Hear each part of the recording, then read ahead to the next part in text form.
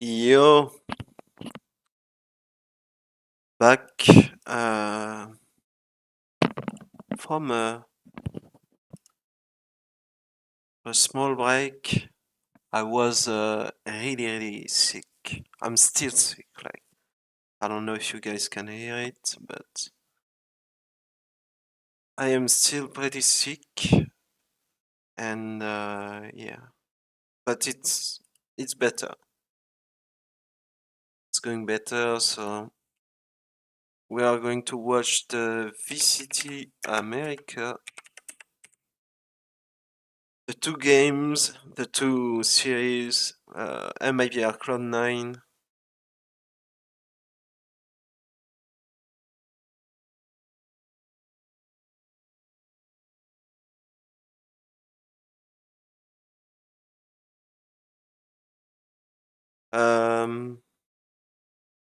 Is it MIBR Cloud9?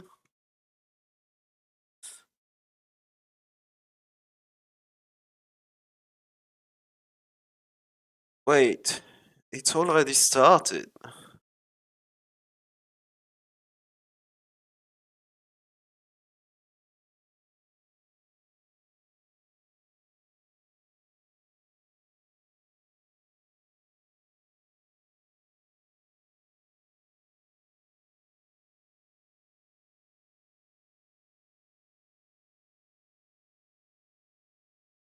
What?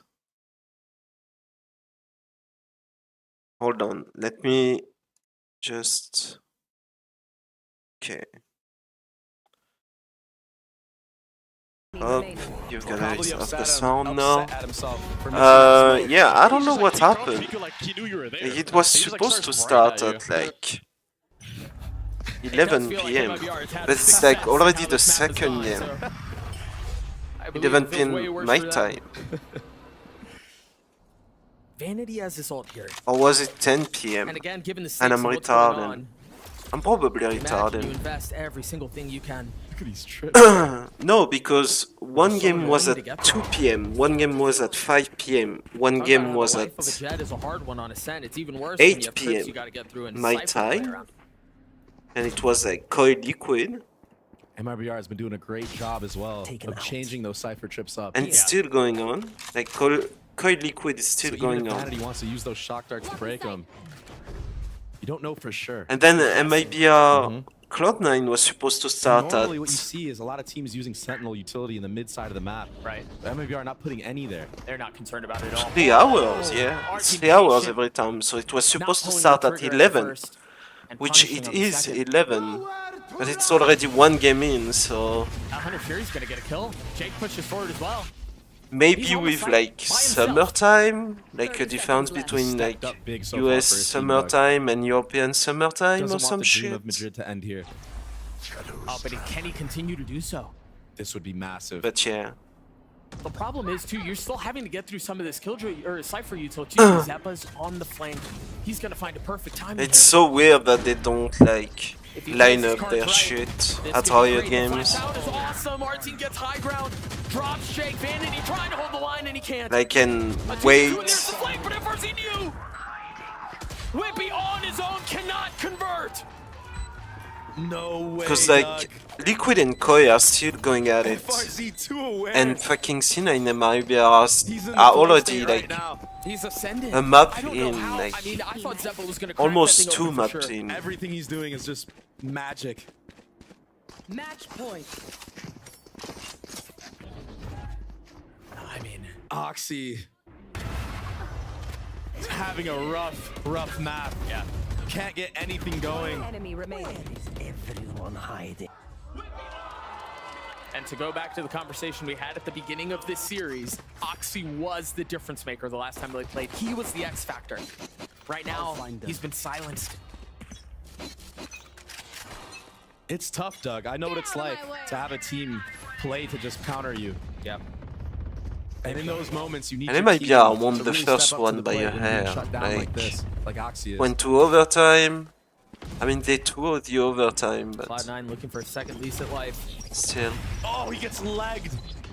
A little bit of luck this time. Yeah. So that's a rematch. Like I can't even like focus on the game with the timing because I'm still like And this Viper wall.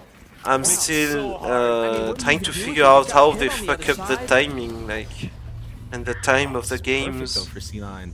They know they have to be funneled into this left side of sight. Yeah, what do MIBR do here? I don't think two people can fit. Oh, He's gonna ult out. He's gonna dodge it. oh my gosh. He doesn't get detained either. There was nothing to consider that. And now he's back in. Cancels the ult. He's rejoined Artin. They've played this perfectly. Look at that Dre. lineup, Molly. Wait, but Jake's up close. Jake's up close. He spots a barrel. He's gonna get both. Jake with a massive play. Shadows traveling. Now Mazine is left alone in a 1v3. Still, signs of life for C9. Jake has been playing like a beast this game, Yeah, truly. He stepped up. Mazine is not. Yeah, I don't believe C9 is gonna do Not done shit. with the Like possibility of putting them away here. Starts to flirt they're with the just idea. delaying the unavoidable. Doing this on his own, but it looks like he's gonna think twice about it and just live to fight another day. Jake really creating so many opportunities right now. So we have loud secure, And I do want to point out that right? Because they this beat comp from Leviathan MIBR, 2-1. they're so drilled We have energy secure, that they 2-0, Mazen has 2 a Furia, lineup 2 from Cloud9, inside that lands and we in should have MIBR with a out. Viper Molly. Oh, that's huge. Sorry to cut you off there. Whippy dying. The Whippy dying and Jake dying. The money's Which not is, great.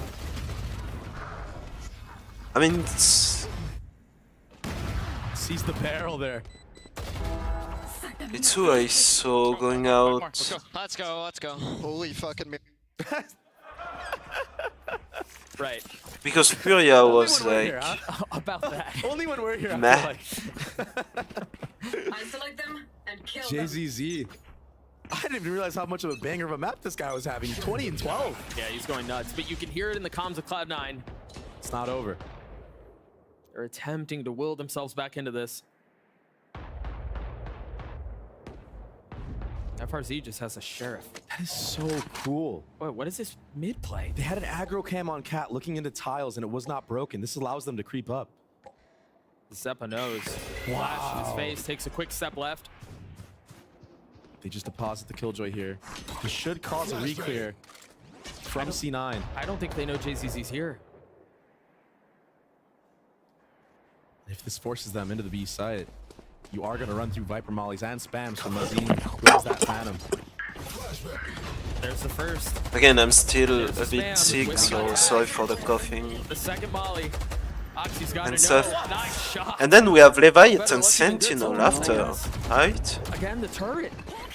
Starting to see some of these little things. Your turret's out of position. Whippy trying to hold them back, though. In the face of the Seekers. The Paranoia's a little late. He gets the kill on the first, but it's traded. Cloud9 still with numbers. And the round comes to a screeching halt as they wait for Util to come back up. As they mull over how they Oh, want it's to attempt because- this retake. Wait, there is The dog fucking in play. crew G2 again? RGL with 2 smokes. Great And spam. Zeppa falls. Dark Oh clear. my god, Great it's smoke. Sanity Jova. with 2 shots there in the smokes, but it doesn't seem to matter. Can RGL pull it off on his own? The first falls. Time is short though. Because it's like fucking 3 AM, and if Cloud9 there is crew refusing to go G2, it's like away. fucking 6 AM. Like, And Jake, it's again, goodbye. My fucking night. delaying the time for that retake. I by popping can't, Omen off. man. They thought he was flanking. Thought it was 10 2 seconds game left. of Maybe not America, 10, maybe like 5 seconds, but it was that like much 3 time. game of Europe, Yeah. 3 game of America, like. I mean, it's Sunday, but still. Fuck, Big man. investment into that round from JZZ. Yeah. Using those Seekers into that in a 4v5. That's why probably they moved the games. And as the tension continues Yeah. to build, MIBR trying to put a stop to it as early as possible. They call a timeout to think things over and talk them through. MIBR on the doorstep of qualifying for play-ins, of sending Cloud9 home early. And I think there were a lot of people who didn't give MIBR much credit at the beginning of this season, at the beginning of kickoff. Yeah, I mean, for sure. I was definitely a huge fan, but only because I knew them. I knew Right. the level they were at. I think Fraud has brought so much to this team, along with Artson. Oh, it's And Mazen, too. Mazen Great IGLing so far. Well, I think it was interesting to, you know, in the arrival interviews with Bazooka, he said, you know, we've got some special stuff cooked up for you. Yeah. Because of fraud. Yeah, and the last time MIBR played this map, it was a standard comp. And now they're playing this total off-meta comp on this map and making it look so good, especially on that attacking side. But I feel like a comp like this is just naturally weaker on the defense. You don't have as much utility. I mean, in the face of that, though, they won 5 rounds on this half. Mm-hmm. Still up 4. But that buy from MIBR is not great. I think Artson is saving for an op for next round, so not opting to buy anything into it. A little scrappy of a buy here. I mean, they have a runway to play with.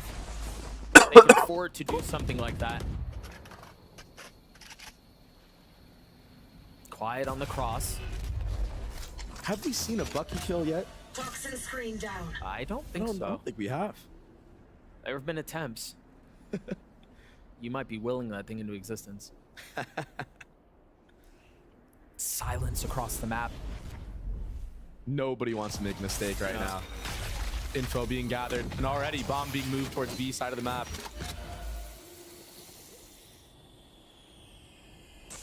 Look at FRZ. He's so far up, and you've got to context it. I mean, RGL has the paranoia. I don't know if Cam can see this angle early enough for this flash to hit. He's so pushed up. We're about to find out. It all depends on how they clear this corner. They need to be explosive. Oh, forget the paranoia. Forget any util. Forget the cam. It's just going to be FRZ's gun. 30 seconds left. Yeah, and they have a free res because he's still in RGL's got B main, backside. so... Sheriff in hand. And the trampling of Cloud9 overwhelms them. They've gotten through this pretty cleanly, all things considered. Nice from C9. Letting the KO go first. But this is where the game changes, right? Because now MIBR have guns again. Mm-hmm. Op online. Crucial. As you mentioned, yeah. And we have a And he does big have big some hope also. for Does he Artsin. invest it into this round? Down B. I've got to mention, One huge from Zeppa there too. Hitting the ult at just the right time, knowing there could Exactly. be something a little bit more aggressive because they had no info on that side of the map. Those are the fundamentals that we always talk about. Here we go. Can Cloud9 continue to prolong this series, to prolong this map? Standing ahead. It's a massive hole they've dug themselves, but it seems like they're pretty fancy with a shovel, at least so far. It's a very early dog in A main from MIBR. Op has been found. Oxy's really close here. And this is what I'm talking about with this guy. Takes an op shot, still jiggles it, and he's Yeah, still here. he holds. That's crazy. He's just so confident and so bold. Does C9 read into that? First trip cleared. Usual pathing for Jets when you take that op shot on Cat is to go top mid. Yeah. Or go to Not ready B. yet. Right here. Not ready yet. Barton deciding to stay A, going heaven now. Revealing area. I mean, if he tags anything with that dart, yeah, I thought the ult was going to be able to find more value, but it looks like it's just a distraction, just something to make some noise. But JZZ has the potential to spoil Cloud9's dreams right now. If he goes unchecked, it's a problem, but it's just one. 1-for-1. Oxy dashing forward. Artsin is repositioned. He's got the op in hand. Right down A. That's not traded, that's Numbers, good MIBR. for MIBR. No ults to deal with for Cloud9. Yeah, and they have to. Nothing else there. Full Omen utility up for RGL. You're gonna see this Omen flash. Probably hitting the likes of Jen and Hell. And the Odin. Cover going out. Start to see some of the smokes come through. If there's anyone in main, you're not going to get a chance to display. Vanity's so Vanity's weak. There's very the low. The swing, he dropped down and he gets him with And the that's shorty. over. That's all it'll be. MIBR send Cloud9 home in advance. And Artson, the X factor in the moment. That's what he needs to be for his team. And he was. Jumps out Jen into a Viper Molly with the op and gets 2. What a map from MIBR. Great play. Winning the rematch. they took that personally. Dude, and you know, you and I were talking about this earlier. It's hard to beat a team twice, man. Yeah. It's hard to beat a team twice when you've learned your tendencies, when you've seen their tendencies, the micro adjustments that have to be made in order to come out on top. It's hard. JCZ 7 first bloods. That's This guy was wild. cooking on the sky. What nerf? Yeah, no kidding. You're 100% correct. Okay, though, so Doug. we have MIBR Going in. into the rematch. MIBR changing Koi their comp, Liquid is taking a risk, very playing to close. win. They said they had Oh, something cooked three. up, and we saw it. Both maps. Bind had a different comp. Ascent had a different comp. Like, And now they're greeted as victors. it's gonna be a very There's close a lot game. to be excited about for this squad. I mean, it looks like it, What a at game. least. What a series. And I love those I hope jerseys, I'll be Liquid honest with you. wins. Yeah, the jerseys are clean. But honestly, the gameplay impressed me the most. They've shown that they're prepared. They've think shown the that squad they know has, like- how to get past what they've had to deal with from Cloud9 so far. I can't even. Cloud9, oh no. The Oh, no. signs that were being handed. Zeppa looking really good. Honestly, C9. Yeah, it sucks. I think for the Liquid moment, has but it's a long season, Doug. Yeah. And you have plenty of more opportunities. way more potential than Koi, Gotta really band together as but brothers we'll here and see. Cook, cook in this time that you have off. Get a mental reset in. Do some team activities. Some team activities. Yeah, I mean, you got to get your head off of this loss because Sure. they're very emotional players. You can tell. Yeah, they're wearing that when you saw it on Jake's face. Yeah. I mean, on the other side of the stage, there's so much to be excited about. A team that people didn't expect a ton from continues to impress. They continue to get better. They've shown depth in how they want to approach maps. They've shown that they can adapt from one series to the next. There's a lot to be excited about for MIBR. It's a brand new team compared to last year. They always had the fundamentals even last year, but really everybody's stepping it up. And so with that, we have to say goodbye to Cloud9, at least for now. No longer in contention and kickoff, no longer in pursuit of a spot at Madrid. They put up a hell of a fight, but it just was not enough. Just wasn't enough at the end of the day. There's a lot to look forward to for this team as well, Doug. They have a lot of potential. And I think the start needs to be in these moments, these high pressure moments, controlling the mental. We're going to send it down to the stage. Elizabeth is standing by with RGL for good reason for the Verizon post-match interview. Thank you so much, Doug. Now, they once said it was just MIBR, but it's just MIBR, the winners against Cloud9, sending Cloud9 home. And I'm here with RGL Meister, an incredible performance. So, I have to ask gentlemates, you, they have lost faced against Team Cloud9 Vitality. before. What was the conversation with the Wait, team like going into Kickoff this is match? in? É só MBR, Kickoff né? won. Mas vocês estão vendo, mandaram a Cloud9 para casa. Qual foi a conversa que vocês bateram para esse jogo? Primeiramente, obrigado a todos, né? E a conversa foi basicamente, galera, vamos fazer o nosso jogo, não vamos nos importar So, tanto who's com o jogo qualified? do Heretic adversário, and vamos focar no Kickoff? nosso, porque na primeira Okay. vez foi muito no detalhe, existia um mundo do 2-0, então a gente só And then tranquilizou, Navi, falamos, and then vamos fazer o the nosso winner jogo of e Liquid foi isso que Koi, fizemos hoje. and Fnatic and thank you all. Vitality. The conversation was just to focus on the game and Man, if there it's was the Liquid, it's fear so for the fucking first time, stuck. Of the 2-0. But if it's we were just Koi, we talking could have about a having Carmine the best of Corp the times Koi and game, if it which works is in the end. like I have really to ask you high. about the agent composition. because of the Surprising French for and us on the talent Spanish side, fan base. Probably the audience side. What was the conversation going into picking those agents? Qual foi a conversa para fazer o comp de hoje, para escolher os agentes que vocês tiveram lá? So Na Bind a gente tinha mais de uma composição e como a primeira não deu certo no primeiro dia, a gente colocou a segunda em ação. E mérito do nosso capitão, Mazin, que está sendo muito criativo, está sendo um pouco ousado nas composições e vem se provando muito forte. Yeah, since on the first day the comp didn't work very much, we changed the comp, and I think a lot of the credit goes to Mazin. He's been helping a lot, and he's been doing great calls, and we're following him, his leadership in game. I'd love to ask you specifically about fraud and what fraud has added to the team, because Bazooka kind of dodged my So question. we have earlier, Energy, but I do MIB wanna are ask you, what has loud. fraud The brought winner to of this team? Leviathan Quero te Sentinel, perguntar Evil especificamente sobre o Geniuses, Fraud, o que ele tem and the winner of trazido pra G2 vocês? Crew for O Frog America. mesmo longe é um coach incrível, né? Dispensa comentários, né? Então, ele e o Bazooka são dois coaches incríveis, então eles se somam muito. Então, por mais que tenha ideias diferentes, às vezes no fim do dia a gente sempre chega num ponto final ali que é bom pro time todo, então a gente sempre sai com uma ideia we could have sempre like somando as ideias.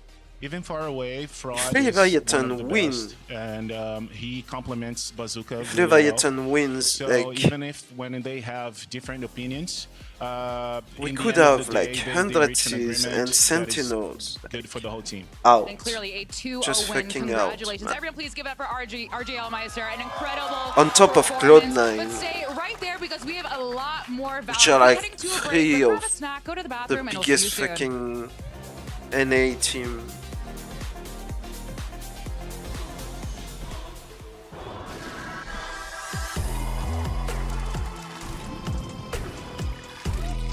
That's sick. Leviathan Sentinel is gonna be a tough game.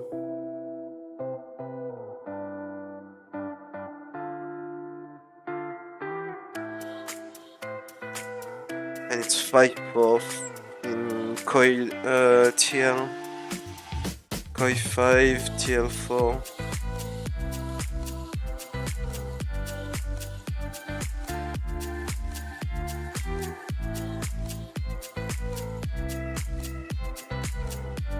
It's looking like a 6-4.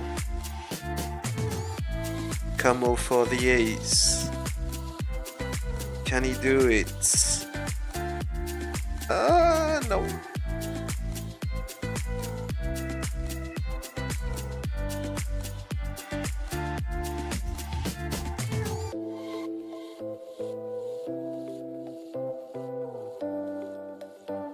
Yumpy.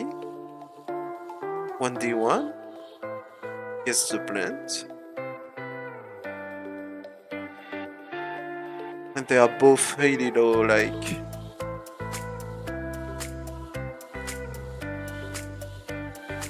And Yumpy wins that round, like. Wow. And that's 5-5.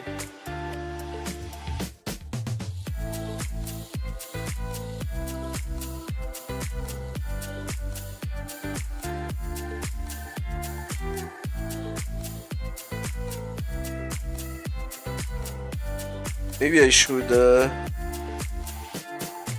stream that. I don't know. It's gonna depend how long, like.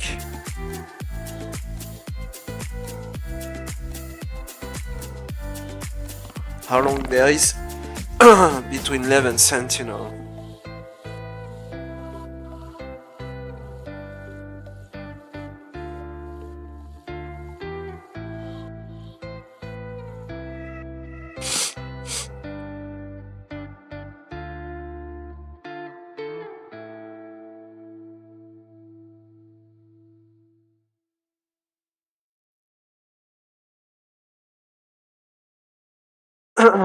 Take my beat back. Take my beat. My beat. My beat. My beat. My beat. My beat.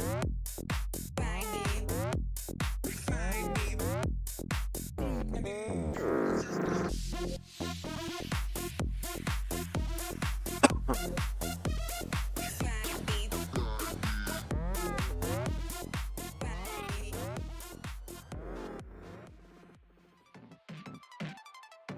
Yo creo que este Sentinel es un poco mejor en tema de como de juego en equipo que el año pasado.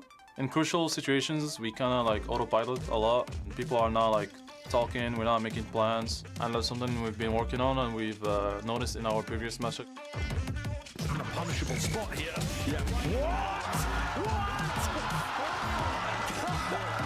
Leviathan has very good individual players. Obviously, they added Aspas. Tenemos dos campeones mundiales que realmente aportan demasiado al equipo, tanto en tema pega, en tema ideas, en tema de comunicación, en todo sentido.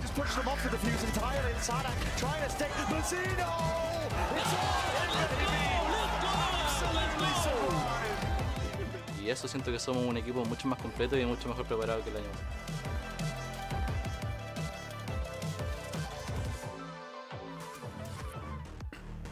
Welcome back to day 7 of VCT America's Kickoff. Goldenmore here alongside the Breakdown Buddies. Oh, it's them in the flesh. We got Balla, we got Wyatt. We're going to break down our second elimination match of the day. It's Sentinels versus Leviathan, which sounds wild to say out loud, given the amount of hype that these two teams, Balla, had coming into this. We all felt like these were teams that were shoo-ins for Madrid. Absolutely. This is crazy because I just realized watching that MIBR game, somebody just went home, right? Yeah. Like, this is insane. And for Sentinels and Leviathan to be here, I mean, these two teams have champions on them, and they're here in the lower bracket, still trying to fight in for play-ins. Yeah, this was an inevitable moment that we were waiting for. This is why it was the group of death, because 3 of the teams that were speculated to be the best in Americas were all trapped together. Only 2 of them can go through, and we're at that point where, sadly, one of the teams that is one of the best in the scene, see ya. They're gone. It's over. And Which also, is crazy. how they both, got here as well, I think speaks volumes here. Like, Leviathan,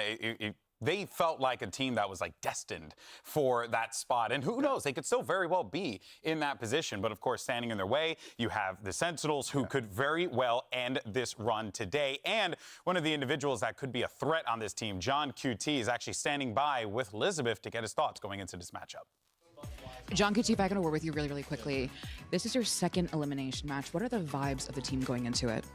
Everyone is calm, collected. We're just excited to play. We're just playing it like it's a normal game. So, yeah, just excited to play pretty much.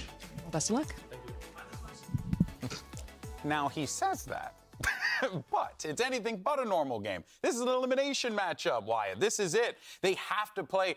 It's good to keep that calmness in the back of your mind. I'm gonna but switch you also to need to be, playing with a little bit more oomph here as well. And specifically for him, Coity, Team Liquid. If they start yapping for too long, like... I mean, he's already had some big performances. It's gonna be the half, I mean, so... for John QT, he stepped in. It's and there's looking a lot of like a pressure on this team. 6-6. It just feels like he doesn't care, like the entire time throughout the offseason, coming in. Maybe 7-5 for Koi. Literally blew up last year because of the amount of pressure that the fans put on them. Should be 7-5 for Koi. Everybody here puts It's on an them okay too, because they defense had side. from Saucy and Pancana last Koi year. has the John more, is really like... into it so nicely. Execute aggressive team comp, like retake team comp. Because he's just a good player that they need for their team. Liquid has a classic, Cypher, Viper team comp. Last year with M80 and was just exactly very what they defensive. needed. The IGL to bring this team together, to make it cohesive, which it wasn't at any point last year. And now we have that. Expectations so high from their success in the offseason. They were expected to be a favorite getting through this group. Yeah, and even for a player like Zekin as well is another one to talk about expectations, because remember when we were chatting with him about filling into that primary duelist role, being the guy, the tip of the spear for the team, if you will. And he said it was a lot of pressure, but he was excited for it, and I think that Zekin, Balla, could very well be a difference maker for this Sentinels team if he gets that freedom to play the way that he knows how. Oh, absolutely. Now with Koi he has to be the guy who steps up. on Because last year he was almost the only person, I think, who Sentinels had performing at a level that was maybe matching expectations or exceeding them last year potentially. But yeah, it's this guy. He has to perform. He's the best on this team, and it's for that reason that he's stepping into that duelist role that everybody was thinking, oh, tens, but it's Zekin now.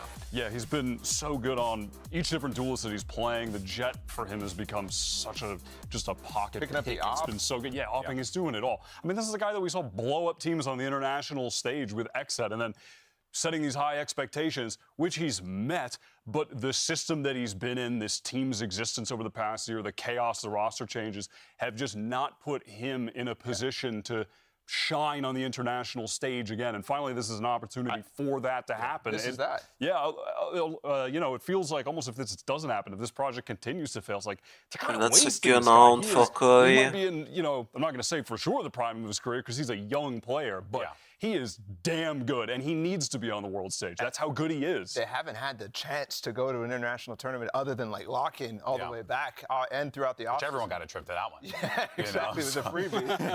It was a nice trip, though. I mean, I quite like Sao Paulo. I couldn't agree more. It was quite a long one. But you know what, though? We did have that opportunity to chat with Tens and Zekin, I mentioned before. We asked them actually who was scarier, who was the team that they were a little fearful going up against. Let's actually go ahead and hear what they said. It's only 2 teams that are going to make it to Masters Madrid. If it's you guys, who else do you think is making it? I would probably say. What the fuck is that quality, man? I would say either What? between Leviathan or Loud, I think. Okay. I think those are probably the two strongest teams in the Americas region right now. I think the rest of the teams are kind of below that level. And yeah. Who is scarier, Leviathan or Loud? Zach, go ahead. I would probably go Loud just Loud, because yeah. they have a core of 4 players who have been together for a very, very long time.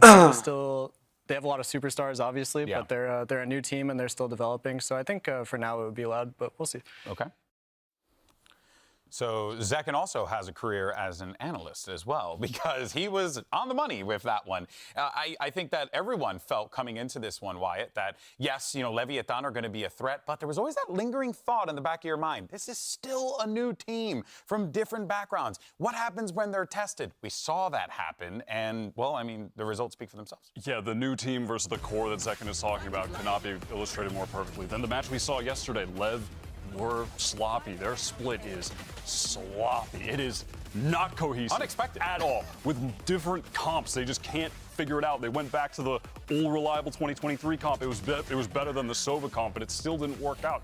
And you have to question, of course, yes, they have That's put together this 9-5, team. so one of the components is world for champion Koi, initiator comp. but all the He came Koi back player really died. recently. And you could see the influence on the team. It's why they had the Sova on split, trying different things, but trying different things to integrate and make him feel comfortable, which I like, but they just didn't have a lot of time with him. So how much can you really expect them to be cohesive with that late change, even though it's for a quality player? Yeah, I don't like cutting super teams slack in most cases. Okay, but okay. I think I will here. I think this tournament structure is so rapid, so fast, and And I think the so way that offseason came together for Leviathan bonus is light shields and stinger for Koi. So there's not as much time to get that depth that you need to be able They to find prepare an open all kill, the they maps find in an every single upgrade. map pool. Whereas you see other different maps that they're playing, and they look very good. It's that not Mine, gonna for be example, I mean, that's enough, Xbox's is it? playground, but They it looks get the fantastic. plan. And I think that's one that is going to be difficult Chell to is challenge them on. Yeah, I think waiting for me, for the what retake. I am excited to see They are is like, for Leviathan they are finally playing for it. be challenged in They this wanna win situation. that This is fucking where round. you start to see They use the fade cracks in the armor ultimate. form, if you will. And then this is how Leviathan fixes it, because they'll need to fix things. It's good that they lost here, because now you're like, okay, cool, we know what it's like to lose together. Now And let's go TL and make is a run giving it together, up. because this is what's going to form a relationship between these 5 players from really different backgrounds coming together to form this Wow. super team, Wyatt. Yeah, absolutely. And that's I mean, this is the 10-5 most for Koi. international team there's been in America so far. It's the most America's team. Yeah, it truly is. And a key part of that was them with their first, I believe the first move or second, whatever. They brought in a big one. The biggest move somewhere alongside Tex early on in the offseason. He is obviously, quite possibly, the greatest player in the world. He's always going to be, at the very least, you can't not have him in the comp. But You're a joker and a clown if you don't have him at least in the comp. We proved that if it bleeds, you can kill it, though. and Aspas did bleed that game. But listen, if there's one team that's going to shut down Aspas, it's the team that birthed him. It's the team that created him, GB. So it's Sonic. Yeah, I don't know why you did that. I don't know. I felt like it was production said, apropos. Back on cam, and then you did that, which is wild.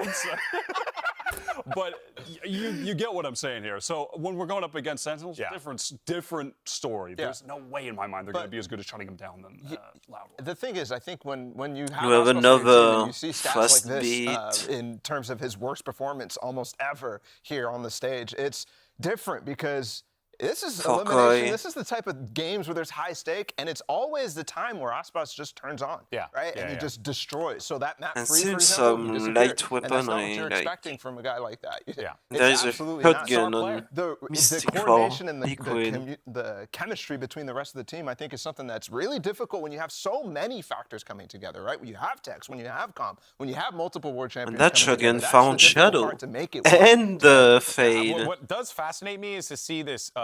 I want to see like Calm And Aspas continue the to fucking find success enemy together. Omen. Maybe Calm can be a Best kind of shotgun ever. a setup Like, guy. You know, he needs to be the setup guy for seems like Aspas. that guy. And he needs to be that guy for this game. And if he is, that will be quite dangerous for and Sentinels they've to deal stopped with. the I mean, bleeding. I'm already looking at this, the games that they've played so far, and 10-6. Calm is the most talkative on the team. Yeah, he's doing it. Yeah, and that's exciting because we get to see Calm still in his element from last year. Whenever he was playing any of those weird But, gimmicky comps, that especially with was the like, Sova, always being so a proactive half on on that agent. And it helps for a Have team that saved, speaks a lot of because different languages. they didn't spend any money last round. Of course, all coming in So English, not their native Koi language. can So buy having Tom be able to easily. pick Like, some of that up, offer a lot yeah. of mid-rounding, help out King is They have super two small crucial. armor But yeah, to your on point each as well, side, he's and a unique player. they all have Bringing in like a high unique force. guy like that late in the off season. And it's is tough. another Wow. At least he provides value no beast matter what, art. right? Like, Absolutely. Yeah. I- Provides value. I'm Might take scared time though. for If he fruition. is talking as much as he is to fill other gaps though, because of potential language barriers or something like that, that's especially if King is still the IGL I'm actually not on the concerned team. about the language barrier when it comes to No, because King's I'm not either. Yeah, I think that, but I do agree with what you're saying, though. Yeah, the comfort They thing is find what I'm a Koi's little like concerned the- about when it comes to somebody stepping up like that, because you don't want to fill that hole completely. You want them to grow They know into about it. mid. That is the that will And they continue to haven't be been the question we taken. ask for this team, throughout the year, because we see all these different combinations coming in. It's going to be a very interesting matchup. Oh It's a my very similar fucking conversation god, we were having about Mystic, Sentinels you out last year as troller. well, and then they had to make some No, they were adjustments. trolling. They were trolling. Well, going into the season, But we a were huge like, how are shot these on the things gonna pair side. together? And okay, turns I'll out give it you did that. it. I'll give you that. But that being said, though, ahead of today's match, we did speak with the Sentinels IGL John QT about the areas the team needs And to we improve. should see I think we timeout. in crucial situations we kind of like autopilot a lot, and we don't make plans. I think it's a lot of the like mid-round necessarily situations, later now, round situations but- we mess up, and people are not like talking. We're not making If plans. Koi stops stuff like that. So that's been losing pretty next bad so round, far.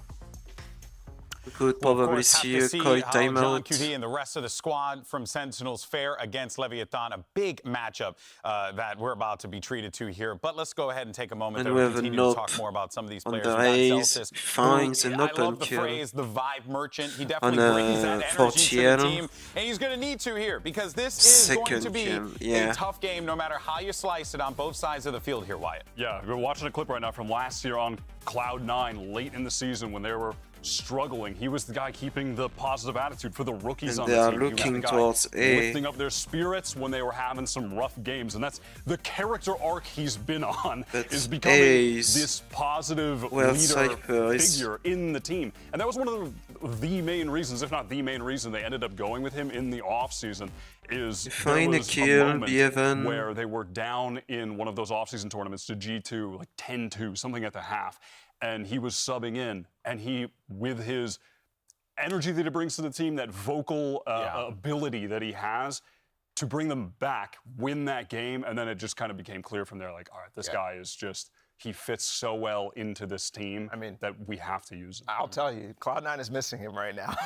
For sure. I think that kind of guy on that team right now would help a lot, and that's exactly why. Would have been big in those OTs. Exactly. You know? That's exactly why Sentinels is having so much success with him. Is really having a resurgence and actually making everything feel good together. And right? they I think last find year the they were marred 2v2 by with the role plants. issues, by Koi. tons of changes because nobody Making can the figure out what world, to do with making everybody. Now the that you have that Celsius town able to work. plug in and Right. fill in some of those roles, I mean, it's perfect. Valorant really has evolved into a game where you need to have one or two of those like insanely flexible players on your team to cover those gaps, to fill the roles that you need to. It's actually been really cool to see all these players Nice evolve spam by over the Nuts. course of the last 2 years. And that being said, though, well, we want you guys to share who you think is going to walk away with the win here. Is it going to be Leviathan or will it be Sentinels? This will be fascinating only because, I mean, like, the two very good teams here, but we all know Oh my god, Nuts! I got a free shirt outside. There was nobody there. You went and got the free shirt? They were all inside already. I want to get the free shirt, man. They gave me a free shirt. And that's 10-8. You're going for the I'm going to step back from voting in the fan Team poll. I feel Liquid. like I'm compromised. Slowly coming back. I will not be opening my phone. I will not be voting in the Twitch chat. Do you have a prediction, though?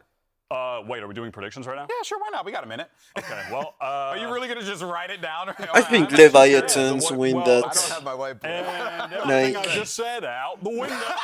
I'm going with Sen, and it's not about the T-shirt. It has nothing to do with the T-shirt. Nothing to do with it. It has to do with, I've The lost T-shirt. my train of thought. Paula, take it away. Why are you going with who? Why am I going with who? Tell me. 'Cause I don't know. know. Oh, you don't know? I think I'm going with Sentinels too. Okay, all right. I think that this team is really coming together nicely, and Leviathan, that last game was abysmal. I'll have Dude, to say. the fucking game they Against find, how they got boys. rolled in some of those, and they Like- looked bad in some instances. That's not something that you want to see coming into an elimination match. Okay, for the truth, I agree. Sentinels, actual coordination and teamwork on more maps than Lev will have, in my opinion.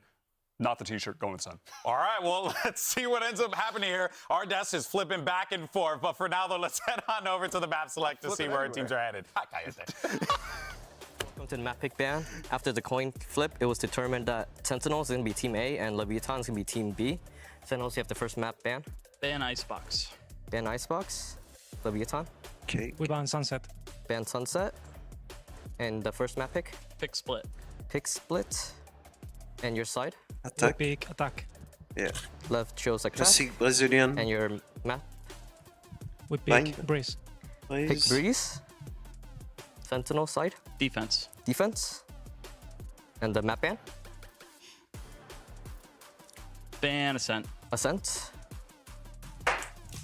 We ban Lotus. Lotus. And the default map's gonna be Bind. And Sentinels, you get to pick the side. Attack. Attack. Okay, awesome. Good luck, have fun, guys. Thanks. Good luck. Good luck. Good luck.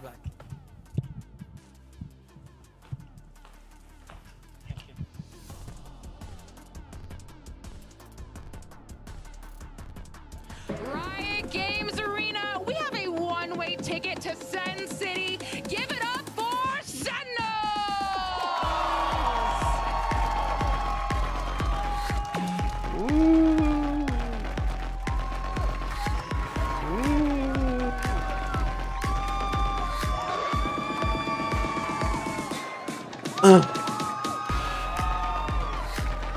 Nice. So funny, man.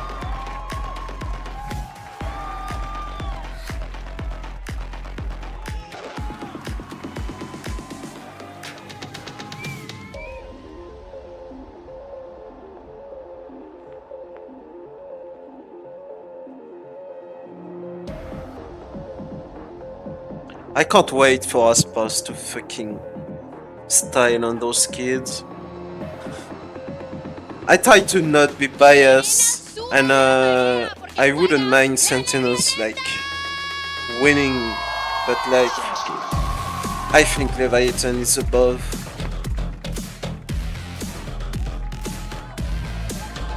If I had to bet money, I'd all in on Leviathan.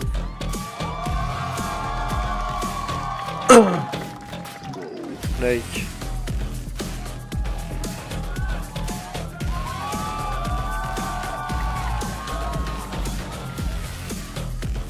just the two teams, like the series against Loud, like Leviathan did way better.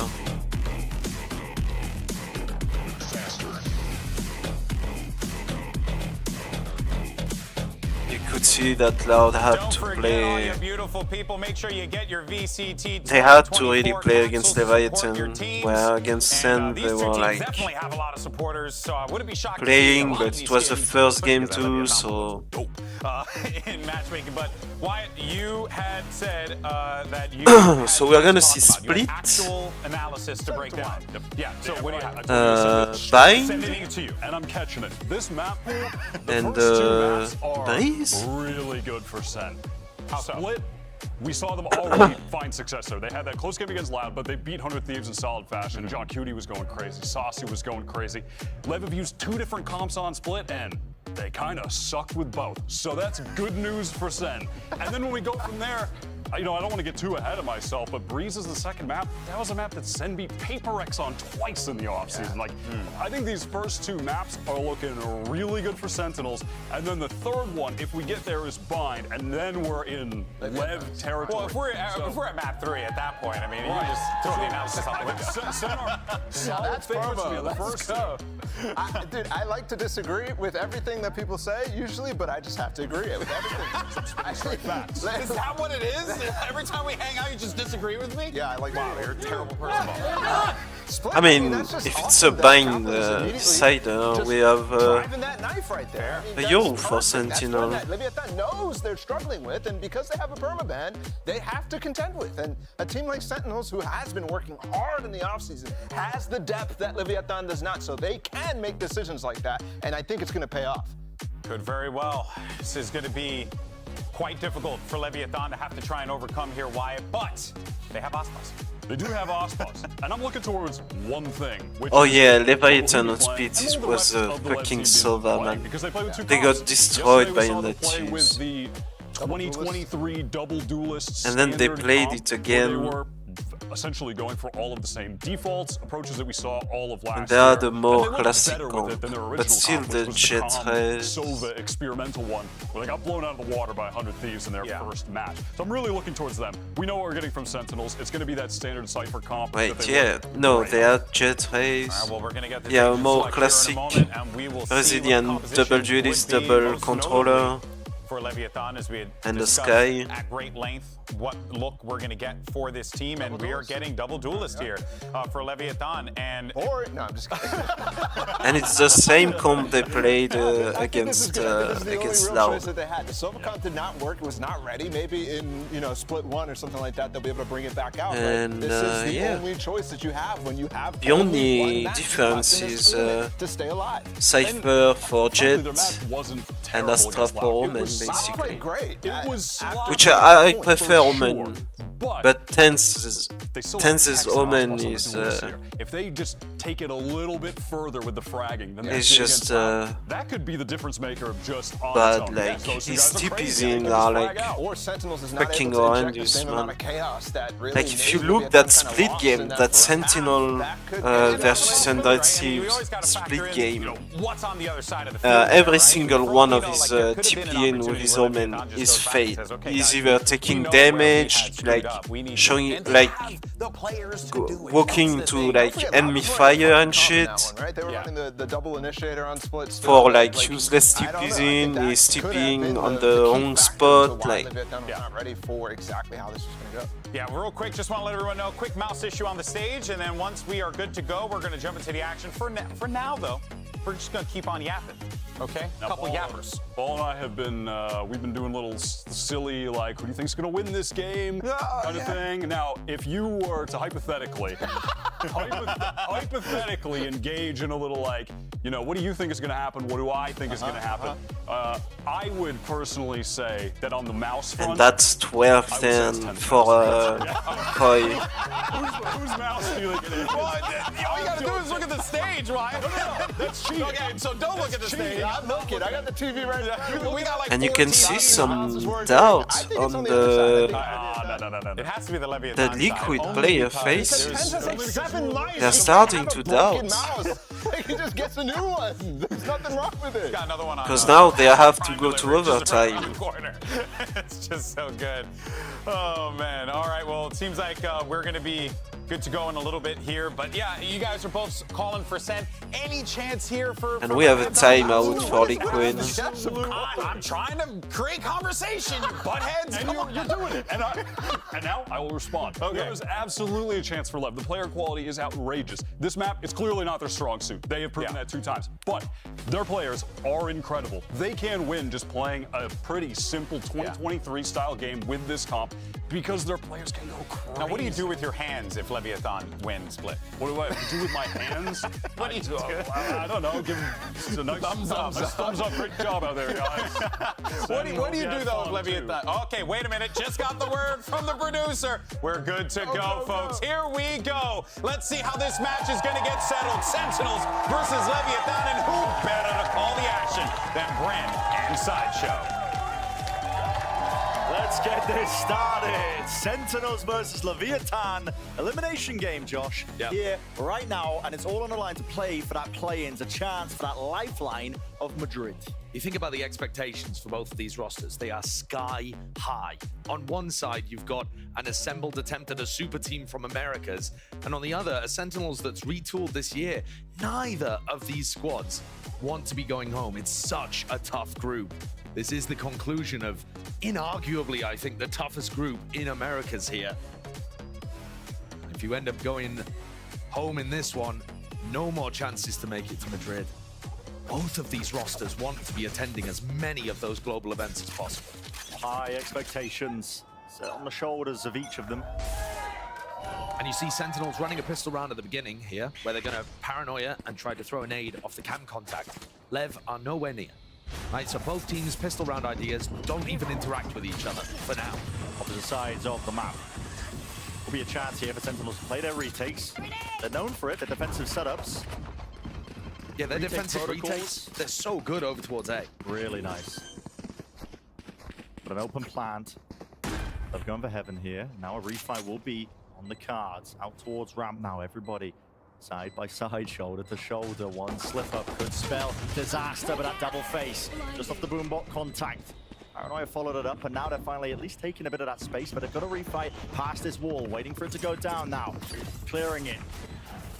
Senna trying to be extremely thorough here, but the more time they take, the more Mazzino's pull is going to be just an endgame checkmate. Slight slip up there, Zekken just not having the gun out. King just holding it down, straight into the elbow. You can't remove it.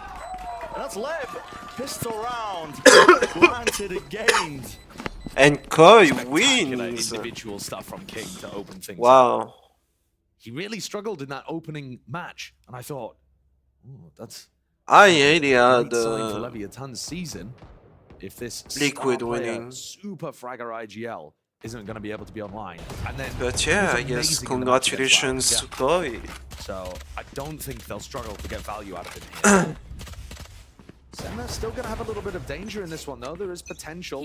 So we have all the B-main. people We're gonna go for for this B. smoke and flash setup. It's gonna be Heretic, Kickoff, Notus, Navi, Sassy with a repeak, but Koi, Fnatic unexpensive that and utility Vitality. here. Still, it's all about navigating it. I mean, there's been insane amounts of consistency with teams winning on their eco rounds.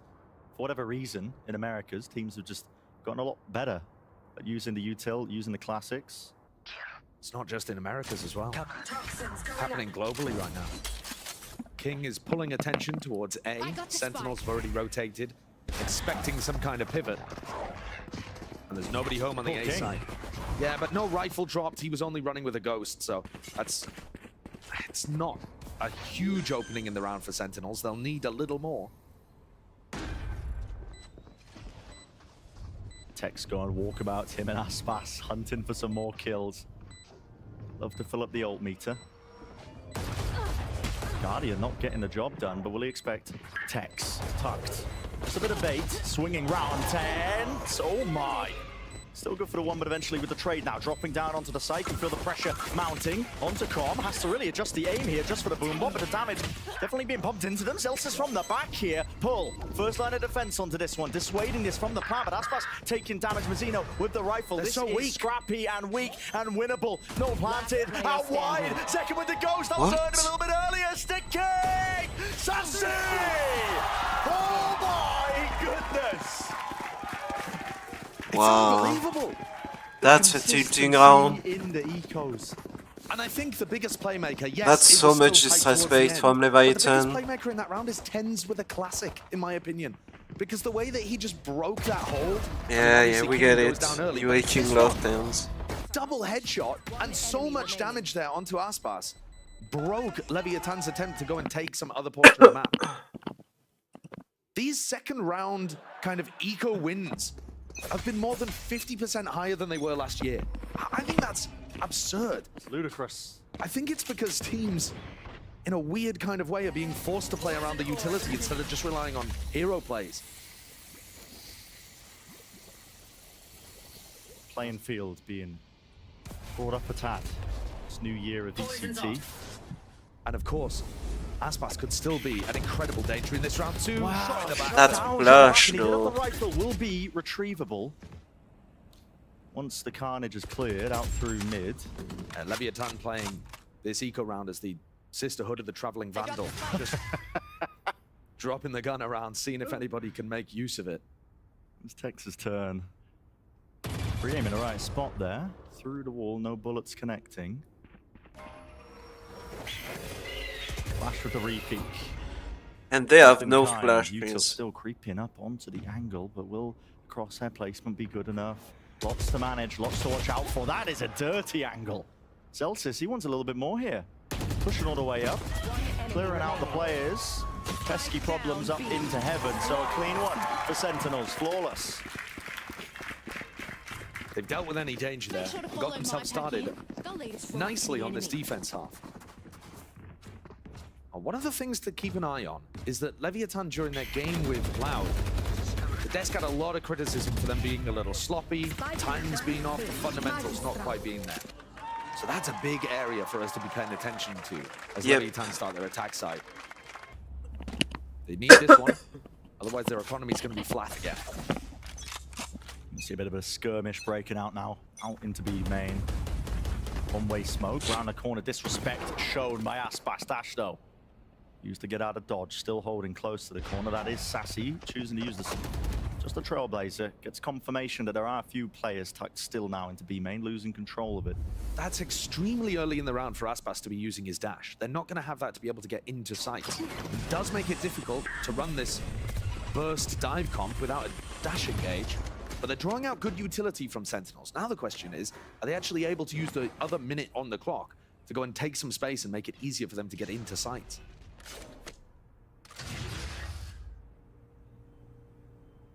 Smoke's refreshed.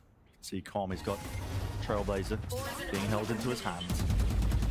Not going into the direction of market though, Zelsis. Doesn't expect that. The Tex could have already crossed, so overzealous is the approach. Tex literally jumped in front of him. Given that first kill advantage now to Lev with 38 seconds. It's ticking down steadily. There's danger here that they might run out of time, but now you might just see a bit of an explosion out towards heaven with the flash. Sets that one up. Taking all that space off angle by Zekken. What can he do with a rifle? Satchel. Delay and deny. That's just Sassy with the Spectre still. Double drop down, too much to deal with. Playing close to the pillar, you got a crossfire setup from Sen. They're really just trying to evade capture, but Aspas doing so much for them. 12 seconds, remember, time becomes an issue, especially with Tens holding close. Through the box, John is there. 6 seconds. Has to be the committal. Did time? I'm not even too sure. I'm not too sure. Did it have enough? They have it. What? Unbelievable! Oh! Unbelievable that Sentinels are able Dude, to these rounds for Lev are cheating as fuck, man. Dropping the spike plant, allowing John to play in, and then John just hides. I mean, if we can get a replay and look at the milliseconds on the clock here, it's got to be like single-digit milliseconds that made the difference. It was extraordinarily close. Nailbiter, 3-1 lead for Sen.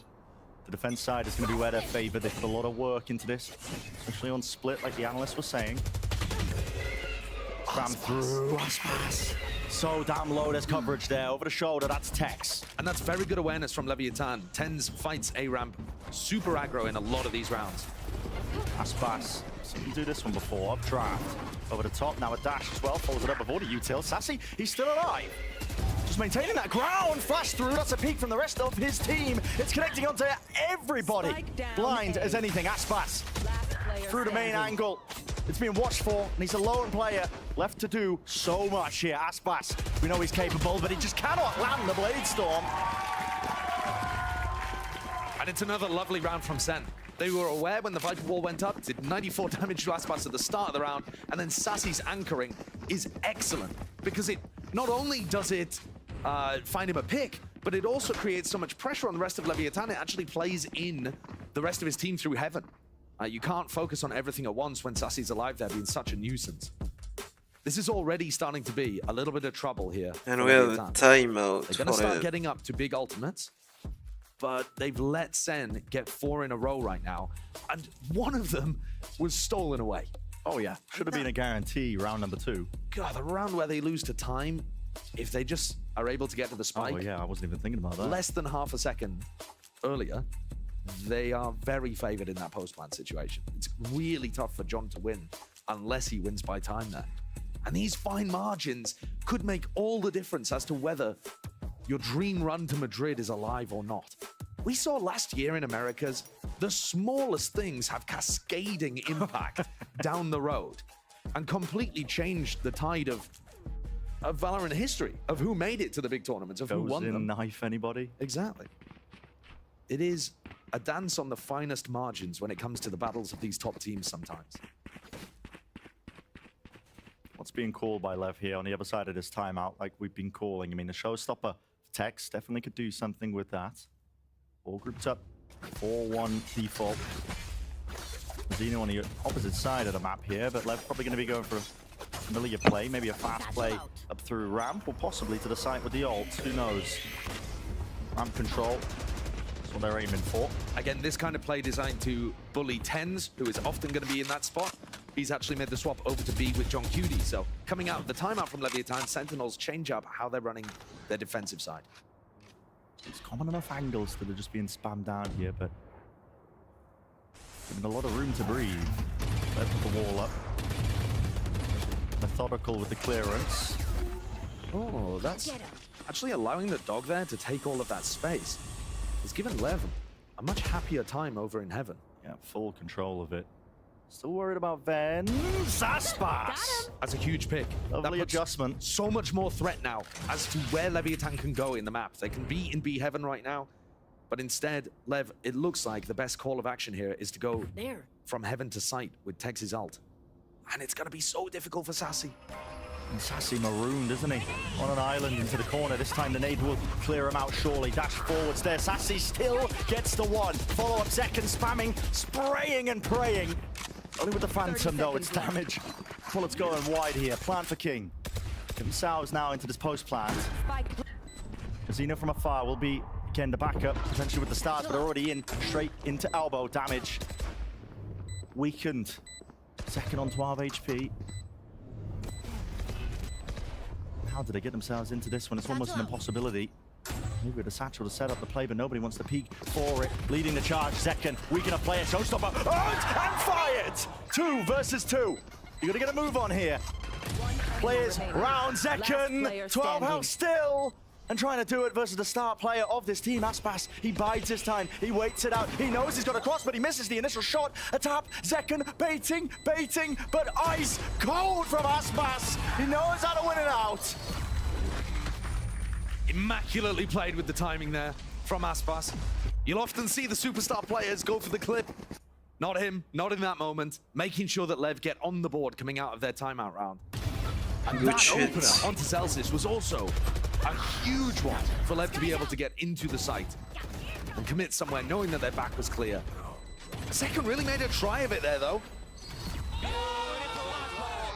All as the lowest player. Really did make it look dangerous. Leviathan are putting an enormous emphasis on dominating ramp control at the start of these rounds. Same play almost every single time, just with the full comboed up. Hoping to catch a player that might just be overextending, like you said, you know, Tens playing in that position from time to time. Extremely reminiscent of the game that Finesse called against EG last year. All of this pressure A ramp opens up mid. I mean, you look at it, they've rotated 4 players over to try to deal with any potential A Heaven push. Only now is Sassy going back to make sure that there hasn't been a deep lurk.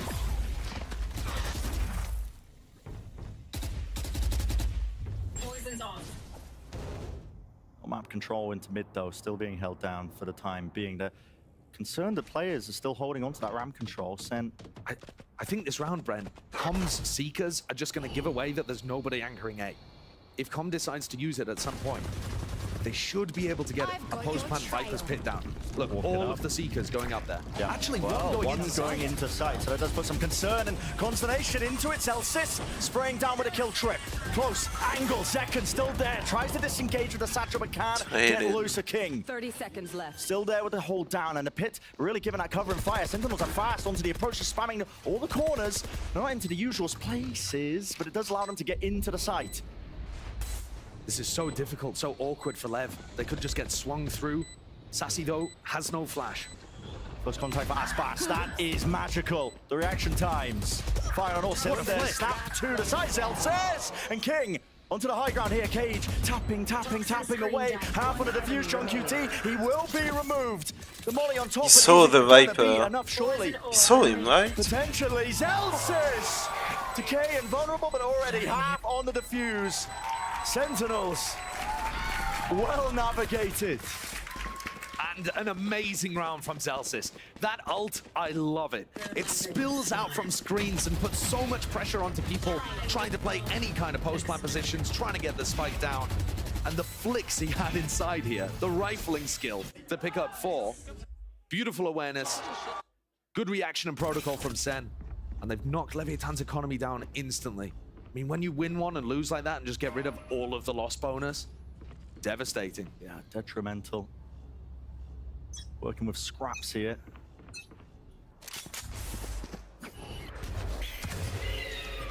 One of the ways that Leviathan were able to put some pressure on Loud and cause some of that chaos was by getting these lurks in through A. It's so much more difficult to do that when there's a Cypher on the other side. You don't know when you're going to hit a trip or a cam. This time, though, John reluctant to dominate this smoke with Aspas having popped his knives. Could be inside of it. He certainly was. I hear that dash here. More control. All for the side here. The Viper's Pit, though, that's going to be blocking off the screen's angle. It allows King to play deep into it, but it doesn't cover the actual spike. They're committing the Cosmic Divide into this. It's on a weaker buy round, a really all-in approach from Lev, and it has to come up with the goods. Aspas, still with the Blade Storm. Smoke dropped down. He's just trying to sow some chaos into it, make sure he can play the distraction, but it's all being watched for. 2 players there, still from the main angle. Mazzino a tap onto this one, round to the back, and he does bite back, half on the defuse. Zelsis, the pull wasn't in time for this one. Re-smoked off as well. That's going to be putting this all on the line. The pressure there, Sentinels. They have it all under control. Wow. That's really bizarre from Leviathan that they weren't allowed to apply any pressure there to the defuse. They had the pull. The pull was a little late and already allowed half to come on. And then there didn't really seem to be a game plan for the follow-up. The retakes from Sen are calm, controlled. They go through the motions, ensure that they punch. Yeah, I mean, they have the economy, so they have better guns. Swing onto that diffuser. I love the methodical approach that Sentinel That's expected. It's so different to last year. Really well drilled.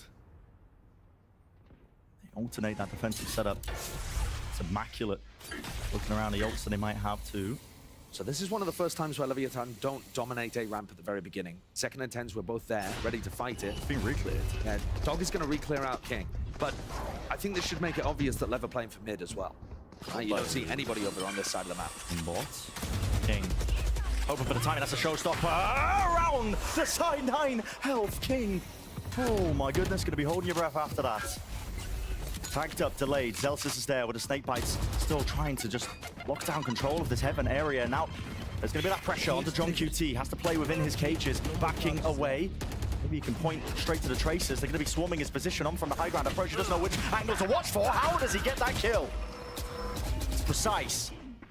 Players into the position. King takes a cheeky one. Bite of the apple, backs away, doesn't overstay his welcome. Excellent timing in the round there from King. He's put his players in an advantage situation. Sen are going to find it difficult here. Squad. Heal on line 2. Top these players right back up. Crossfire. All into spawn. How do they deal with this? It's all watched into main. The movement tends, attempting to jiggle and force that fight out. And they're going to save. Has to be given up now by Sen. They realize it. Big player disadvantage. So Lev. Great round for them to get themselves back onto their feet. A really important. They've got to keep these guns intact. Yeah, it is important. I mean, they're pretty fine in their current situation. They would still be fine even if they lost another one. But yeah, Lev's economy is only just starting to build up. So they would like to keep it as healthy as possible. A reminder, Leviathan picked the attack side to begin with, right? And this composition, often we've seen it go really well on the attack side. The double duelets can be explosive, difficult to deal with. But Sen have got a very nice idea of when they want to play retake, how they want to slowly clear out the rest of the map and put pressure on Lev in the post plan. But when you heard the devs talk about the map pool, this is where they were expecting Sen to have the largest advantage. I think that makes sense as well.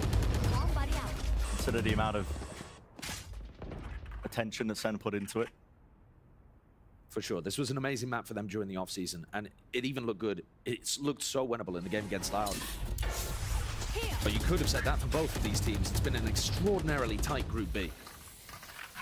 Sen are picking this time into re-clear B main, which isn't something they've done very much of.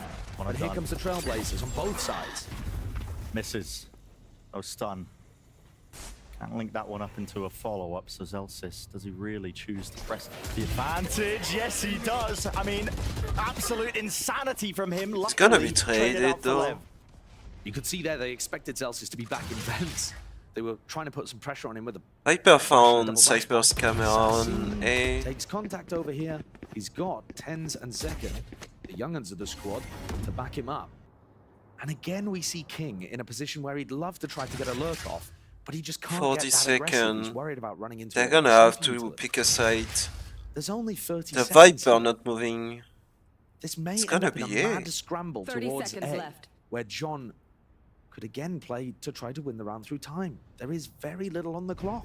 The cage as well to partition up a section of the side, 20 seconds.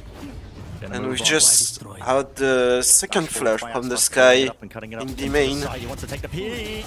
Trying to play the anti-flash, John! Oh my There's 2 god. kills. Spike still up into heaven. You got to drop down here. Mazina got to go for this plant. It has to be safe. Oh my, round to the corner, King. Trying to exert his control onto this section of the map, at least maintain that control for it, but just locked down into too many unfortunate positions. I thought the way that Leviathan were coming through heaven was actually really nice.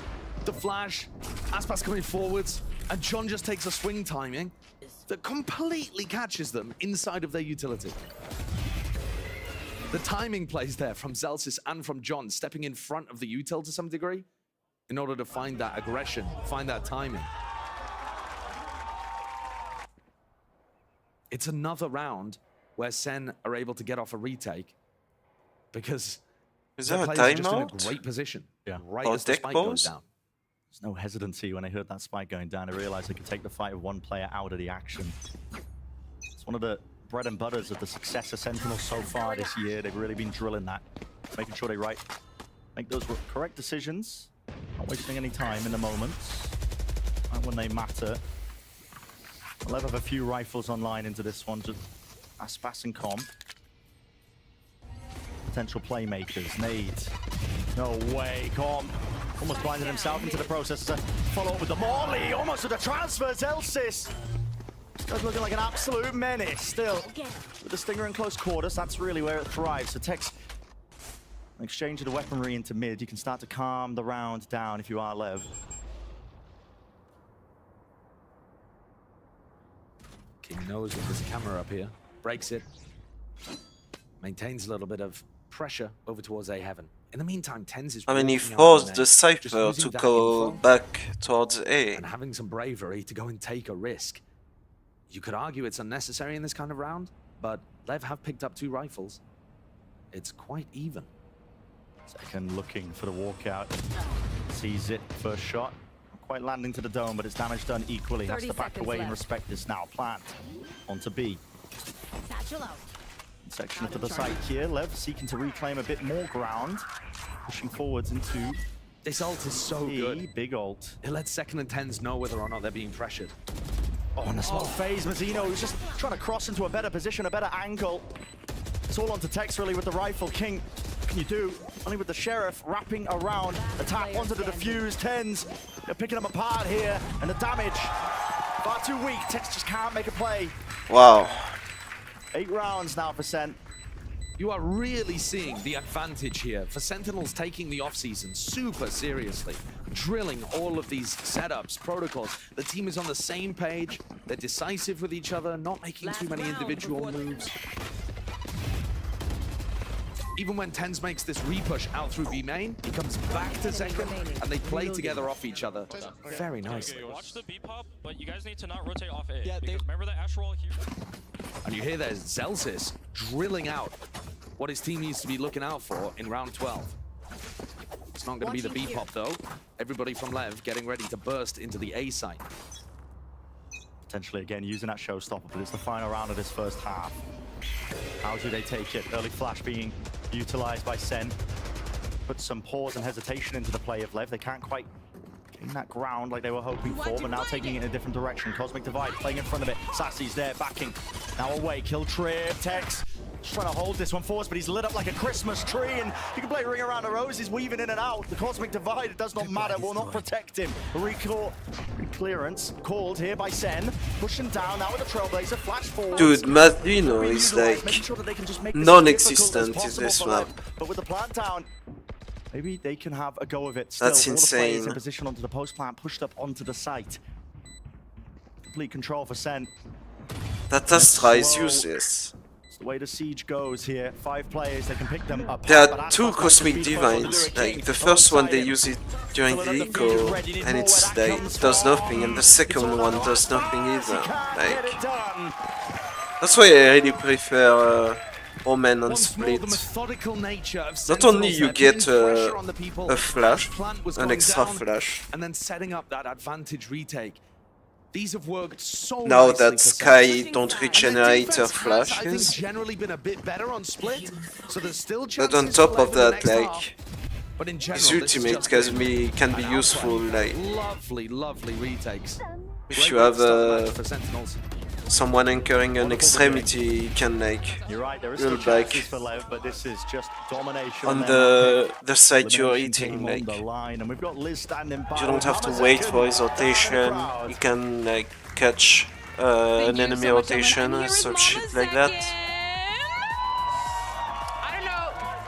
Let's go. What? What's that? Let's go, Zekin. Let's go, Zekin. Now I have to ask you. We've literally watched Zekin grow up as a player. We saw him while he was in high school playing. What has it been like as his mother, watching him grow up as a player?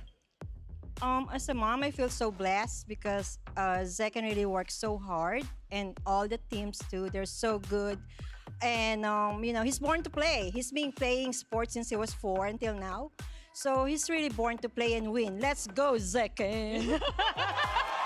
Let's go, Zekin. Now I have to ask, because as someone who's also from the greatest state in the Union, New Jersey. Well, I'm not New Jersey's finest. I am New Jersey's dumbest. But I know it's a very far away state. So having Zekin move literally across the country to achieve his dream, what was that like? It's a lot of hard work, to be honest. You know, we gotta like make sure that we get in touch with the school, the management, and everybody. So, you know, he's a very professional esports player and a very good A student. I feel so blessed that he finished high school with good grades, like A student. I'm so blessed. And until now, you know, make your dream come true, guys. You know, dreams really can happen, you know. Yes, they can.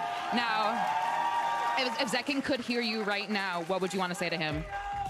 Zekin, we're so proud of you. Have fun and kick butt. Bring home the trophy, boy.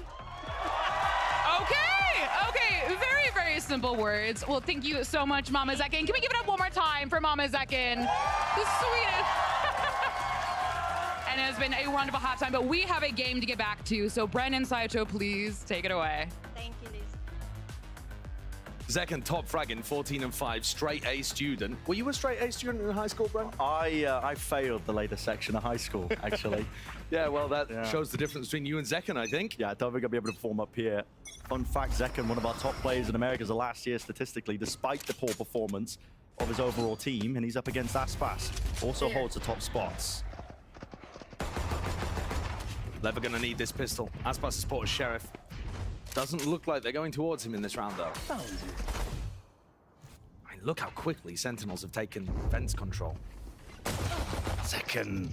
Early bit of damage applied here. Takes one straight to the head, but the heal's online. So back up to 100. King with a jump spot, holding the molly, the snake bite. Here's the rumble with the footsteps and just slows it down. But this is a lot of utility and a lot of players being pulled around at the minute mark. Sen are still really flexible in terms of where they can end. Celsius looking to apply some pressure. This Viper Orb is lovely. Very difficult to work around. You need 2 players watching either side of it. Just dragging that attention away of Lev. And Sen have created a nice opening for themselves over towards A. Bazino anchoring position into elbow. We've seen many players pop off from this spot, but can he do it too? Oh, wow. Look at a draw with that one, but he'll take it. Sassy, drop down and out of the fight now. Will be the plant. 30 seconds left. Safe position, forwards. Zekin actually giving up the ground when he hears the flash and the footsteps once more, following up behind this one. But is it a refight called? He's still holding this one, hoping for the right clicks. Tex finding it. A stun now applied. Really finding this one difficult. Risks have to be taken for Sentinels because it's all Lev right now, picking them to pieces. Round into the corner. And how have they managed to find this? John Cutie really is having a good map. Like, so far, Ace available, ready, and waiting. The crowd is chanting. They want it, they can feel it. Tex shuts it down, but the damage, 18 health, sticking half on the defuse. It's all 10s. How have Sentinels pulled that pistol round away? They were in a 2v4, I think, at some point during that. Should not have been possible. Just doubled up from Tens and John Cutie, finding that value in terms of the way that they were playing off each other, using one of the jump peaks in order to set up the other to swing. Crazy good pistol round, and Lever forced to force here. There's no other option. You're down 10-3. You just got to send it. Complete investment. Listening to one too many Sigma male financial shorts, I think, but all in. And this was without the plant money. Lev on defense side.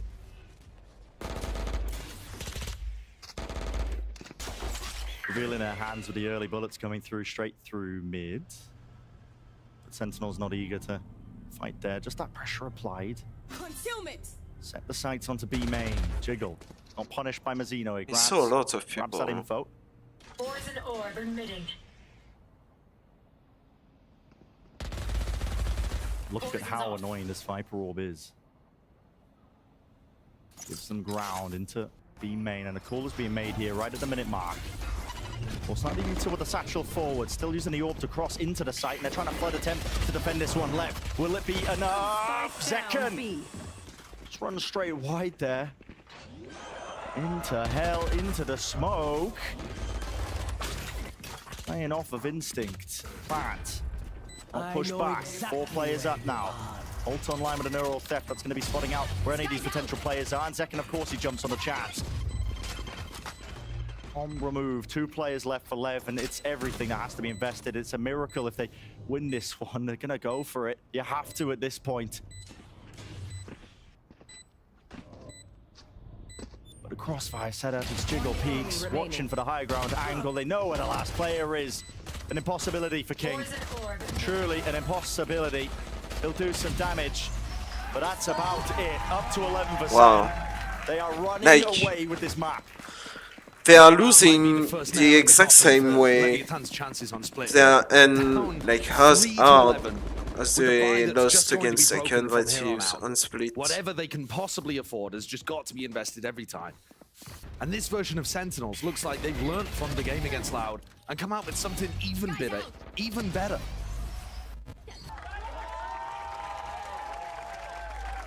and quite bitter for Lev, honestly. Hard to swallow in this instance.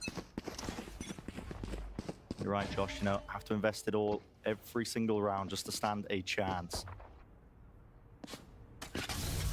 Cautious at the beginning. Seeing that jump spot now. There. No Kings playing into this tucked angle. As soon as the orb goes down, I'll be the timing for them. They've been waiting for it to go down. That is so damn fast! Wow. Doing the damage again, the kill! Team kill! Into the feed. Tex with that one. Aspas round to the side, but instantly traded off, and this is Sentinels storming and taking the lead. Yeah, control, that game is over. All in for the pause in the round. This is so difficult for Leviathan. With only 2 players left alive, Mazzino's forced to be aggressive in order to try and find some information. But both of the players clearing different routes on the way from B to A have completely missed the pathing of Sen. Be an incorrect gamble. And this makes the round almost impossible. They'll be in a disadvantaged situation with no idea where the Sentinels players are positioned, trying to pull off the retake. And they've got to go for it. You can't save 2 stingers into the next and play for overtime, 12-3 down. You got to go for it. Few advantages here for Lev in this situation. They've got 2 flashes on com. It's planted in a safe tuck position, so the post plant might As you know, can you redeem yourself? Expect Zekken here onto the high ground, drops down. Hearing that one, Mazzino should be calming that one to his team. Information for number with the cage as well, splitting this one up. Now Com doesn't want to use Util, doesn't want to reveal his hand. He's contacting up into it, spraying through, but leaves it just down to Mazzino. Early peek here. Smoke propped up, didn't even tap this one, didn't even force the swing and face out Sen. The 12th round is theirs. One more step, that's all they have to take. This is an absolute outclassing from Sen on this map. And yeah, these last few rounds, Leviathan's economy has been put in a bad position, and they're having to send whatever they can. I mean, they lost a game like that. Doing on the defense side, It's so nice. 13-3 against Honda teams, and they still won the series, so Leviathan is still in. And Zekken continues to dominate on the entries, 17-7. It's just gonna be harder. It's the spearhead for the team. Being set up for all of this, and he's delivering. Tap, tap goes King, but the bullets don't land. A threaten. Orbs over the top, Heaven controls already. There's Paranoia, bit of a whiffage there. That was Tenses, I believe, connecting onto him, but Zelts is also being brought down. King into the elbow angle here. No one else to help him. Good movement in the end, but it's traded instantaneously. I have the spike. Spike planted. All of these players from Sentinels very grouped up. A little more awkward for them. Positioning is it's a nasty one. You have to try and take the fight to them. That's the cause of that flash out wide. Stunned still up. It's being covered. Showstopper. It's well earned now. And out wide, playing for the fuse timer, really biding his time. Zekken, he's boasting. He's beckoning them. Come towards me if you dare. But has he bought enough time for the slam dunk finish? Aspas ripping their head off pins into the back now. Zekken, nowhere to run, nowhere to hide. Double dunk, dodging and juking. Sassy! Time is not on their side. Sentinels winning map number 1.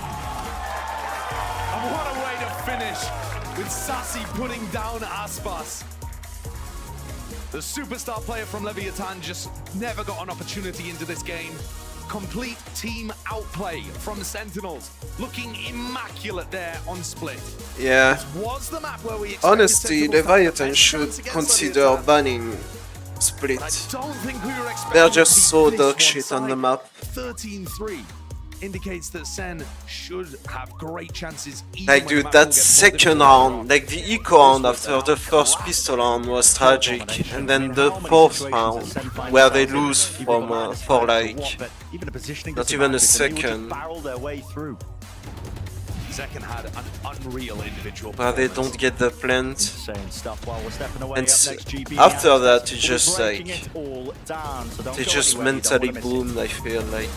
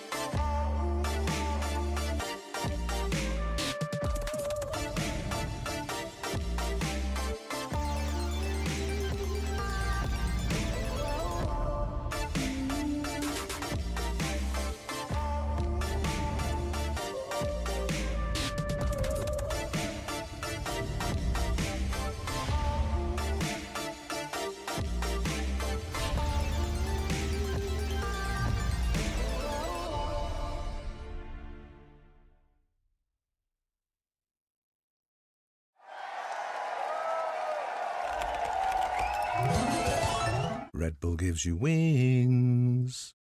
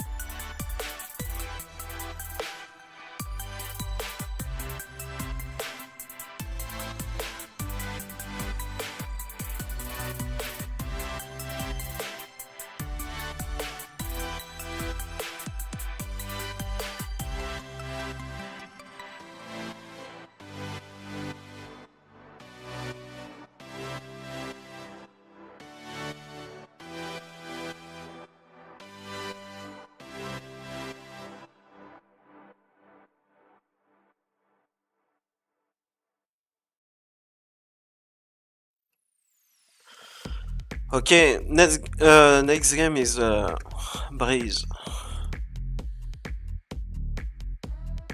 And we have no info, because neither team...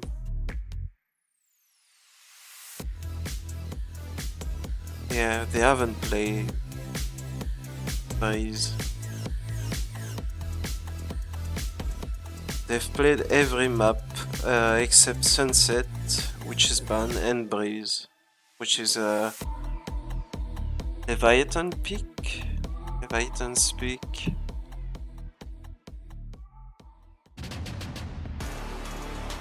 Aspas jugando alrededor, Panchito con una vaca, Panchito con segunda vaca, y Panchito lo mismo. No real damage, there's a follow-up, another flash, nade on top of it, it's a masterclass. Here with the coach of Sentinels, Kaplan. Now, Kaplan, that was a clinical map from Sentinels, very, very quick. How do we maintain that momentum going into map 2, and how do we not become overconfident going into map 2? Yeah, I mean, with these guys, we're so good, I just don't think there's such thing as overconfident, right? We said at the beginning of the day, hey, we look really good. We cleaned up for 100 Thieves. We just messed up behind a little bit. Let's push our own narrative that we're really just insane, and, you know, we don't feel like our first 2 series reflect it, so we're going for the 2-0. Feel good about it. Going for the 2-0. Well, thank you so much.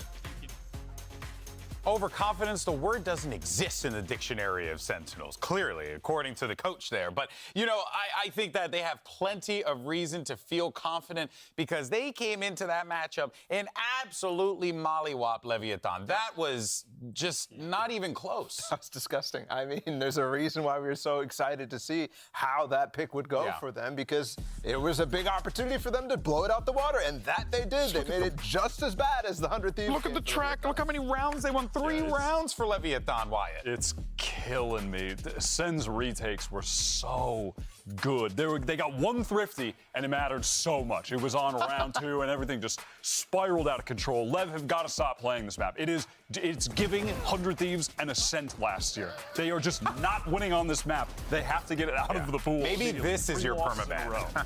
Yeah, it's catching strays. It's got to stop. It's a comparison. It's just, listen, comparing and contrasting.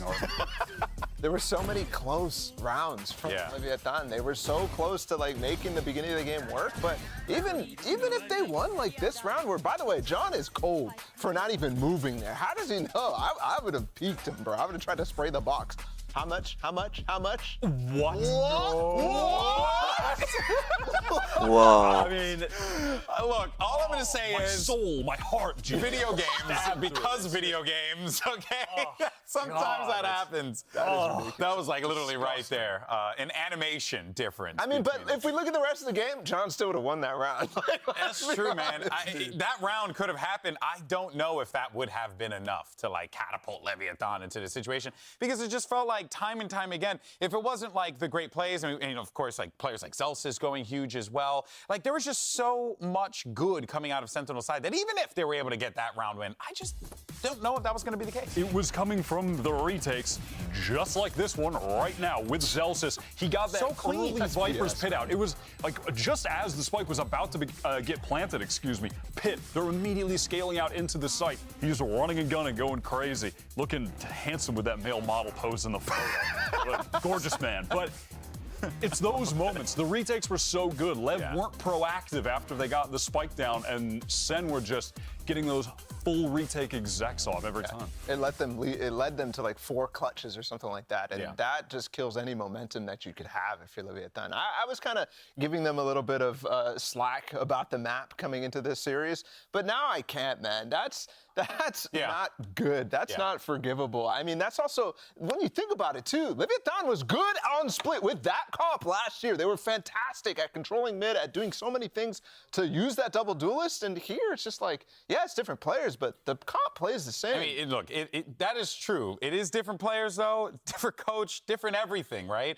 I don't disagree with you, though. I also think that at this point, if you're Leviathan, split's got to go, right? And that's it. But let's actually go ahead and hear from the coach of Leviathan to hear what he had to say going into map 2. I'm here with Gokhead from Leviathan. Now, that map did not go your way, but there is a map 2. What are we changing for map 2 to bring it to a map 3? I think especially we need to speed up the tempo. Like we were having some reads, but we were taking like way too long to execute it. And the tank was just running against us all the time, and we were in pretty bad situations. So I think we just need to speed up a notch and really play like more confident and more eager to play the rounds. Best of luck. Well, we'll need to see them up that pace and momentum going into map 2 here, which is going to be quite a challenge. Sentinels could very well close this one out here, Bala, 2-0, and send a super team home, and then we have to start asking some questions. Yeah, absolutely. This is a good map for Sentinels, too. I mean, this is perfect, like you We said, don't I know. think, in terms of the map, Vito. This is a Kaplan special, I would say, for Breeze coming back into the pool here. And, yeah, this is going to be tough for Leviathan to bounce back. 13-3 is not the scoreline that you want to start a series on. But what are the win cons? What are the win conditions here for Leviathan? What do they do to stop this momentum from Sentinels, Wyatt? Pitch Put me. a spawn and up. Pitch you on the Pitch momentum. me. Put on a turtleneck and sell me an app. I mean, it's got to be individual, right? I think it's got to be Aspas. That guy was not in any of the plays. Aspas on a jet that you're talking about so with long, a like, fucking Breeze up. is a map where he has to be involved. Yeah, And you absolutely. This is just let him open Breeze kill. and Split are very different. You maps, of support course. him This and is- shit. We're going to a totally Make different. sure he can How is it different? find his Well, Breeze is duels. just so open. I mean, Split is just everything on Another. Split is a little cubby. Breeze is wide open. You get an op on a guy like Aspas on a map like this, you're going to see results from that on its own. And also just results based. We have seen, it was, I believe, just in the offseason, but Lev, they did have good results on this map. Of course, Sen did as well, but it lends itself to the players that are on Lev, I think, for sure. You're going to get King on the Viper again, where he is a monster. So I think in You're terms gonna get of some Khan of these- back on Sova. Yeah, so that's what I'm saying. In terms of role comfortability, I think you're going to have Lev feeling very nice on this map. That's one bonus. That's fair. But feeling nice is different from. That's not a win con. That's Let not me a just win be con. clear. I asked for a win con, Poppy. You gave me. That's a win They con. feel nice. They're very nice. NRG chilled their I'm way to the chilling on playoffs. that. That's true. So listen, they can chill. I do respect that. Let's see what we end up getting here with the agent select. But Bala, sell me on it then. Is that what it is? Is that really There what is it a boils down to? KO Just the individuals because of they should be Sentinel. going into roles that suit them here? Well, no, it doesn't. But that would at least get them a few more rounds than they did on Split. You know what I mean? There is a Sova. Yeah, the team comps are obviously the classic. strategy going up against Sentinels. You have a lot of footage here that you can go back against, but there's not really anything for Breeze that you can really do. I mean, Breeze is a very simple map. I mean, it breaks down to a couple of good sight hits, some good mid control, but you can't get much more complex than that, to be honest. Which isn't a bad thing. Let's be honest. That's just. And I think that's good when I'm talking about individualism needing to step up, right? I think that's good. Yeah, it's a miracle. Totally agree. Totally agree. And there you can see compositions, not really getting anything all that out of the ordinary. There's a way to play this map, and they're doing it. But my eyes get drawn immediately to the Jet Aspas. He's going to be in a playground here potentially to shut him down. It's going to be a tall task as well for the Sentinels team. But if there's a squad that is up to the task, it will certainly be them. We're ready for map number 2, Riot Games Arena. I can't speak English. Thankfully, these two commentators can. It's Brennan Sideshow. Let's see if Lev can stand up to the test then. It's elimination on the line. One map that stands between them, continuing this series, continuing that lifeline, that chance to go to Madrid, or is it all going to peter out right here? And also, no matter what the result of this match is, it's going to start and set in motion rivalries kicking off later down the road when it comes to our regular season and how people view these teams. You know, when you lose here and you don't have an opportunity to impress people further, that's it. For the beginning, for kickoff, that's how people are going to remember you, are these match losses. So Lev need to dig deep and pick themselves back up. Now, coming into this, we've got default compositions on both sides, but something very interesting to start off. You have Aspas and you have King and Tex buying these sheriffs to start off the round. 3 sheriffs on the attack side for Lev. And make usage maybe of the range on the map, the long distance duels. Sentinels, hello. Side by side with the flash to set that one up. That is perfection! And this is what you expect from a Jet. Set up with a util and find a open kill. Behind the wall. Don't know Early if they've kills. entered into that. Was a nice double peek on top of it, but he's evacuating, giving it up. They're gonna play retake on B. Leviathan taking control of B here. There is still a trip on the site. But you've got to imagine with how comfortable Sentinels look playing retake on and split. they are playing very deep because of that knife. The wall's going to be helpful. Com caught as well.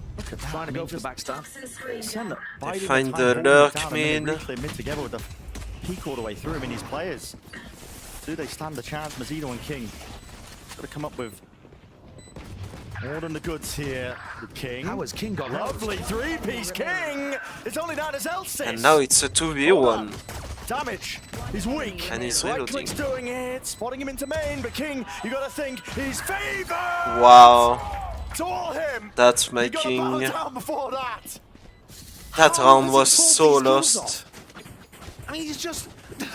They came into the round with 3 sheriffs. 2 of them dropped to the floor instantly because Sen had that lovely pop flash play in. And Sen looked, again, disciplined, controlled, on the retake. Doesn't matter. King with 4 in the round. What a beginning.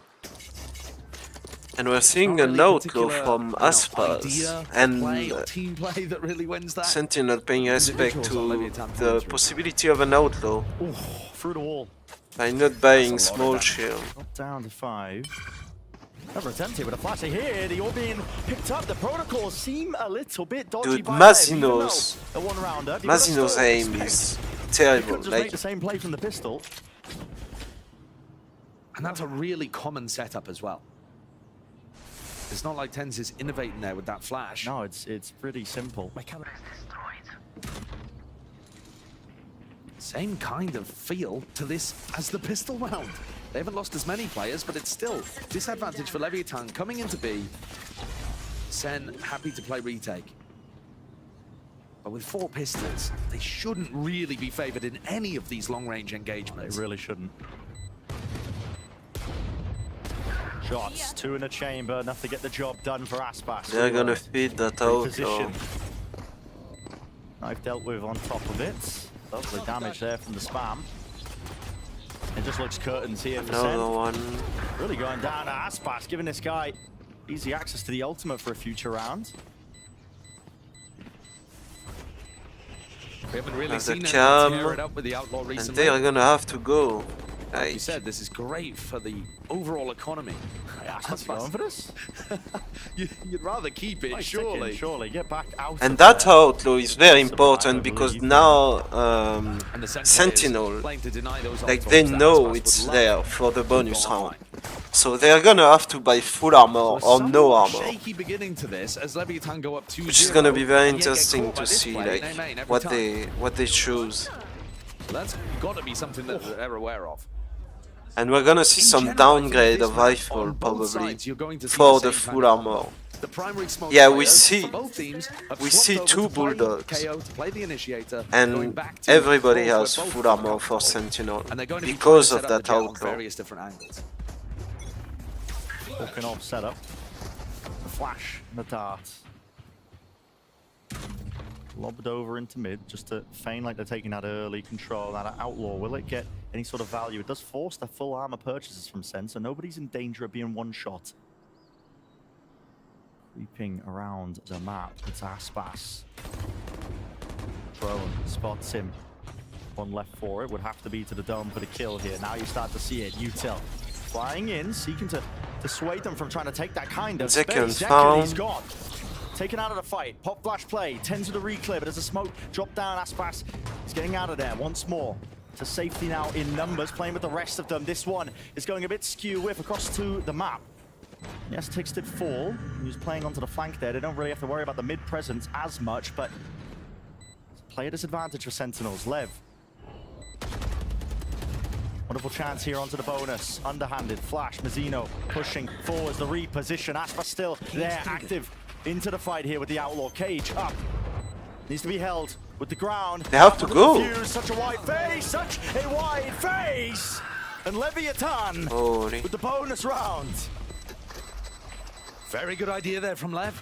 I mean, you can And we're gonna see small armor now that the outlaw is gone, yeah. There was an opportunity there for Aspas walk down halls to find the opener. No, we still have an outlaw for Aspas. Drew so much pressure away that Tex was able to creep in and kill Zekken. On the defense side, it's really difficult to cover all of the lanes on Breeze now that Halls has been re-added. And if Lev are going to play this kind of slower pace style, I mean, Goked said increase the tempo, but here we're seeing a nice slow round played pretty well.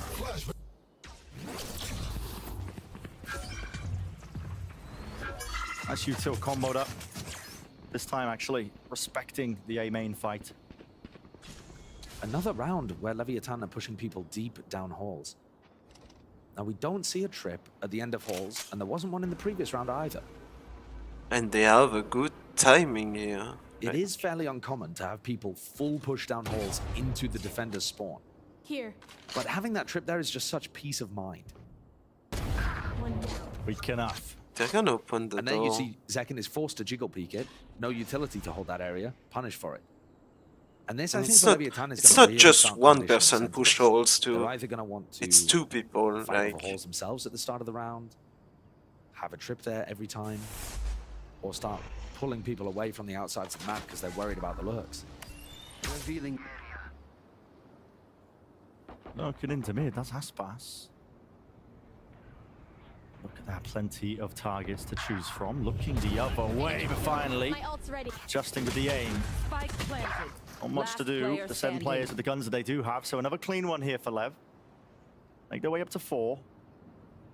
Which is already more rounds than they got in the entirety of Split. Yeah. So you can see here that the map making an enormous difference. The money and also is booming. Just momentum making an enormous difference. You think back and to Split, Aspa like really farming those ecos.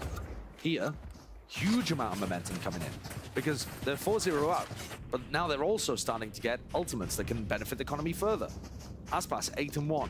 He's a player that had to come online and has so far. Bladestorm in his pocket.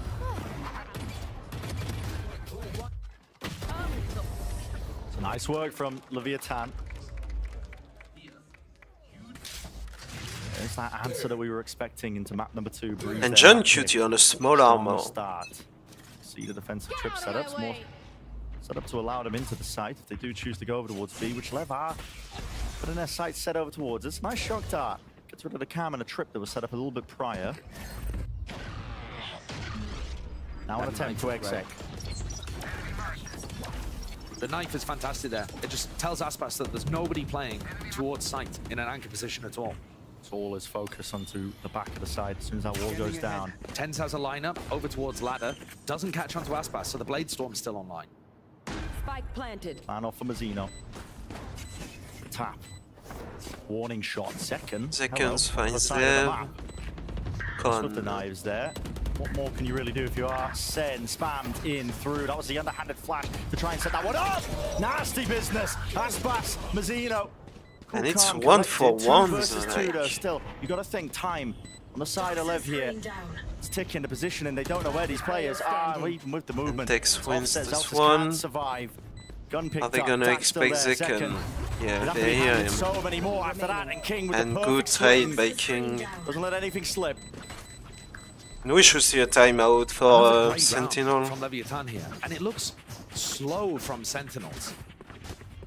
I would say that in terms of trying to get into the site again. And we have another outlaw. Like the only thing he buys is the outlaw. It's a good thing that they're looking for Com, who's always on a flank, always on a lurk when it comes to post plans. But the fact that they have nobody anchoring. Let's go. That's crazy. Just made it so much more difficult for Sentinels to get into good retake positions early on. Now Zekken, because he had the Blade, and we see a lot of slot shields, so that's how it's gonna have a huge impact. Maintain control in this area.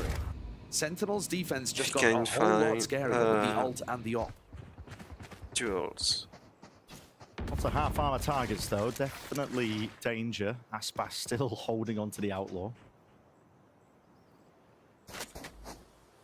No one looking for a fight into mid though, at least on the defensive side for Sen. Grouped up, 3 players stacking over in A. And there's that cautious tail being woven. Sen. Warning shots fired and rattled, drone through to try and lead at least one of the players in. Tex, Cage, it's a gap in it. Still with the ult online, it means that Zekken actually can't dash out of there. He's kind of trapped, entangled towards the back of the side. He needs some support and assistance from the rest of his team. There's a dart here, lit up, Tex! Tex! That is monstrous. John QT to try and reply here, but there's already players approaching the position, and look at that, the plan. He found the open, the only heavy ammo into the post, perfect molly. player. They're gonna save? Back out into the open. You've got to try and double up here. For Sen, it's just looking too damn hard. They need some picks early on. Com is in a great position to just win the round towards the end. Another perfect molly. This time from Sendo, pushing the players out of the default spot. But you're right, they do need these picks, and Com, the difference maker. The difference maker. An attempt there with the trade. Sassy gets it online, but he's just one man. What can he do? Back away. Escape with your life, potentially an upgrade. And And look at how much the map change makes a difference for these teams. I mean, Lev are completely in control here.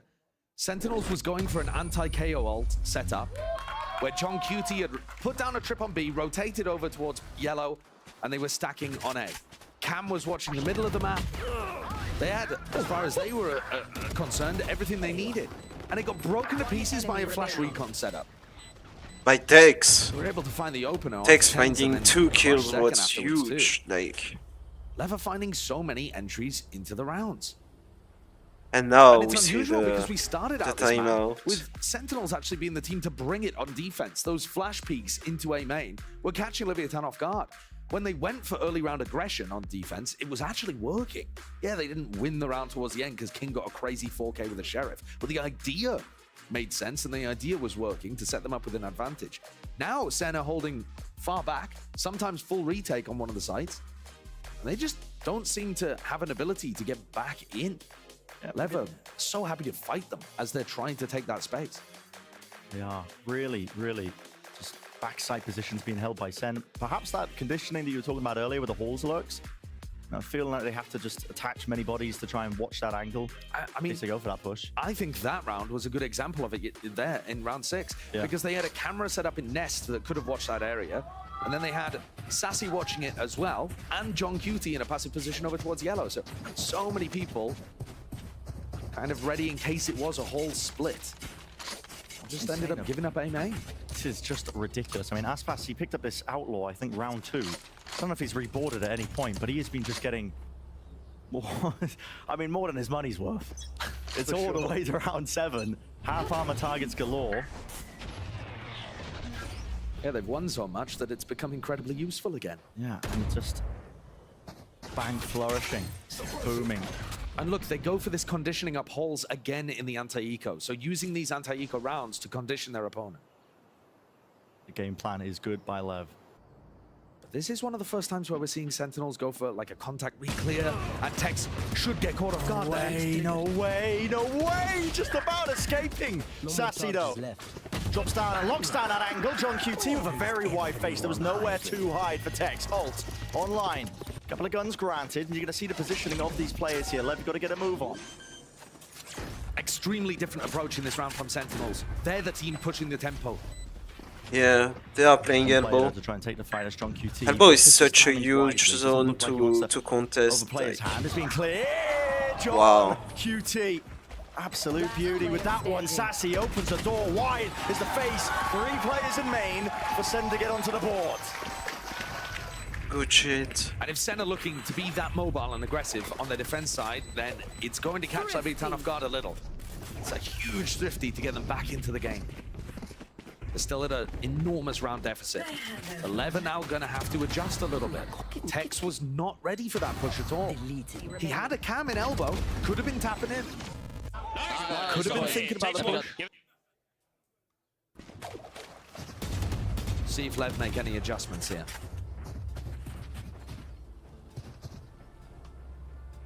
Zeno looks like they're making most of the adjustments there. Trip's been placed for double doors and A. Retake setup. Draft. Aspas with the attack side operator. Looking to try to break a trip that I don't think John has ever placed there. He hasn't been placing this one. Where is this Hunter's Fury being offloaded to? Where is the direction? I mean, it's such a large map. You're not going to get lucky. Nobody into mid. Tag up. Zelsa's backing away. A weird start, a weird beginning. That's super bizarre. Cam does see all. And this is where the whole split could come in. It could, and it needs to come in right now. Clutch, surely for the team. Plan was pushed back. Aspas though, head removed off the shoulders. Counterpart finding it through the wall. Zekken is doing the most. There's a lurk on a lurk happening here. Tex manages to find his way up and around the back, but he can't get a kill out of it. Zekken has dominated this round. Whiff shots. Reveals a position. They know exactly where Tex is, at least. It's going to be hovering around mid. Spike drop down as well. Hello. One opened up. Tens goes down. Surely there's no chance. Surely. 35 seconds left. Tex not making any moves towards it. Zekken's thinking about it. 30 seconds left. Definitely thinking about it. You can hear the footsteps onto the sand. They're rustling around. And yeah, he's just dropping into his face! Awesome round from Zekken though. Incredible stuff. As soon as that door opens at Switch, there's a lot of threat in the round. Because John Cutie could easily get overwhelmed. And actually, you saw Aspas with an op, sorry, not the op, I think it was still the outlaw, wasn't it? Just peeking through here. No, it was the op, my bad. But either way, for Zekken to be able to grab that kill is enormous. Now Zekken's gonna have the operator. Sen still need to play aggressive off the back of this though. They can't afford to just let Lev get the plant down. They're gonna go mid. Seeing that setup now. On again.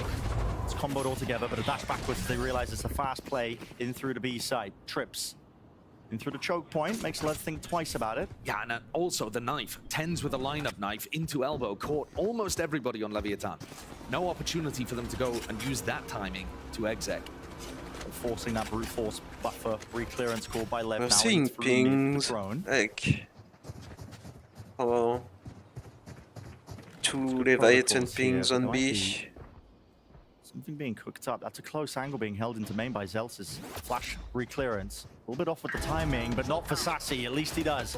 Finds the kill and backs away. Needs to get out alive though. He's tagged up. They're chasing him all the way down. Close to the door. Opens up. Back to safety. Very nicely close the door again. Still danger. The double doors. Takes us and win it. Reactions from Tens. Expecting a follow. And they found the jet. Sassy just didn't know. He's just operating purely off the timings that he expects there. 30 seconds roughly in the round for Lev. 30 seconds left. But they still want to go for this. Tap. Nade forced out, going wide. Aspas still has the dash here, but well, can't contend, can't contest his former teammate. Good round for Sassy. They earned that one together, but they shut the round down. So much more proactive from Sentinels in these last 3 rounds. Starting from the timeout with that eco push, but there in round 9, you see them get back into B after realizing that that hit had been called off. And the A players setting up another flashback information from Zelsis to support Sassy's walk down halt. It's not just an individual timing play from Sassy. What do you do if you're Leviathan? It fits into the I think you have to work mid more. And they, like I said, they changed up the game plan massively here on defense. They're trying to be more proactive, trying to contest Leviathan around the map, defensively re-clear certain areas too. And Lev kind of had it easy the first 6 rounds, being able to keep knocking Sentinels back down onto an eco, getting the plant down somewhat for free, forcing Sen to play full retake setups. And now they're really having to work for it and fight for the map control. This 6-round buffer that they had to work with at the beginning is quickly been chopped in half. Let's force that timeout for Vietnam. I can sense it impending, really, just slipping away from them with that lead, like you said. Ults online for them to use if they really did manage to get themselves onto a side. Potentially the Hunter's Fury of Com could be used to set things up. We know in the past this guy, when he's playing on EG, he was cooking up all sorts of plays with it. We'll see though. Might be critical tools of the Viper's Pit as well to try and get themselves into a post plant. And I actually think one of the things that Leviathan is missing a little bit are those aggressive lurks that you would potentially expect from some of the others on the team, but Tex has not been going for them too much.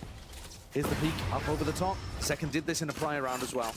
Has to respect though when the dark comes over and there's players hot on the heels. No noise. And they are playing mid. Held, now released. Out into the wild goes the owl and tag there, pushing Second away from the tunnel. Reposted up at the cage. throw some misinformation into the mix. Second now has to worry about 2 angles. Yeah, there's a massive gap right now. In theory, Lev could have walked into Nest. And so Sassy's taking this timing to re-drone holes and walk down. Sassy's taking some portion of the map away, but again, in theory, there could be a lurker all the way deep for Lev. Sen calling the bluff, not worried about it.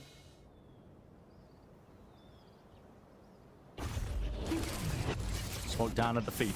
Flash through as well. Zeken's got to try and find a shot. That's a really unorthodox. That's a huge, huge kill for Lev. Not against it. The onslaught, the rush. Incoming here from Leviathan. They've opened themselves up now to the site and to the post plant. Everybody intact. Because it could have gone both ways. But finding the cipher is huge. But they've done an excellent job of it. There's another punish onto 10s. And in a 2v4 facing this pit, unless they're able to get some random spam through, it looks very difficult. Lovely pop flash by Mazzino, sets himself up for that. Really well played this round from Lev. Overall, we've seen that defensive combo of the Cypher and Jet work out really well for other teams hard anchoring on B. But instead, they looked like they weren't really ready for Aspas doing the updraft dash setup. Mazzino's ult online. That's probably going to force Sentinels to play an anti-KO ult setup.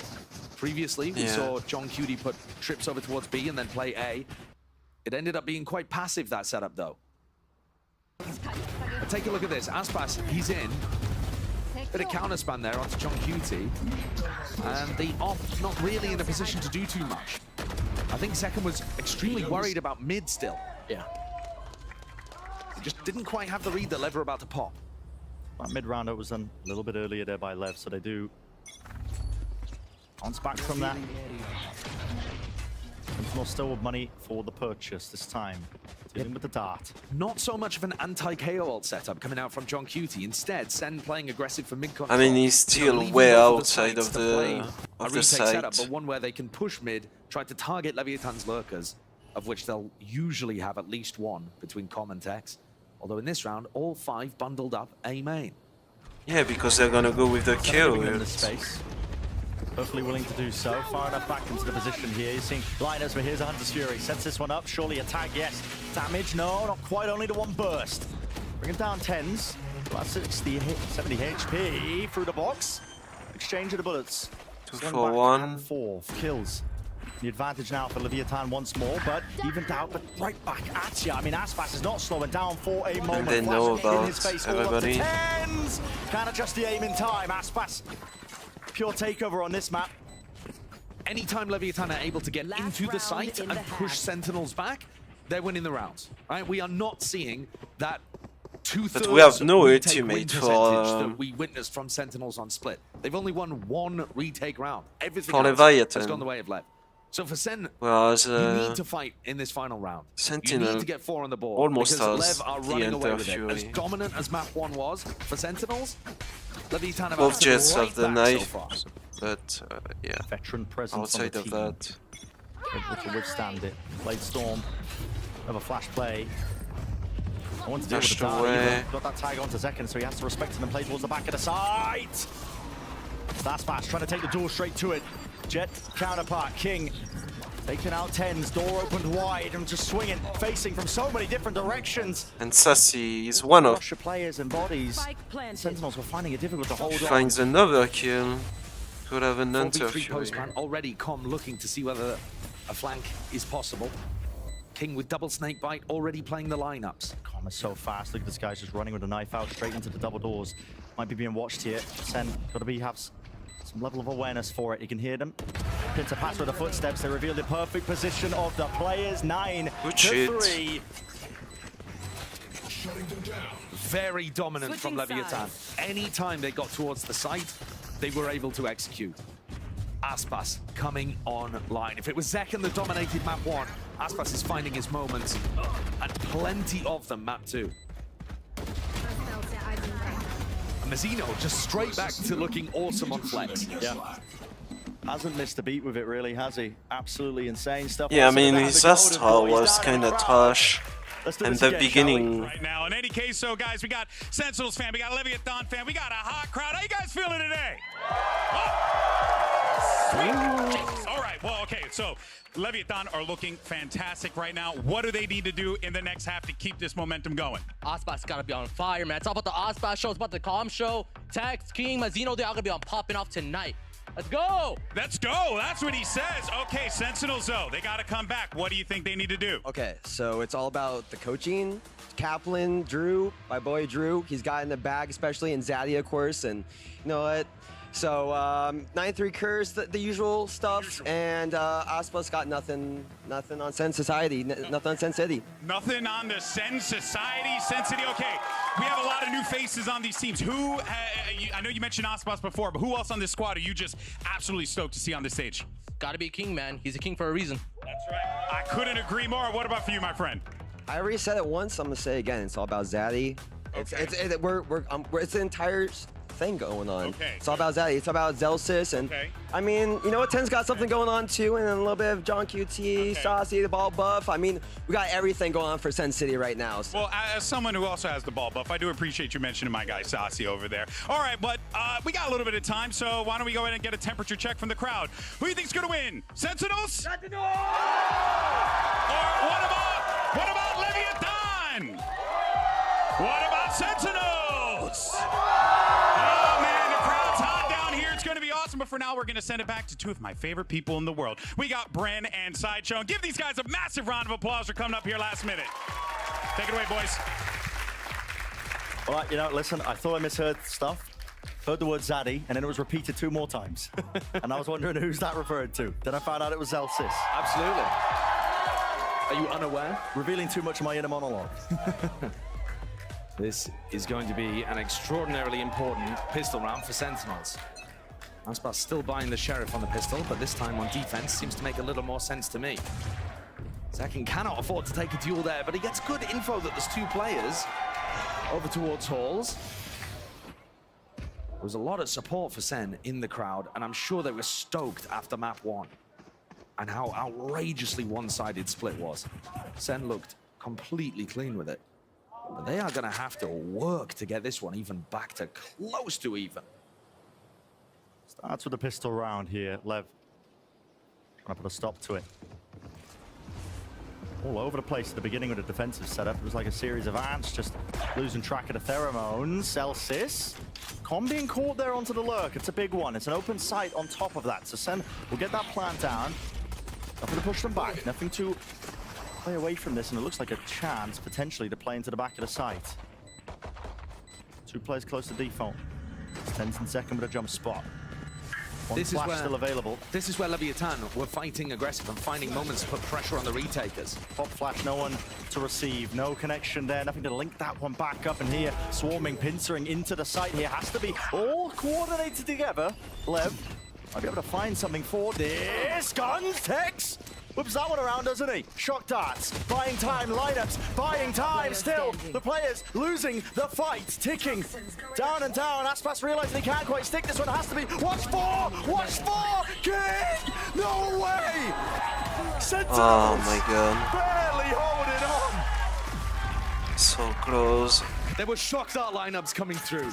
We had Celsius in spawn, sending over the molly into his orb, putting pressure on Lev and stopping them from getting on the defuse early at just the right time. I was worried there for Sen, though. They made that one look a little close. Found themselves in a really good post-plant situation, but then Ten's just got almost abandoned on site, just designed to try and tick as much time off the clock as possible. Yeah, it's a difficult spot to play from. When you're in that default spot, you can get cleared very, very easily. Especially when the rest of your team are just playing off-site post-plant lineups. Yeah. Everyone knows the pain of that. They're gambling that this one's going to finish on A. Some of the teams that have had the most success on defensive freeze have just been stacking the opposite side to their Cypher utility. Right here. And kind of assuming that the attacking teams are going to be grouped up heavily when you first hear them at the beginning of the round. Sen are going to try to remain a little mobile. But they are leaning A. Into the gamble, potentially. Nothing given away. Up through mid, still 50 seconds left. They hear that jump spot. I don't think Com saw anybody. Zelsis may have just shot at him. Here we go, knife into the back, clears quite a bit there, so they feel safe now. The exec to come through onto B. A nice flash from Tens as well, thrown from tunnel, to allow Zekken to come out of his cloudburst, just in case there was any danger on site. If you're thinking there's any chance here for Sen to try and take this in a 2-0, has to be a clean conversion here against the anti-eco. Keep this one moving. And not just that, it would be nice for Tens to be the one to mop up most of these kills, because his KO ultimate could be the tool to getting some momentum online and getting them back into this game. They want to fight for it. Two players that are all close. It's Tens and Zelsis. Flash is a little bit bad there. Hunting down these players, but everybody from Lev being funneled into the tunnel. John happy to go down here when he's just got the ghost in hand. 10 swinging round, kills. And give it onto the opposing side. Everybody down to the spike. I think Lev, that's a bit of a win in the round for them. Denying the ult points away from Sentinels. That takes a potential tool out of the hands of Sen that they could have used, like I said, to continue that momentum. I'm really looking at how Sen try to apply some pressure here. On these bonuses, you tend to have weaker weaponry. Guardian in the hands of Zekken, double Bulldog.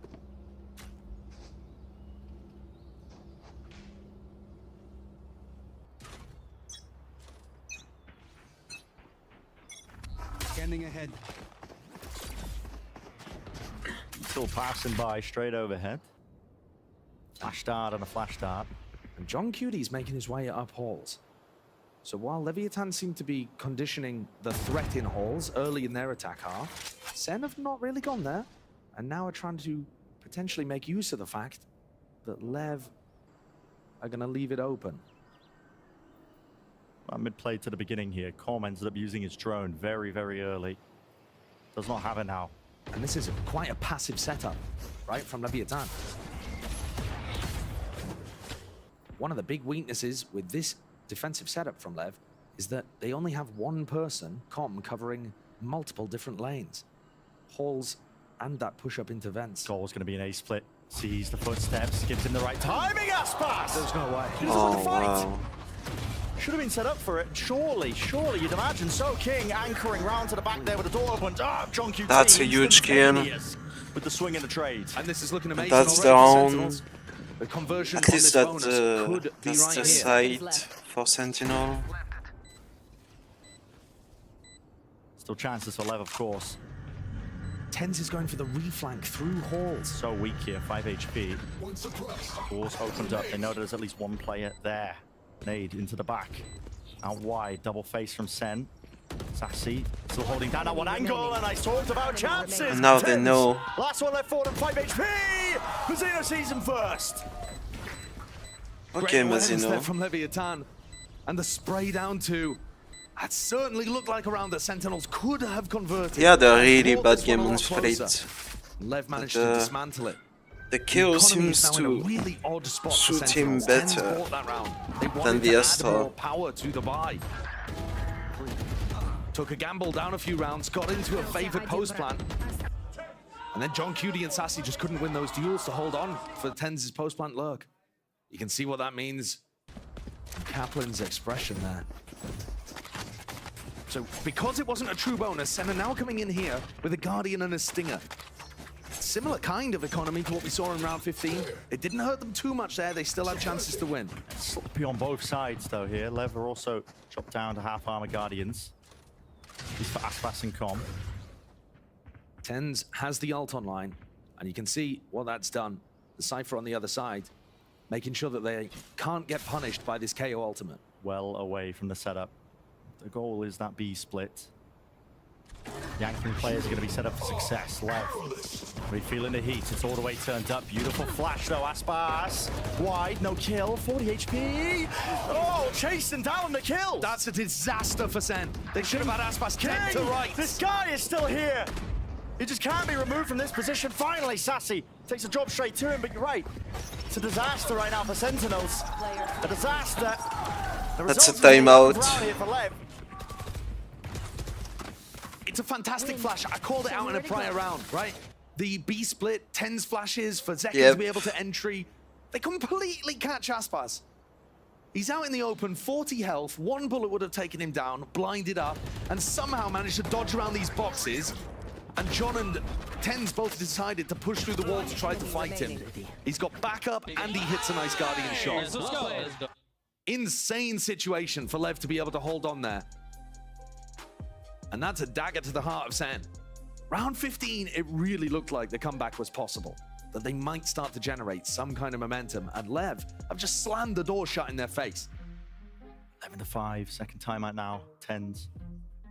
Sitting at the bottom of the scoreboard at 5 and 14, maybe a bit of that comfortability settling in with him on the KO. The thing is, I really like a lot of the utility that TenZ is throwing, but because he's playing so supportively, he's not in his common positions where he's, you know, super tight to Zekken, ready to trade the kills, that kind of thing. It's a hard role. So yeah, he's being put into a slightly more supportive role there and struggling to find the fragging value, even though his utility is good. Sen's economy is the worst looking part of this though. Zekken can afford to hear a rifle because he'll have the Bladestorm online no matter what next round. But it is an enormous uphill battle. And we have Aspa with the every round that passes, with the outlaw out against 4 small shields. So 4 small shields for both teams. It would be an explosive finish to this series and to this group. It's been a weird one so far. Both one-sided affairs on either side of the maps. No way! Aspas! How does he still get one in that position? It's just filthy. Magnetic to the dome. He just shouldn't be getting one, should he? But he does. Just Aspas things. It's not a weapon that's particularly recoverable. They still have Zekken's Vandal, so Zellsis can work with that. And Lev double pushing down halls to try to reclaim some information. They've lost mid control. They hear the orb being tapped. Zellsis just squeaks away. Silent drop down. They are none the wiser. Right, this is so fast. Them. Lurking through, the tempo increased. Sassy, he's gone. Dark close, drone now. Second guessing himself, calm. He might have pushed up deep here. Zellsis sticking the plant this time. Spike planted. Knife, a little bit delayed there, but it does cancel out the drone to get too much more value. Flash, push, anti-flash by Com. Great awareness. Very well aware. Players now approaching the position here, diving onto them. Zellsis here. He's got to do so much here, but there's 3 players rapidly approaching the position. That's because no easy fight here from King. No easy fight at all. Lev up to that 12th now. Can't do it, man. One-sided maps. It has been a bizarre series. Clearly both of these teams are up towards the top in terms of Americas. This has been an astoundingly competitive and tough group. And yet they're blowing each other out on their map picks. I mean, Leviathan did not have a chance. And we have a lot of ultimates out. Having very limited chances here, map 2 as well. It's so strange too, we started this map off with Lev being unaware of the pop flash plays into a main. They were so hyper aware there. Mazzino was playing anti-flash the entire time, fully expecting TenZ to go for that. The punish was immaculate. Here. Cleaned up their Fury game. for Sassy. And Sen have got to win 7 in a row. And we have the Viper ultimate main. Plays. Well, not quite a misplay actually. It was Mazzino's flash that landed into Zekken's face, stops him from pushing forwards. Another one to set them up deeper. It's TenZ's this time. They've used all their flashes. Out in the open. Wide as anything. Go in for the repeat with the dash. Still there. Crouch. That's TenZ. Dash. Avoiding, evading. Mazzino with the swing. He's definitely that supportive player helping him out. Drone. Tagged up trap. Cannot evade it. And cannot dodge it. For Sentinels, everything is just lying onto this round here. TenZ with another one. And an unusual play there by Com. I think he must have heard the call that they were committing to B, because Com just sprinted out through double doors and has given this away for his team. 3 versus 3. Neural theft. Revealing all. King with the reposition. Almost getting caught. Lev have lost track completely of what's going on in this round. All over the place. Does buy a bit of time though for Sen with this plant. Getting down, 2v3, can't let it slip. And handed a golden ticket, at least to stay in the map. Nade. Back against the wall, Sassy wins his fight. 2 players to support him, in through main, and a possibility for Mazzino. And I'd have to toggle in this spot, and yeah, not happening. And Sen have got to convert those kind of rounds where Leviathan make unforced errors. I am still confused. There must have been some major communication issue there with what Lev thought was happening. Because Sen had just... Another kill ultimate for Lev, for a potential retake. It's a nice shot on a weird off angle. But they knew that Tens was there. They just had that kill. And yet, Com and King lost track of what was happening entirely. So that's the first of what would have to be, again, 7 in a row in order for us to go to overtime. So many other chances for Lev. But their economy, kept honest, has now been knocked down. Still, you got to think. So much breathing room for Leviathan. They only need the one. When you're a player in this situation, it does sometimes just feel kind of inevitable. Like, yeah, we're going to get one at some point. We don't have to worry about it too much. But as the comeback starts ticking up, things can get very real very quickly. Poison's off. Slight mid-pressure here from Sentinels. They are taking a time of it. They're worried about wading and walking into a potential stack of Leviathan. Now, we've seen this angle before. It didn't work out for Aspas, but it should. It's so unexpected. The drone should clear it, however. Yeah, has to respect it. Drops down, protects. Close to the corner. Bonnie hopping away. Zekken. He made a footstep. Mazzino knew he was there. Gave him the sound cues betrayed by it.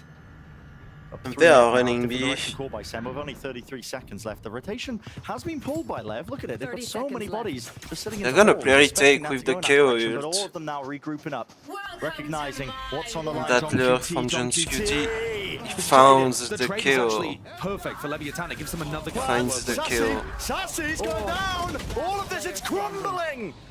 And yes, the Viper's pit is up, but Celsius, you got a lot to do in this spot. 3 players, guns acquired. And that one round that stood between them, Lev, they can feel it now. Under their control, in their grasp, a chance for match 3, and we will get it. Lev on a thrifty, pulling it away, dashing the chances of Sen to get any kind of comeback going.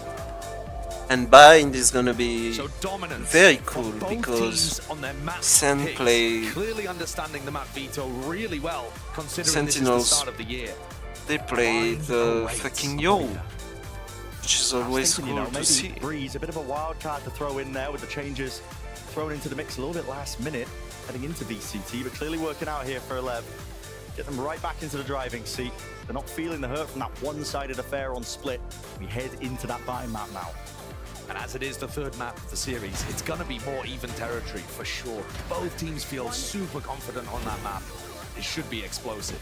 Well, time for a quick break. When we return, the analysts are all going to be getting us nice and ready for that critical, crucial map number 3 in this elimination game.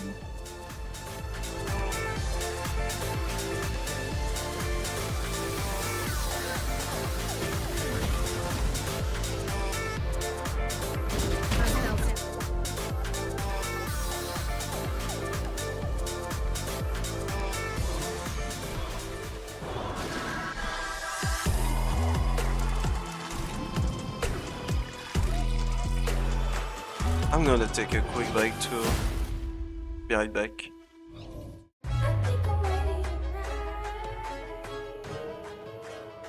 Hey guys, it's Jimmy Lin. In this series, I'm going to walk you through Attack on Pearl. Watch out for the stairs, clear this angle. You're going to be able to fight this.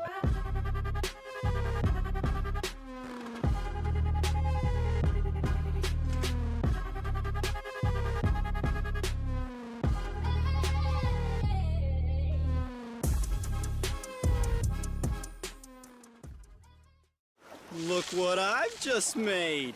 The perfect pearl. Not too bad, but check this out. Whoa, a true Venus clam. Red Bull gives you wings.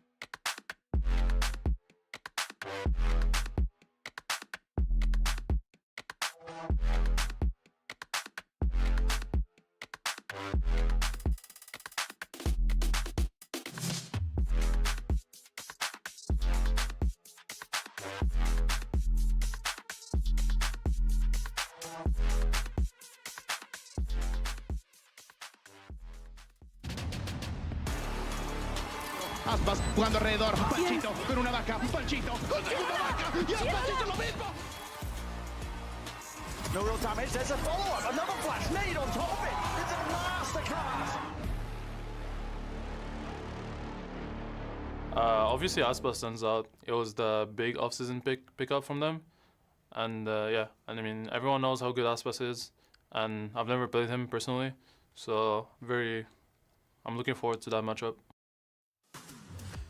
Well, John, my friend, you learned today as Aspas came and went. This guy absolutely dominated, but it was really the collection of Leviathan that showed such great ideas, great executions on Breeze, and they win their map pick. Surprise, surprise. Well, he got a taste of both worlds now, right? That's very true. He was able to neutralize him on map 1, and then he's able to get dominated by him on map 2. So he's got the full experience now, I think, from Aspas. Yeah, the full circle. And the difference in the two maps we were talking about before the game started just showed itself so clearly.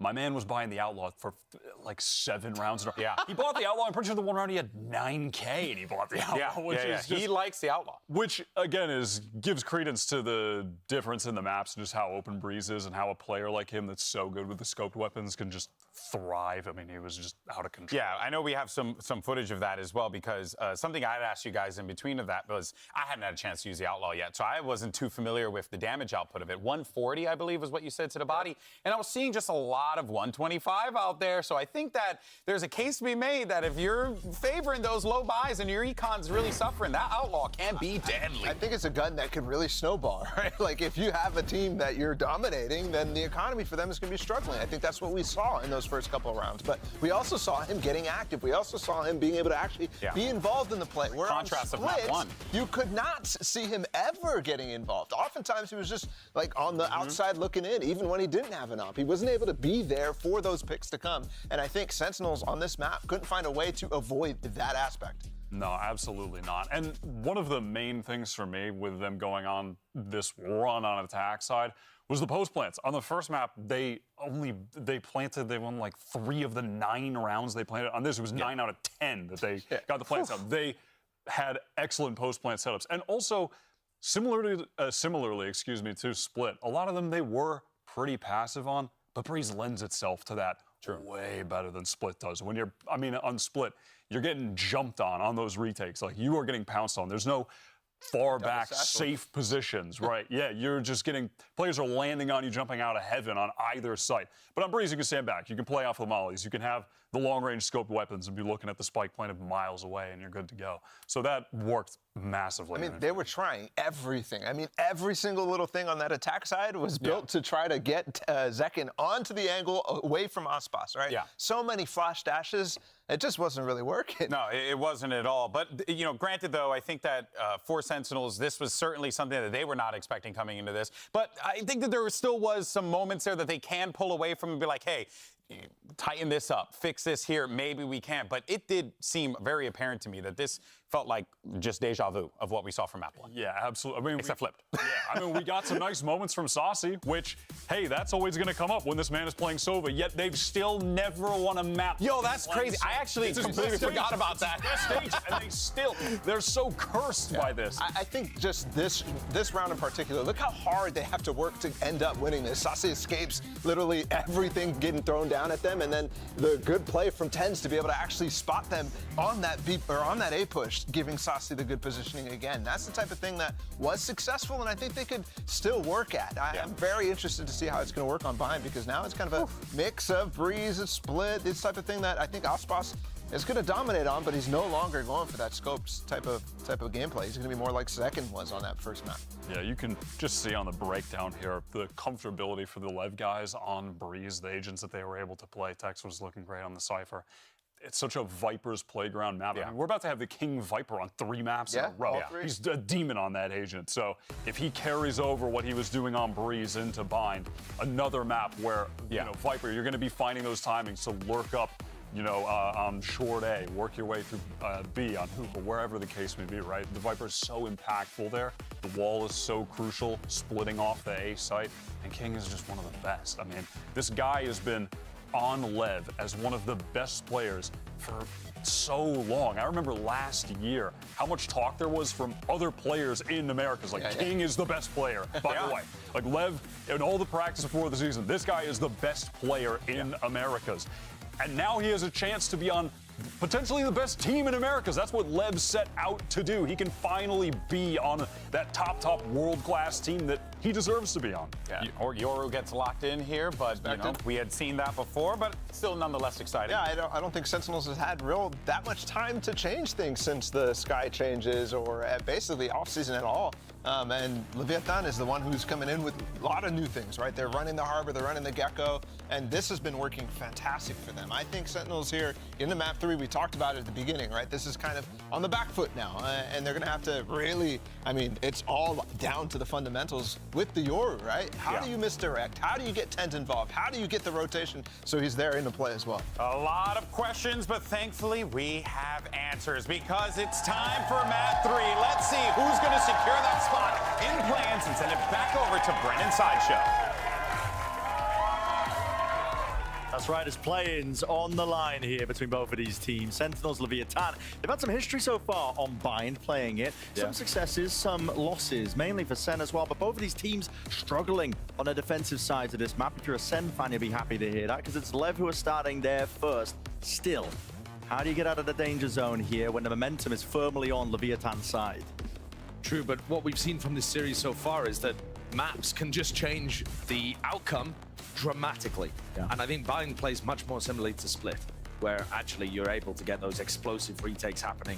However, one of the other parts is it can be difficult to get back into the sites if you don't keep backside control on Bind. That's something I'm going to be keeping an eye on. Aspas has bought a Sheriff. There's a trap play happening here. Looking to put some pressure, but no damage onto Zekken. Any sort of reaction called by Sen. Still playing their own game. Not worried about the fact that there was 2 players there into Hookah, and the rotation's already abound here for Lev. Pressure on pretty much every section of the map. You can feel it, the uncertainty that's settling into the pistol round. This is the value of the Yoru. Go and take showers at the beginning, make it look like B, you can end A.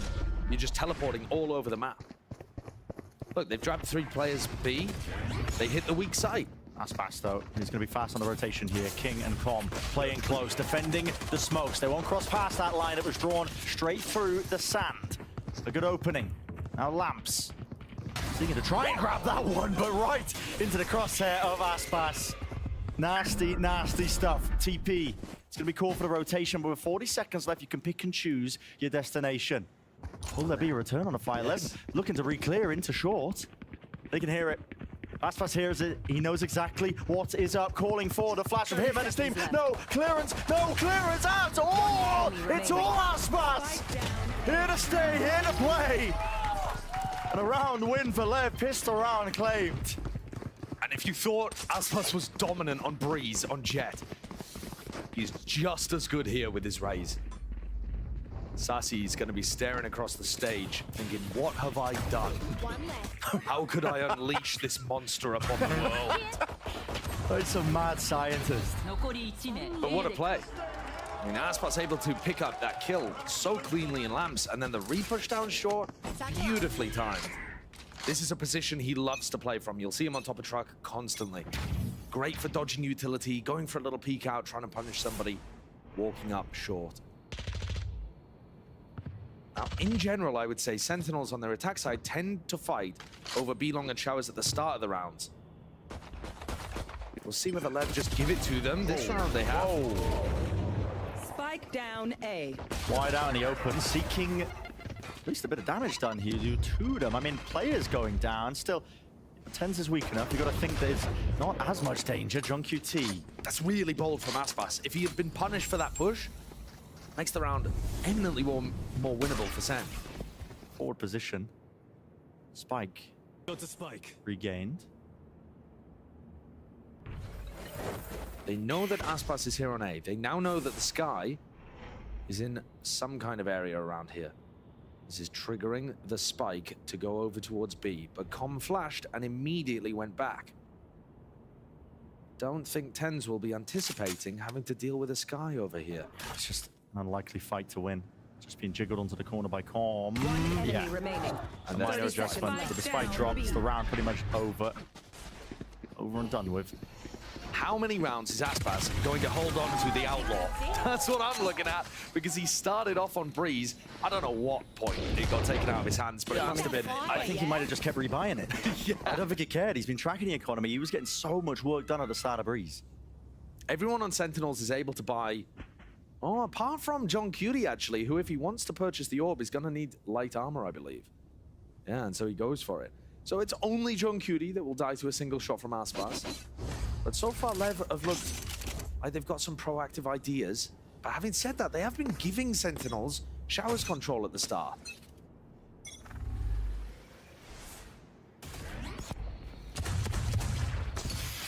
Flash. Making Tex think twice about that approach. Trailblazer is broken. 2 shots landed. Mazzino is nice with it, but no kill there onto second. Heal still online. TP into Lamps. There's no real prior setup to that one, and Tens just goes down. Simple as you go. 3 players now. Call is made to reclear. They are just trying to run this one down into the close quarter weaponry. Straight up brawl being taken. Trying to overwhelm it with the firepower. Molly's cross side, that's seeking to delay a potential plant onto the default spot. All of this pulling the util out, but the pause in the play that's caught by Sen, maybe they can pivot into a different direction. Com is there, ready and waiting. Should they fly through the teleporter? Looks like a very good setup at the moment from Lev. Noise is cut. Finally, signs of life here. Zelsis with the plant, gets it. Off and online. That's a big win for Sen, being able to get the plan down without taking any damage. There's a player disadvantage. Sen over-peaking themselves a little bit there. John QT going down, only 2 of them left. Second has got to try and hold it down here with the reload. They're going to start to know he's in there, anticipating with the double face. Still, he needs some damage, he needs some kills, he needs something, at least anything right now to make this winnable for his team. Swarmed and overwhelmed. Too much pressure, and Lev with the bonus round conversion. Off to a blinding start here, map number 3. And there were some amazing moments in that round. Leviathan gave showers, but then crunched it afterwards. Com put the dog through the teleporter, put enormous amounts of pressure on Tens, and that's how the teleport ended up coming through. This TP is because Tens got showers crunched and ended up just having to go for his teleport, thinking, hoping that Lamps was safe, got punished. And then John Cutie got one shot by the Outlaw because he had that light armor. 2 really important moments there that allow Lev advantages and momentum, really big momentum. Minutia in the round. And I mean, look at this. Sentinels can't afford to invest that heavily in this round because they don't want light armor in the next. Makes them all the more susceptible once more to Aspas, but he's not in the direction they're heading towards. Ult, dimensional drift, picking out the players. It's a full disengagement. They don't want anything to do with this one. They're willing to give up the site. Util still coming out flying. Looking to push them back, but Zelsis will get this plan online. Smokes fading out in the open. Lovely timing for Tex to catch. They would like to have Com's Seekers here, but he's pretty far away. Lev are going to be late into this one. Flash, amazing into the back, that's Tens. Yeah, just taking a fight, and the gate crashes right out of there. So, still alive. Lamps control needs to be held. Seeker paving the way, pushing forwards, clap into the corner. They know exactly he is there. Wingman trying to lead that charge for them. A very, very, very wide face. Tex, he falls. And still, the Stingers putting in so much damn work. 2 versus 2. Never reposition. Damage there. How do you deny the spike? How do you deny this at all? You cannot. A decent attempt. A decent chance. Barely, barely. Just not enough there for Sen. They looked like there was so much danger in that round. I mean, Sen were making plays. I love the flash peeks into backside. Tens has got this Yoru tech down perfectly. The bounce flashes that pop off the triple box, it's just so good. But at the same time, Lev played passively most of it. Controlled the areas, got some of the kills back. 1 enemy remaining. And they're out to a 4-0 start. Aspas yet to die. Demon unleashed. This guy is just ridiculous. And now look, I was talking about Sen not wanting to invest too heavily in the previous round. They are actually all on light armor. So they'll be glad that Aspas has gone back to a Phantom, I think. He's holding a close tuck position with the showstopper. This is going to be brutal. Hold on. The dog gives an indicator. Burst it down. Stun is there. Has to use the ult here. Sen flying and wide. So honestly, Sen getting the betterment of that engagement. Yeah, I think it's really important there that the Trailblazer actually found a stun on Aspas. Smoke's dropped down. It's just the go button being pressed here by Sen. Good awareness by Lev. Look at that. Celsius just got his ult up. On QT, 2 players. They just miss him, but he doesn't claim the kill, doesn't confirm it. Flash. It's dodged, but he's got to back away from this. Got to make the call now. That the flank is compromised for the rest of this team. Is going to throw an extra element into the round. Potential disarray. Dealt with. Nasty business, but I think a single one would have done it there for John QT, and they are cleaning up the players on every single section of the map. This retake from Lev, no longer playable. No likelihood, especially now that King has fallen. A big repush there from Sen. Being able to dismantle that trap that Aspas had set up with the showstopper ended up being crucial. Yeah, critical. Lev chose the timing afterwards to go and re-explore hookah, and Sen just wandered into the site. They didn't even have to use Zelsis post-plant utility, the molly or the ult. They still have that available. A good round to get on the board early for Sen and not allow Lev to become a runaway train.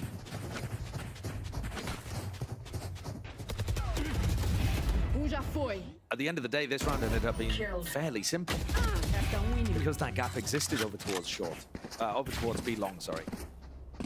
Now a group up. Zelsis orbital strike. Got that one ready and waiting. Call is being made though to take that shower's control. You made note of it, Lev. They're not really fighting it. No, I think Zekken should have a free ult off the back of this. The ult orb's not particularly being contested. Tens is a monster if you do try to fight this area.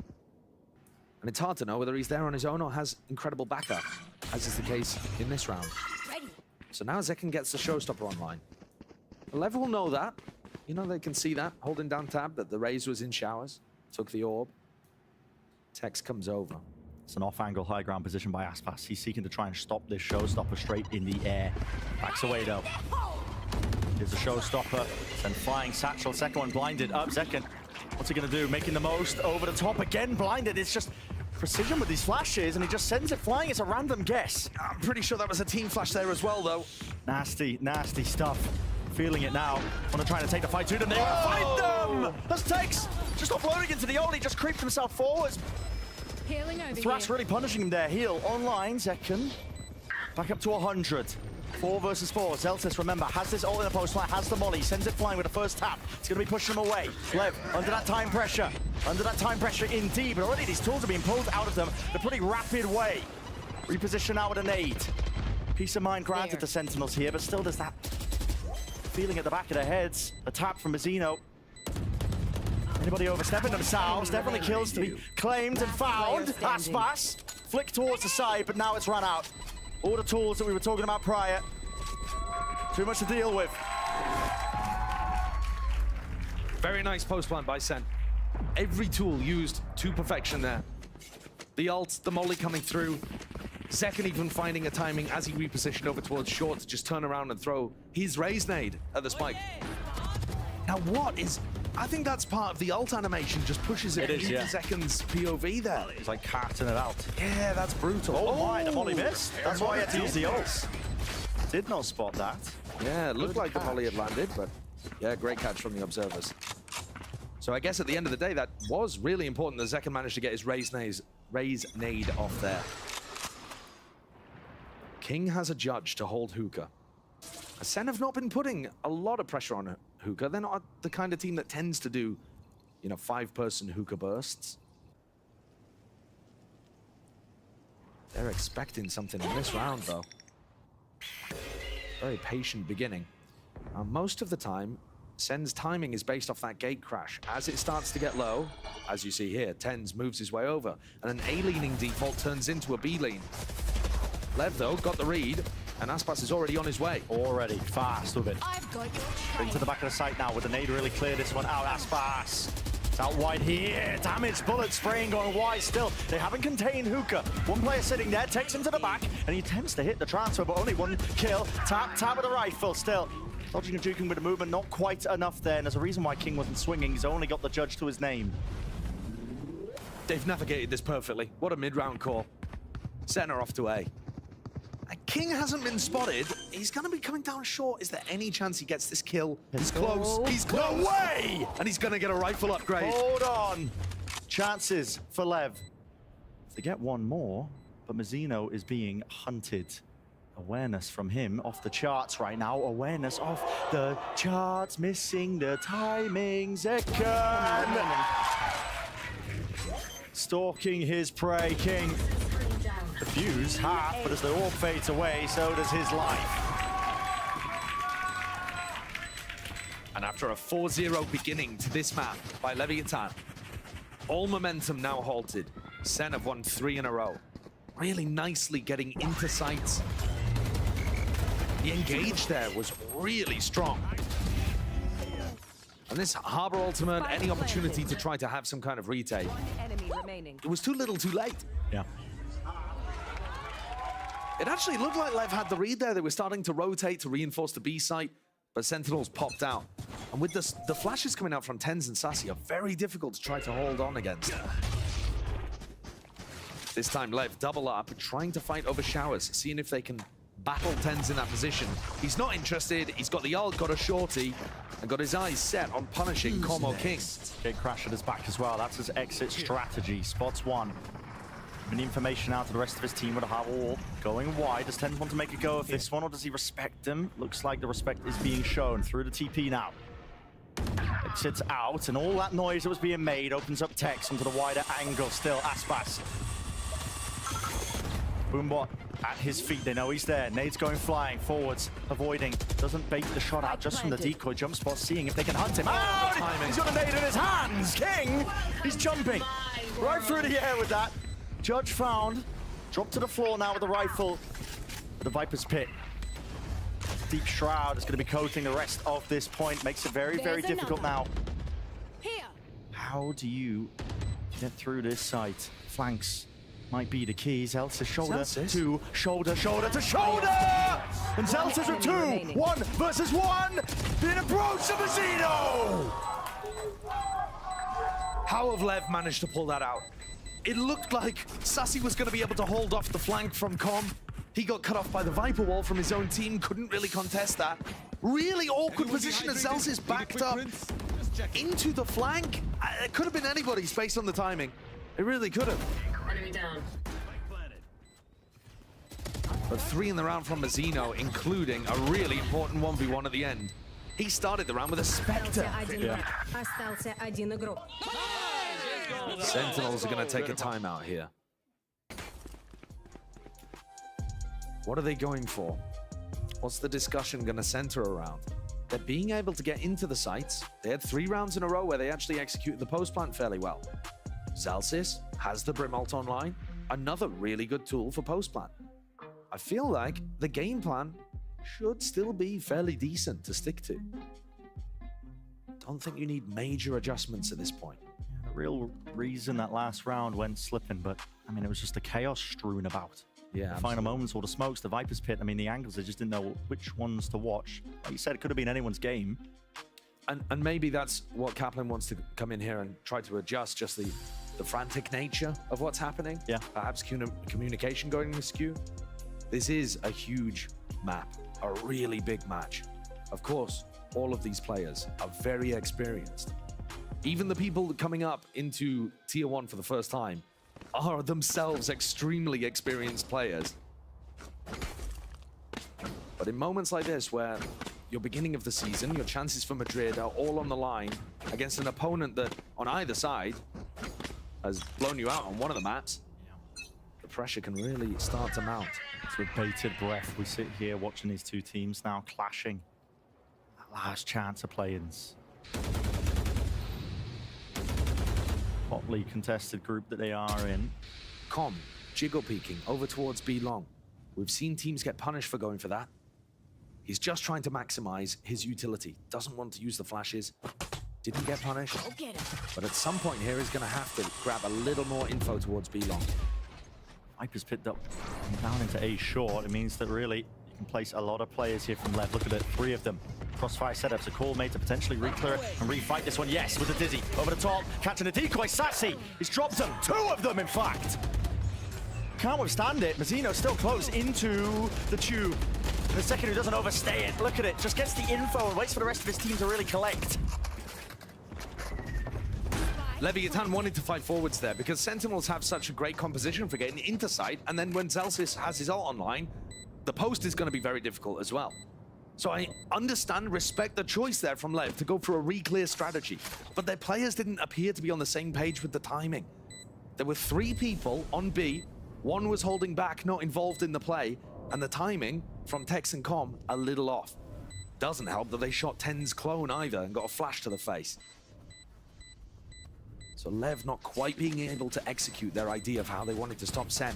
And the great thing about that from Sentinel's POV, didn't even have to use the Brim ult. Yeah, this is still going to be a massive tool for any other potential post plan.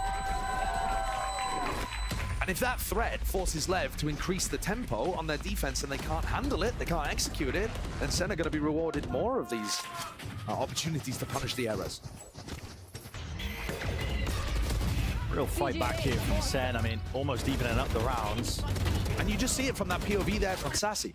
He's actually in a fairly comfortable spot. He doesn't have utility being thrown into his face. He dodged both of the flashes, and he just is able to pick them off one at a time.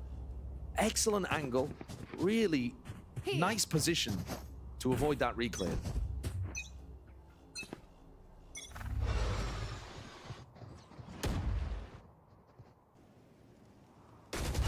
Xena throwing out a couple of variations of this early wall. Either one for the TP and A short, but this one through hookah. Leviathan have been putting 2 people into showers to try to stop 10s. This is the first time he's gone there. And he's out. And again, the A default turns into a B default, putting pressure onto Com. So much information gathered from that Trailblazer. Wasn't broken by Com, still is holding it down into elbow. Seeking an attempt to pop out with the reflash attempt. Sassy, he was there, not sure who was blind or what, but the player's trying to flood in through the back. That was Aspas with the rifle. Still, Wall's gonna be cutting up the site here. And that timing, still watching for transfer. Tex eventually brought down. King is late to the party here with just the judge in hand. Don't think he's gonna be able to get access to too many more guns, but maybe Zordare in. Okay.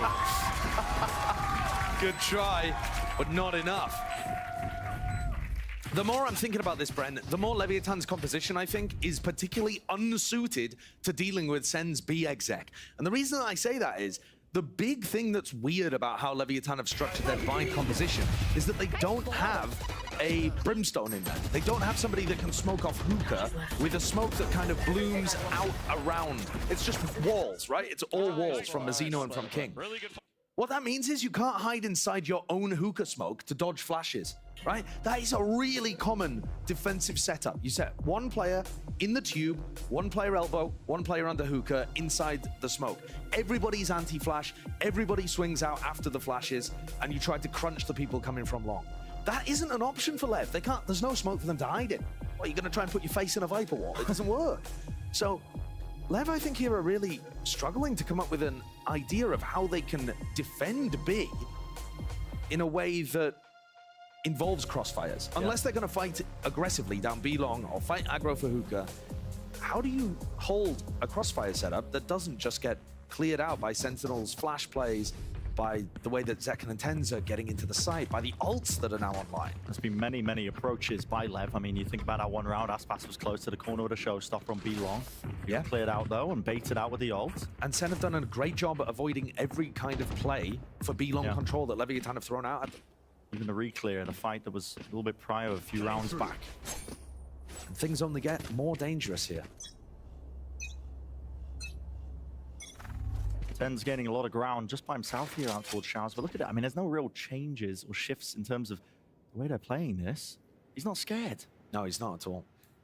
And he knows it because he's been given so much space. Yeah, I think there's only been 1 time where they tried to fight back. Yeah, I think the way that Tens plays Euro on this map is pretty immaculate. It creates so much cross-map pressure on the attack side. But it's the same game plan. Why would you change it if it's working? TenZ can entry for them, get good information here with his ultimate. He will be pinging them out. Recall too that the last time TenZ used his ult into B, it was a fake. So it's really difficult for Lev to tell whether there's something real behind this. It has pulled 3 of these players out. There's a attempt down A short at the same time. Fights happening all over the place. This is what they did last time. Shuts down Zekken.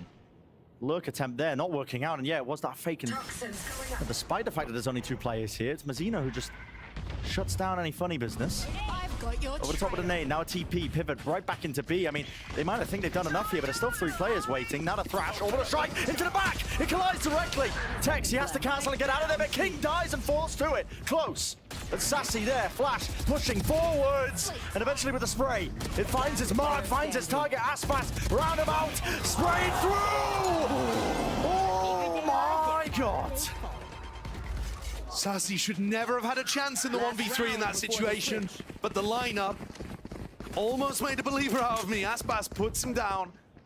11-4, the superstar player for Leviathan, allowing them to get another one on the board as Lev take the lead. But it's this kill that's really important. You know, Mazzino's going for a peek there, thinking, you know, this is really similar to the last time that they used the Yoru ult on B and then they just walked down shore. Fool me once. Shame on me. You can't fool me again. Classic. You gotta love it. Standard Molly. Seen that one before. Zekken. A rocket here. Good answer back. That is so fast. Come. It's been jump spotting that a lot, but a jump. Oh, head taken off. Another rocket just in case there is one extra straggler. Zekken waiting into the very final moment, but there's good discipline here by Lev. Nobody will be falling victim to it. Still, 3 of them with a lot to do. Maybe Aspas can do it with an ult of his own. I really like an aggressive position here from TenZ. If he can try and force out the ult early and throw a gate crash to reconnect with the rest of his team, he's just going to neutralize Aspas. So nice. It's so difficult to try and retake into this. The wall, an attempt at least to try and, again, partition. Segment up there, it's blinded up, he doesn't know where to fire it. Cove to try and get themselves out, damage done though, Texas drops to 4 HP. That's enough, weaken Sassy, cleaning them all up, 6-6. That's the scoreline we're looking at here for Mind. A nice even affair, very different to our opening 2 maps. Only 3 rounds gained for the losing team on Split, 6 on Breeze. We're guaranteed to have a more even game. And you saw Sentinels really well adapted to what was going on in this. They just ended up B-execing over and over and over, and there was nothing that Lev could really do to stop them. Nice points, good half points. Good stuff so far, giving us that competitive game. Let's send it down to the desk to break it down so far.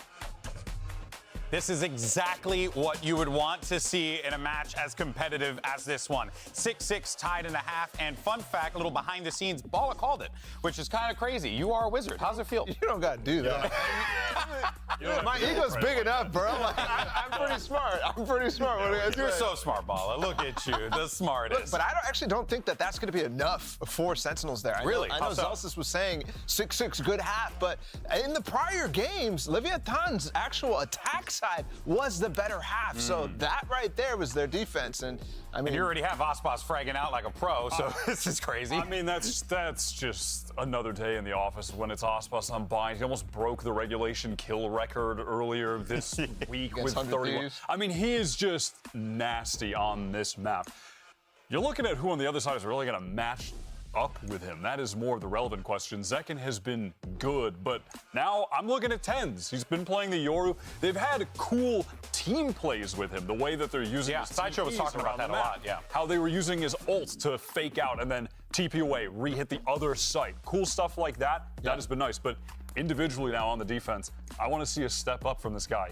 Everybody knows on the planet that he has the mechanical skill to do it. Yeah. But now it's a matter of literally doing it in the server. Well, I think it's fascinating too because at the tail end of that half, I mean, it was Sassy who was really making noise, and he was another guy. We weren't sure where do the chips fall there, so it's nice to see at that point that really anyone on this team, because of the fragging potential, can step up. Yeah, it was against 100 Thieves when it came down to the wire. At the very end, Sassy was that guy that stepped up. World champion Sassy. He's got the ice in his veins. He doesn't feel the pressure in these situations. We'll have to see if it pays off for him. This is it, folks. Whoever wins this is moving on. Let's send it right back over to your casters.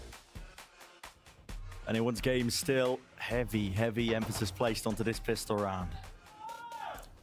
And the desk are right. Leviathan on their attack side did look really solid. The flash dizzy combos into backside, they're so difficult to hold against. But Sen have got a strat for this pistol round. 4 players grouped up over towards B, as only Tens grabs info and then has a gate crash out to heaven. Long distance Cove. Lands, creates some space here. Wingman to plant inside it, but guess what? Tens is right there, waiting for the time to strike. Gives it up, actually. Lets the plant go off. Yeah, that's an interesting decision. Trying to prioritize kills instead of plant denial. His team's trying to find some solid retake spots here. Sen do have showers control. It's going to be important. Sectioning off the map. Only one part available to Lev here, playing this. Oh, just awareness. He sees it. He saw it. John QT wins it. Nolly at the feet. Mazzino. Oh, he's running and cutting. Can't get away with that, surely. But now, just up to Tex. Yes, it's planned for him. Always an opportunity. Always a chance. Cover, cover, cover. Tens. Happen to defuse. He's grounded. Sassy. He's got to stick it. He's got to stick it. He's got to stick it. Oh, what a great attempt from Tex towards the end. But Sen somehow managed to come away with that one. They got the player advantage early on. John won a really important duel. Somehow, Aspas went down to a molly as well from Zelsis. Not exactly sure how that one happened. And it still came down to the tightest of margins. That's an important one for Sen. As we've been mentioning, as the desk mentioned, Lev's attack side on this map, nothing to scoff at. They are deadly. Tens has tucked himself into the short cubby here as Leviathan takes showers control. Gotta be wary of these kind of spots, because if Tens grabs one, he's gonna be tough to trade. He's gonna be out of there real fast. Portal closed. Okay, Crash fades, so he doesn't actually have the exit strategy anymore, and there's lots of players waiting for him. Sets up the second one. Second's gonna be close as well, just a bit of extra firepower necessary over the shoulder here, but I think there's not too much danger still. The slower you play these rounds, the more likely it is that Tens has used those teleports and they've run out of time. And that will put him into a straight up one and done. Look at it, it's running out, seeks to try and take the peak with the wall. Dog in his face, yeah, okay, he's backed. Through short. Flash, nice, bam, right through the smoke, the correct angle and play, but they have given up part of the site. No rotations from Sen just yet. They're thinking they could have pivoted through the TP if they really still choose to. 30 seconds left. And leave that territory for John QT to contest and contain. 25 seconds, still no signs of the spike even being planted. 20 seconds left, got to get a move on. A fight into the back of the side. Is that what's being called? Swinging, yeah, with the dizzy. Still, spike down. Players dropping. 2 left standing for Lev. These players need to get the spike down, or they need to go down, and they will finally fall.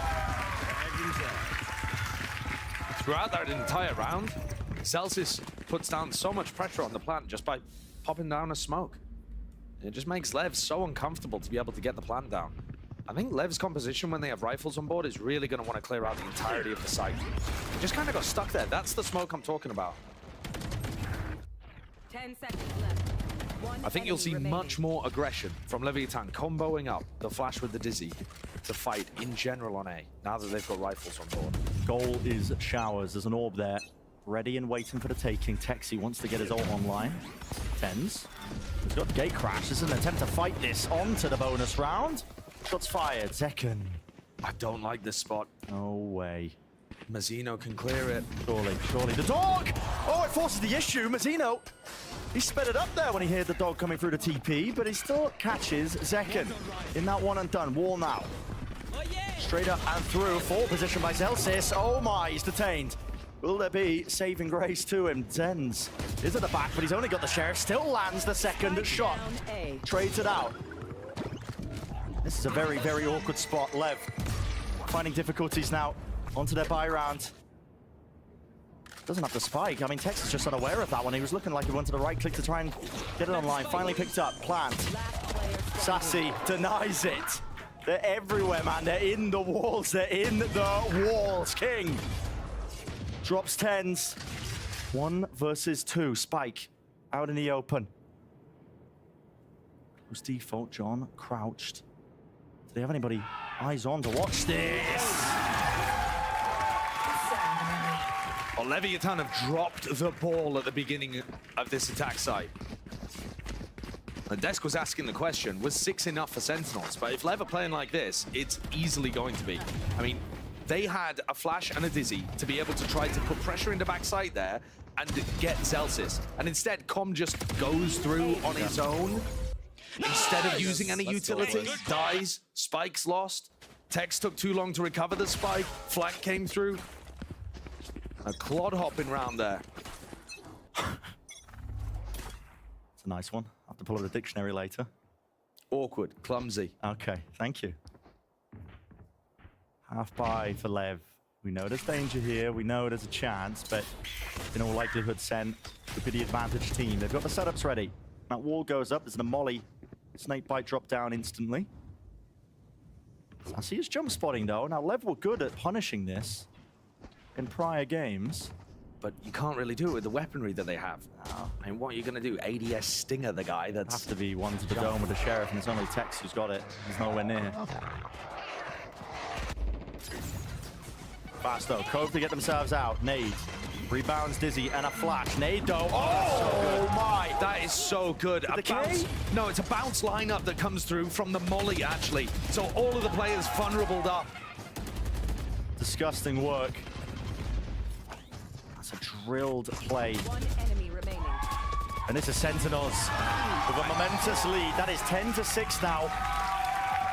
That looks so clean. Yeah, as soon as they realize that there's players coming through hookah there, you look at John's POV, he bounces a snake bite off the wall, lands right there at hookah. Everybody's vulnerable. They commit to it anyway, and all good. And look at it, there, off the wall. Absolutely gorgeous. The nade onto the floor. Oh, it's nasty. I mean, if you commit there, you are dead. That forces a cancel call that Leviathan were not willing to make. So now Lev have rifles again. This is only their second time with rifles online on the attack side, but the game is already slipping out of control. Losing this many rounds in this fashion, I mean, haven't been earning their way to any ultimates as well to potentially swing this upcoming round. It's all Sentinels. I mean, they've built themselves up. Sassy's got the Seekers online. Second with the Showstopper. Massive, massive tools to shut down this eco swing round. Lev are got to really just put everything on the line here. Everything into this one round. They need to win it. And this is also their second timeout. So if we see a very competitive second half, if we see Leviathan get back into the game and we get to real deep territory, they're not going to have any input from the coaches until we get to overtime. This Leviathan roster was built as an America's super team. Pundits around the scene, some with former pro experience like Finesse saying this team just can't afford to lose. They're not allowed to lose when they have a roster like this. Their backs are firmly up against the wall here, pushed by Sen, a team that's taken the offseason very seriously, made massive improvements. They've just been wasting that time. They've been honing these compositions. Aiming for a chance at a top spot. Chance of an international event. See here, Sentinels thinking that it's over towards B, might end up going for a reclear. Zekan has nade. TP'd away, Aspas. Forced to navigate that spot. Doors opened up. Boombot, he doesn't know if he's entirely out of dodge. Boombot's there, forces the gate crash forwards. It's quite good really for Leviathan. They've taken control of showers now and pushed tens away, and they can always return back to B long. Because Sen are very unlikely to, reclear that area and then just stay there. So although time has been ticked off the clock, Sen have lost a lot of information and control. Both outer wings of the map vulnerable. They do not know where this is ending. What is that? Trying to say, a bit of a weakened setup out towards B here. Do you still want to try and go off this? Lev, Seekers were used by Sassy. Knows that there's a couple of players still lurking, loitering, waiting around, but are going to be playing more passive position. Sean QT, though, he's in trouble. Dizzy in a flash into the back, along with the Showstopper, the Rocket sent flying Aspas on top of, really to shed that high ground. Angles, Aspas. Beautiful work, plant. Oh, push back. Molly actually missing there, I believe. Supposed to... Actually, no. Yeah, okay. Plant down. Tens with the decoy. Aiming to get some ground. Flash through over the top, but this is a great call by Lev. Look at this. Nobody really playing onto long. It's a doubled up position into elbow. Crossfire is going to be set up on Wild. Yeah. All Aspas. What a round for Aspas to come alive. Leviathan desperately needed that. Going to scatter from my stuff. And it wasn't looking good for them. When John QT picks off one and it's Mazzino, I think that gives away that you're ending B. And Mazzino is not likely to be lurking while playing Harbor. And that is a tight angle. Wow. Don't try that one in your ranked games. Yeah. Not unless you've got reactions like these guys. Or 0 ping. Yeah, true. Very, very true. That's a land crack. Let's go. Round by round. And a huge round by Aspas. What we saw from Leviathan in the game against Loud is that Aspas doesn't need to dominate for them to have chances to win. But my God, it does help. It certainly does, but they managed to navigate that last round. We talked about the importance of it. Lev get another buy. They build up these ultimates. It's the fuel they need to start this fire, potentially get this nice and even here on our final map. There's a great setup here from Sentinels over towards short. You've got Op taking contact, playing Tens in. Seekers, gotta respect this one now. Tens is really overstaying his welcome. Decoy finally backs away. Harbor roll. Clearing most of the way. Players still not in. Look at the flank. The choke. There's a flank attempt. Creating all this noise. There's a Trailblazer right behind them. They are not shying away from it. Showstopper. Where the hell is this one landing? Flash play. They're gonna meet them heads on, and they will. Left. Trying to hold this one. Shorty damage. Oh my! Pulled and picked apart. 2 versus 2. Now Zalsis weakened from a prior engagement. Doesn't have the life to really go into this fight too easily. No more mollies for King. It's a double up call by Lev. Double up call by Lev, and they swing it. No more util. No more life. Very little chances, especially when the discipline is like that. Very well converted there towards the end in the 2v2. Celsius not using the smoke for spike, or perhaps thinking that it was planted over towards triple instead. And there was a lot of chaos in this kind of situation. Mostly because of this heavy push on the flank. But Lev ended up dealing with it. I think that's one of the other advantages. Just keep going for long details, okay? One of the other advantages of running the Gecko, actually, is that Tex was still able to fight while planting because the wingman was doing that job. Little bro really helping out. Now, I think, did we just hear the call there to dominate B long, play for ults? Understand the importance of trying to get more of those ults online.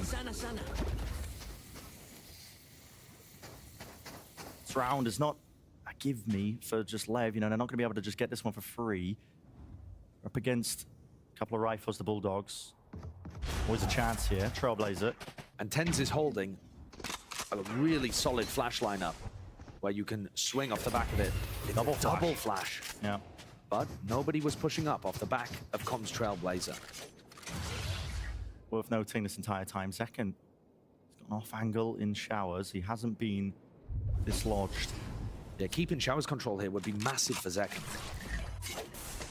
And this could be a round where we see Wingman getting obliterated by a Brim ultimate. I just want to prime people for that. Keep your emotions in check if it does happen. Shy your eyes away. Flash. Jiggle almost with the punish. Celsius in trouble here. Plant. Oh no. Oh, he didn't actually go broken. Yeah, that was a nade, I believe. Finally, second go of things. A tap. And that's Bass. Let's take care of at least one of the players there into showers. Another tap this time. Look at that. Cool, can't play. There's only 18 seconds left, I think. Celsius still with the molly in hand. Tex going for the plant. Rebounds at his feet. Decay! Oh my! 10 seconds. Still haven't dealt with Sassy. 8 seconds left into the back of the site. It's getting a little bit hectic. It's getting overwhelming. But they've just about done it. All of the problems in this round. With barely any seconds left. It leaves it just only up to 10s. With the investment of that round, he knows he has to keep the rifle. In that round, I mean, huge moments happening all over the place. They deny the plant coming down at the beginning, so obviously there's some time pressure. But when Aspas gets that kill onto Zekken, first of all, enormous kill, which again confirms how much impact Aspas is having in this map. But it also means that I think they believed Showers was clear, And in fact, Sassy had gone through the teleporter and was over there to help. Yeah. It looked like Lev had lost track of that a little bit, but Sassy went for a real aggro swing. Once the time started ticking down, Sen called to try to end the round right there. Pawn kill, important kill, but they don't claim it onto tens. And you're right. And Sassy feeling like he had to force the issue, you know. They didn't know he was there. He had to be the playmaker in a moment, but he wasn't expecting a double swing. That's a disgusting angle. And I feel like sometimes when the time ticks so low like that, it's actually the defending team that ends up being caught up in the chaos. Yeah, because they can see the win. Yeah, they're thinking about the win condition. They're like, well, if we deny the plant just this one time, yeah, and actually win the round just there and then. But what it ended up doing was baiting the Sentinels players into going for unfavorable fights. Yeah, overstepping themselves. And Com showed extraordinary resilience there to be able to deal with all of the threats. Lev are putting together a really nice comeback. 10-9, only one round separating these. And Sentinels calling the timeout here does actually give Leviathan's coaches as well another opportunity to talk to them. Otherwise, you know, they wouldn't have been able to communicate until OT.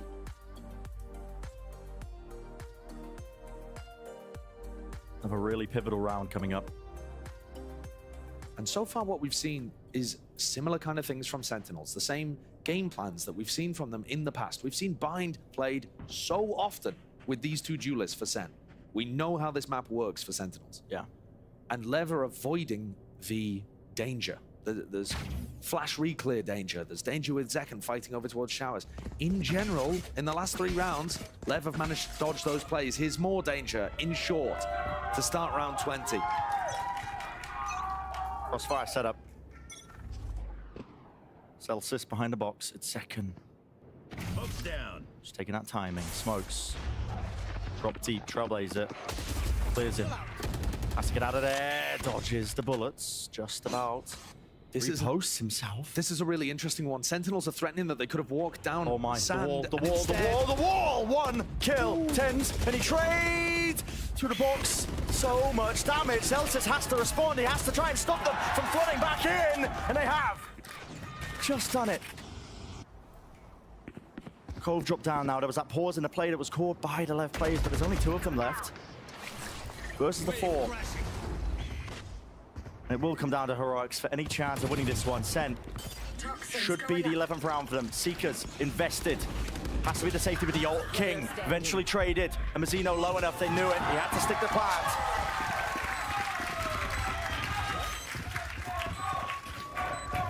Great idea from Sen coming out of their timeout. They take short control with 3 players, and then Celsius puts a smoke down at market. And you can see with the minimap pings, actually, that Leviathan are worried about that push down sand. So that forces them to commit to short, to commit to that, and basically just walk into Sentinel setup. Spike planted. One enemy remaining. Lovely idea as well from Zekken. Satchel's out, gets back into the position, gives him the 1 kill, sets it up for the trade from Tens. I talked about how important it was. That's the 11th round for them. Can afford to get the gun still there. Prevents Leviathan from getting even more ults online. We could see a showers crunch here happening. Leviathan are taking aggressive control of this area. Brave indeed. Flash through! Oh my! He's in us already. Where is the gate crash on the other side of the map? Tens should be able to defend himself. Does he really want to stay sitting around this area? Trailblazer, they are dropping like flies right now. Lev, they don't stand a chance in this moment. And Tens, there is that safety there. The safety net that prior Utah just laid down. But also look at this push through market right now. I mean, this is just huge. They're ready to catch these players. No one looking behind. All of the distraction of the showers crunch. Sen, look at this. I mean, the awareness from them. 3 players. They're not even holding for backside control. Now, this is masterfully played in this round from Sen. Lev didn't quite know what to do. And they're getting ferried around the map. Since Kaplan took the timeout, Sen have completely been controlling the tempo, just shepherding Lev around. Despair is settling in. Lev, you've got to make the call here to contact clear into everything, but they're ready. They're ready. They're more than ready for all of it. And what's ready to come here, Lev? Time to jump. Only the 1. Zekken taken out. Plant for the back of the site. Now the time to strike is nigh. Sen starting to put the squeeze on them. A massive kill. John QT, he baits. He baits. He reveals his position. didn't want to swing for the trade there just to try and play for the percentage play, but there's still 2 players up. Com, damage done now. Tex with at least the ult popped off. Detainment into the corner. Celsius, he's got to watch his teammates' body. He's got to watch his teammates' body. John QT, long distance runner. This time he will not make the same mistake by waiting that timing out.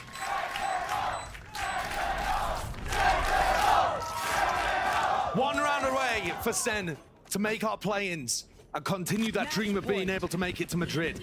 Lev up against the ropes. I think you can sense some of the nerves though. Sen almost misplayed. Such an enormous player advantage situation there. They allowed too much space for Com to work around. Things almost got very dangerous. Very dangerous indeed. It would have to be 3 rounds in a row though for Leviathan on a bad buy. Stinger, double Guardian. Look at the ults for Sen. Set this one up. It should be the slam dunk. The road to play-ins begins 1 round away. Toxin screen down.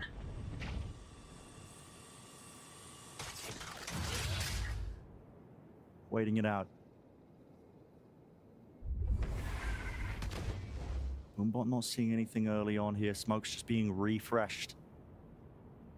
Down to the minute mark. Anti-flash for Zelsis. He's worried about it. Pop flash plays, especially when the noise gets cut, but Dizzy over the top.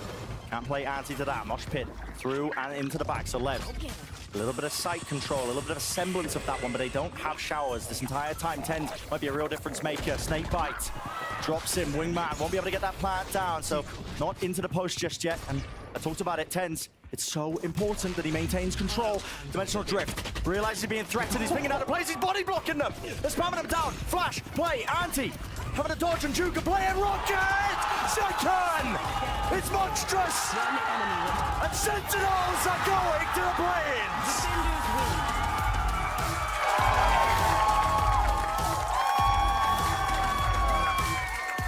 What a fantastic final round to get that one done as well. Slam dunk, awesome team play. TenZ with the ult, Zelsis in second with the follow-up. And you're right, Brent, Sentinels join MIBR in the play-ins. The play-ins of redemption this year for the teams that fell over in 2023.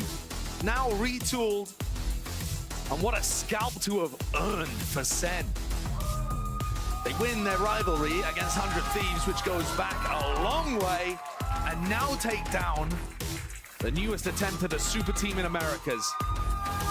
Well, last year, that's what people were saying about this Sen roster. They're absolutely stacked too. And all of that team play, refined throughout the offseason, now paying dividends. Culminated to this, and that road of redemption, it starts in the play-ins. They've earned their spot. You can't say they don't deserve it. No. You cannot say they do not deserve it. And what a group seed, man. Second seed of Group B. You're exactly right. What a group. Forged in the fires of that. You gotta think they might be favorites to make it through. On paper, because of how stacked this group was, I think whoever won this match was favored in the play-ins. But we've seen the play-ins in Pacific were pretty unexpected. All of the results across the regions have been hard to predict. Yeah. But the expectations were high for both of these teams. And Sen just managed to come out on top. Adaptations towards the end, a little calls, the minutiae of the round. The timeout from Kaplan, impeccable really, because they controlled the tempo completely after that. Yeah.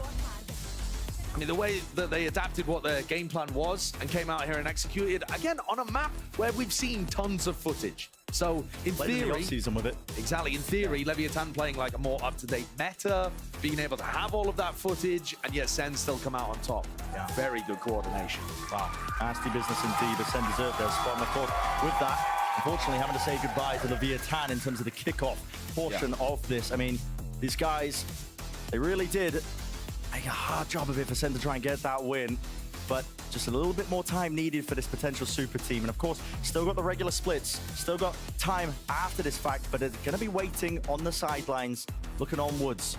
A little bit of woe, I think.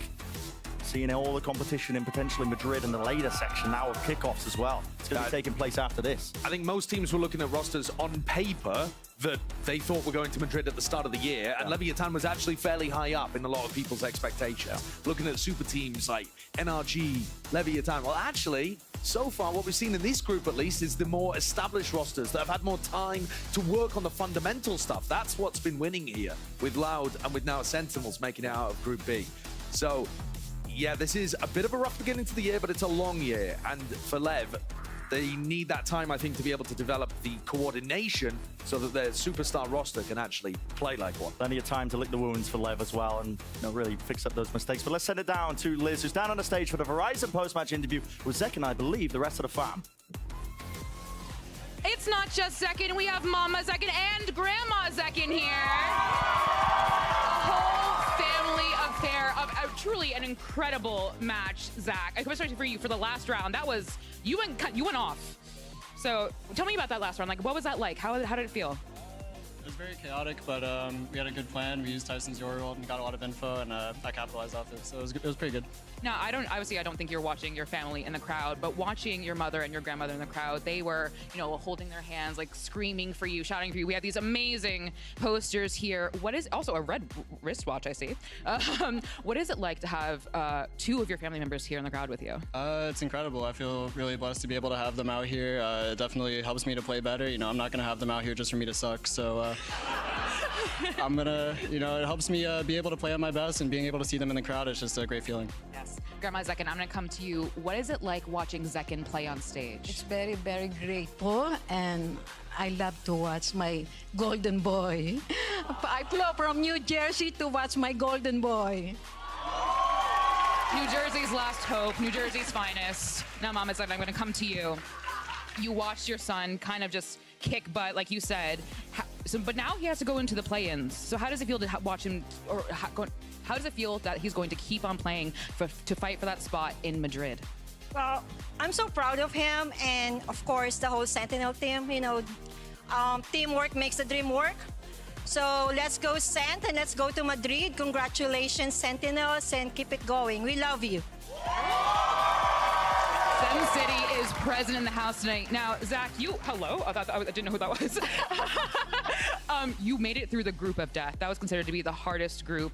You made it to the lowers, you made it out. How does it feel to be out of this group finally after it was pretty damn hard? It's definitely a big weight off our shoulders, but just really proud of the team. We had a hard few matches. We played all three teams in the group and still made it out, so just really happy we could do that. I mean, I think everyone here is certainly happy for you. Sen City is in the house tonight, and congratulations, everyone. Thank you so much to the Zekin family. Thank you. Of course. We're going to go to break, but stay right there because we're not done for today, y'all. We have one more match, so stay right there. Thank you.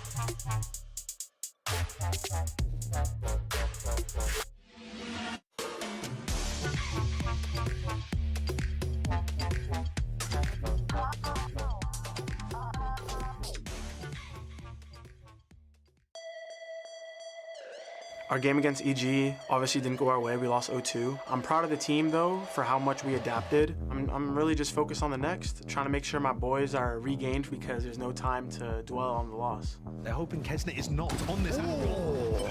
Can't get a dash off. Another great trade. Valens having a monster performance so far. Real chance here. Klaus is off to the side here. No way, Valen, no way! 4 for him. On for the ace.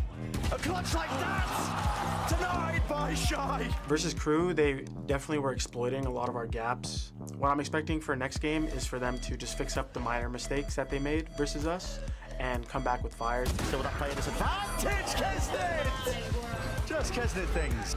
Pushing forwards into their spawn, removing the weapons on for the ace once more. Just praying he can hold on to this. He hears the ropes as well. Players running straight into him. MTA, he's baiting it, trying to get the A! From here on out, it's do or die to make Madrid. So I'm expecting a really, really strong Crew, even stronger than last time. As long as we can get literally 1% better, I think we'll come out with the win again.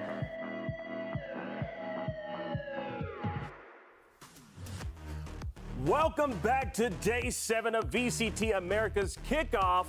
It's our final elimination match of the day, G2 versus Crew. I'm Geek Heavy, the new kid here on the block, and for my first day on the desk, I'm joined by two dudes who are always in sync. Hi. Paula and Wyatt. How y'all doing? Good, man. Excited to work with you. Yeah, same. Mad hype. I don't know if you saw those references that I just made. Those were, I'm a big boy band. Oh, we're basically a boy band. I know, yeah. That's what I was thinking. We had something going this weekend, actually. Yeah. I've been feeling that energy. We've been having a nice time. I'm glad to have you here for the first time. For the first time, yes. I'm meeting you. super excited. Now, let's get into this matchup and talk about a little case of deja Crew. Now, let's go back to 2023 with Crew. Now, they didn't necessarily win any games during their regular season, but they landed 5 wins at the LCQ to take them to champions. Yeah, but then insane run. Yes, but then Fee-Fi Fo-Fum, Team Giants smelt the blood of some Chileans and pretty much just squashed that Cinderella story. Yeah. And now fast forward to 2024, I'm kind of curious, do we think we're going to see like a similar narrative, or how could they possibly change the narrative in 2024? So far, it kind of feels the same. I mean, every single game they played so far has been really, really close. And that's basically how it was all throughout last year. They went winless during the regular season. That's why it was a Cinderella run in the first place. And it was just game after game of heartbreak. I feel like they were so close to getting a win and just never ended up doing. And that's why a lot of people actually, despite the fact that they were winless, still respected the crap out of them. Yeah, people were talking about that all season. It was Cloud9. I remember MC, they were talking about, like, you can't sleep on Crew. It doesn't matter that they have literally 0 wins. And then Cloud9 almost lost to them that week. Yep. And then Crew won the LCQ with that crazy run. I mean, they had a very interesting year. And I'm expecting kind of something similar, at least in regard to, hopefully they get more wins and they'll go winless.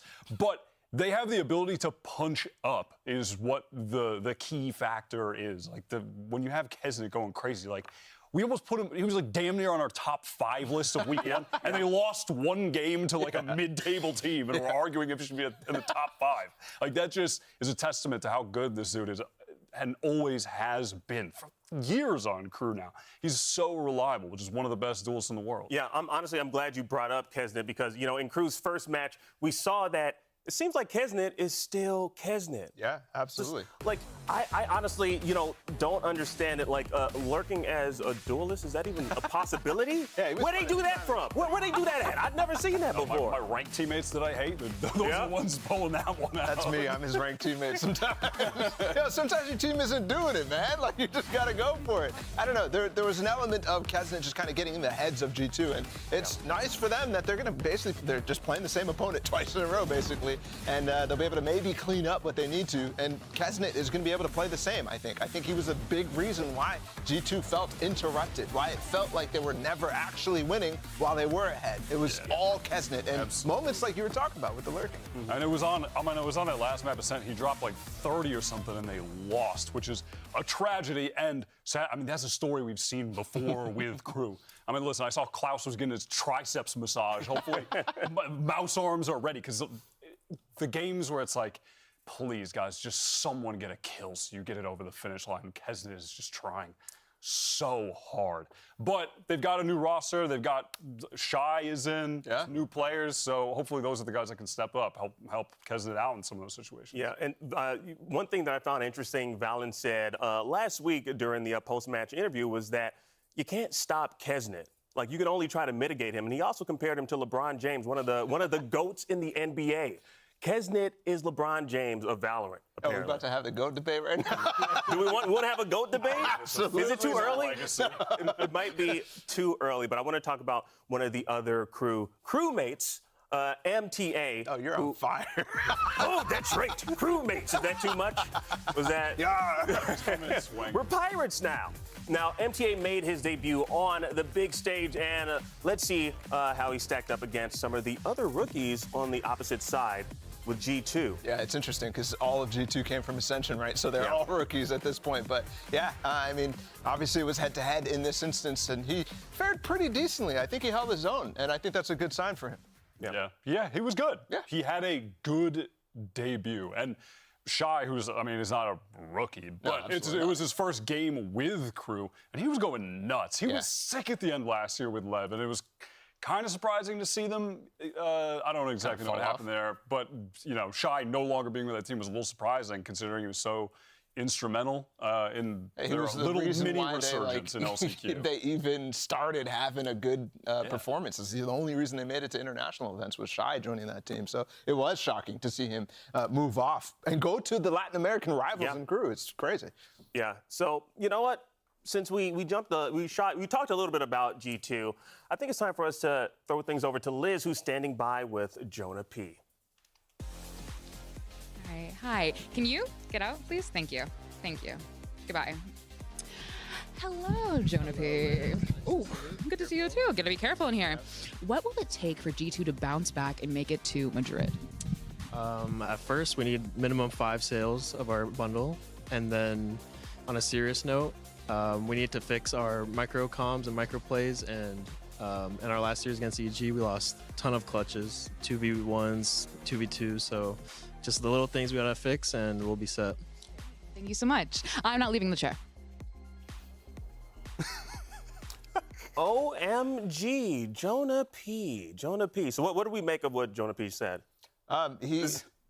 Dude's a beast. Yeah. And, I mean, he's just trying to sell the capsule.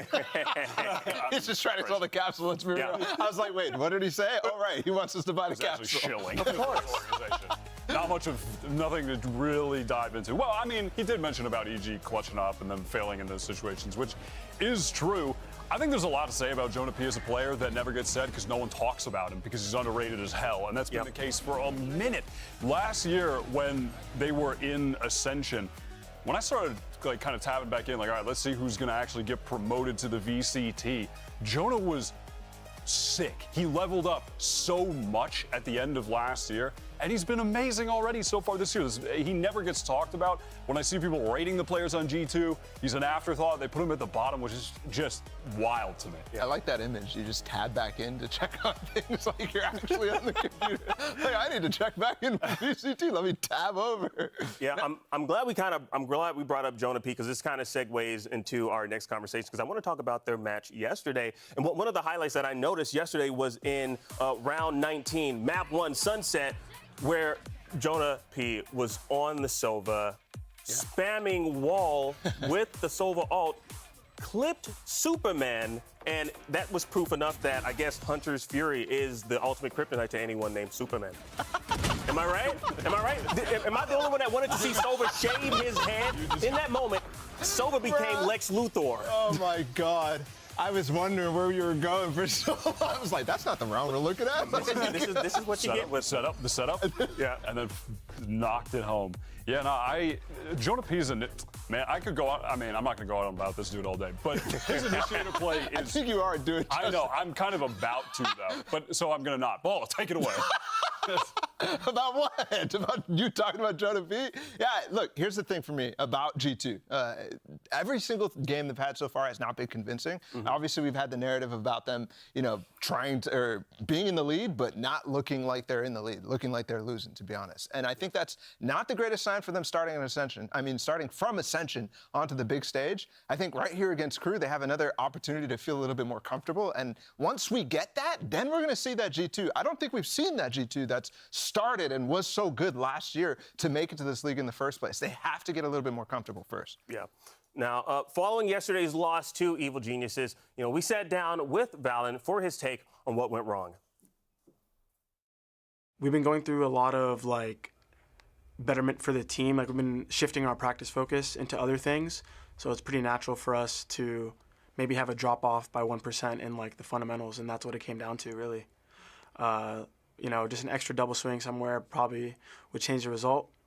But they played great, and it was hard to play against them. It really was, because they have no footage on themselves, and they have footage on us. And on top of that, they played a really hard icebox comp. So I'm proud of the team, though, for how much we adapted to how EG played. Wow. We gotta talk about this. It's very nice to actually hear from Valen on what actually went wrong.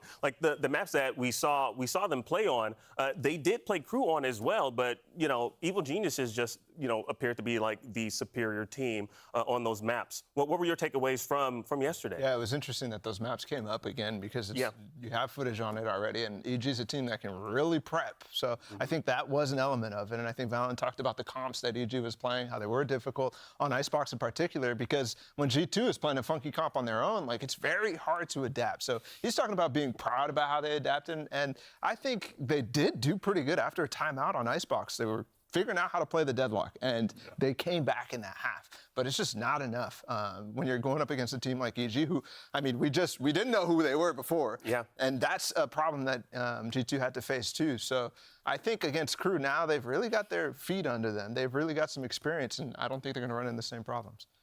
Yeah, definitely. I agree with that. Playing an unusual comp and then going up against a comp with an agent that you just never see. That was the first time Deadlock was even played. And you're still trying to refine your own game and protocols with your composition that is out of the norm. You have to do your own development there. Yeah, and then you're throwing the curviest of curveballs. It's just no one is playing Deadlock. How do you respond to that in the moment? And yeah, you're right. They did a decent job with the timeouts, but at the end of the day, like I said, such a lead. 1% the fundamentals go out the window a little bit. If I get Deadlock naded and stuff like that, no, my fundamentals are going out the window. Oh no, I'm just pissed. Deadlock nade is annoying as hell. The amount of times people were just, that was tough. League was getting bogged. He was getting sonic sensed and having to crouch. It was tough. Yeah, now we got to talk about one of the other players also on G2, and that's Leaf. Let's talk about Leaf's move from Cloud9 to G2. Coming in here, what do we think? What are our thoughts? I think last year was a really good year for him. Yeah. And so far in the first two games, I think he's lived up to that expectation, right? You could see kind of on the stats, it's dipped a little bit from Cloud9 last year. And actually, I think the Cloud9 stats dipped a little bit towards the end of the year, too, because he was a monster. Yeah. And so, it's tough to fill all the way up there while you're also providing that veteran presence on the team and not having the same level of chemistry that he had on Cloud9 last year. But I think he's still going to grow into that.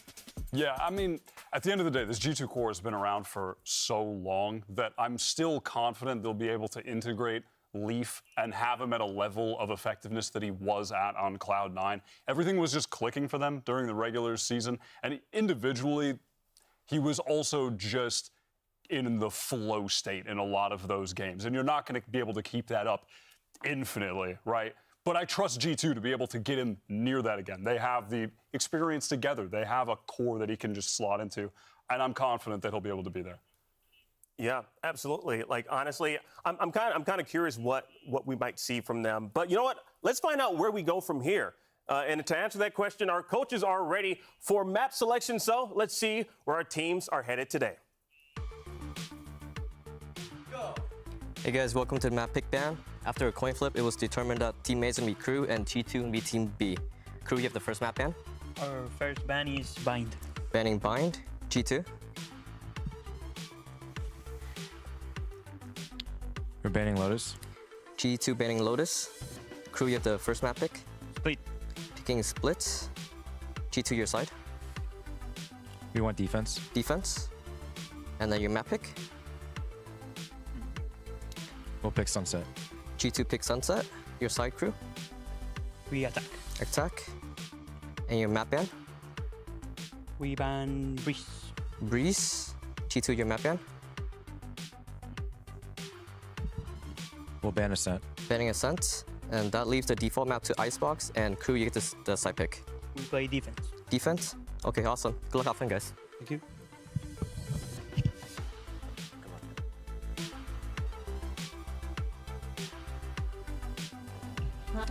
Riot Games Arena, que se sienta la energía, que se sienta la alegría, que llega Crew.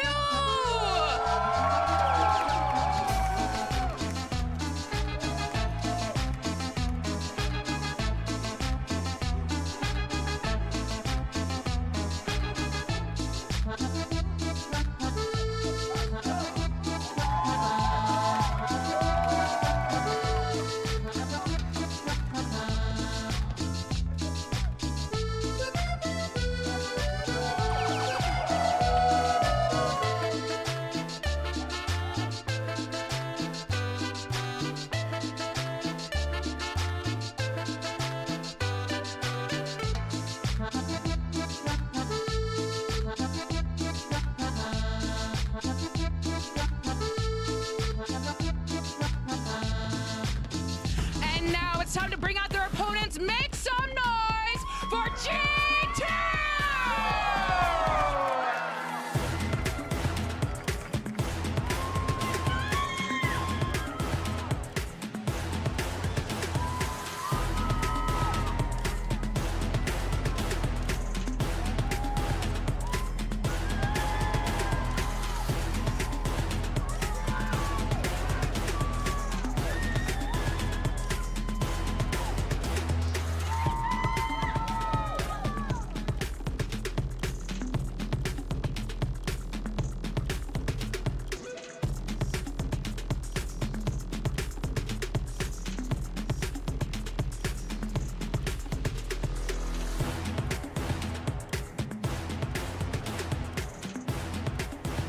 That's right, you saw it on your screens. Rep your favorite team with team capsules, which are available right now in the shop. Now, we got the maps, we got Split, we got Sunset, and we got Icebox.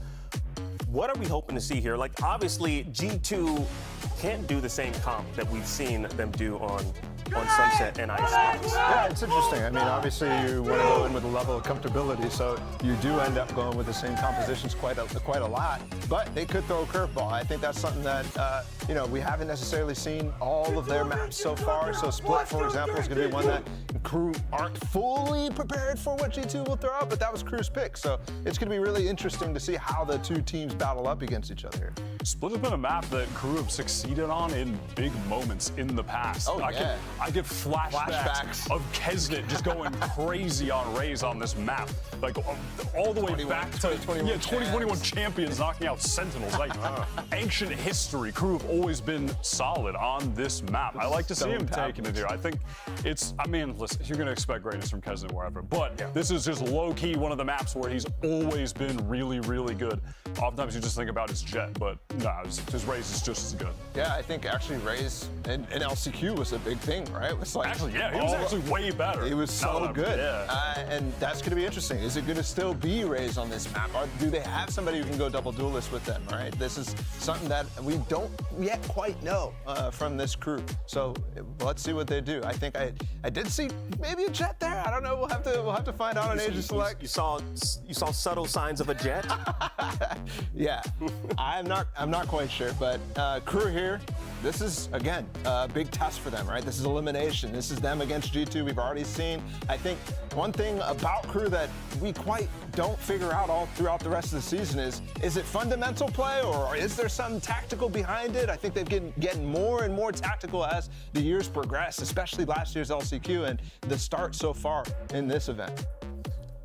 So I'm kind of curious, we're getting there right now. We're about to get the Aidens right now. There we go. beautiful. I'm surprised. Whoa. Wait, what is going on with this crew? Ball, can you explain this crew comp to me? Because my brain is short-circuited. The neurons can't connect to figure out what's going on here. Like there's an Astra, no raise? Astra, no raise. That's weird. They're also playing double initiator because the Sky Nerf probably over there. That's the same kind of thing that, you know, you're swapping off of a Sky for a Breach here in the other comp to kind of match the Sentinels thing that we saw, kind of match the Loud flavor that we saw too. It's definitely all meta changes right here inside of this. I mean, it's meta changes, but are they cohesive meta changes? I'm kind of struggling to see the synergy with what's going on there with crew. I'm gonna be honest. My flabber is gassed and all. I don't know. It's a little weird, but I'll trust them. I'll trust them. I mean, it's gonna be interesting to see how this all plays out. I mean, regardless. I mean, like, I'm sorry that your gasket got flabbered, but you know what? We are ready for our third and final elimination match of the day. So we need to throw things over to our casters, Riot Games Arena. Make some noise for Mimi and Ender. Yes, thank you very much to Akeem and the desk. We have a good one on our hands, oh, yeah. Christy. It is the winners of Ascension versus the winners of LCQ, and they're playing for one last spot in the play-ins. It's an insane rematch, but for Crew, they're coming after last year where, yeah, they finished high on LCQ. We don't talk about champions. Don't mention didn't it. happen. But every series they played in Americas, it was so close, losing 3 mappers, losing by 2 rounds. And the first time these teams played, it was the exact same story, losing just by 2 at the finish. They have to break that streak if they want to stay alive here in Kickoff. Split our first map on this one, and we have got some interesting comps. It is going to be a big change up from what we saw from these teams last time. Yeah, Kesnet coming in, no raise here for Crew. He'll be on the jet and he'll be getting active early and often.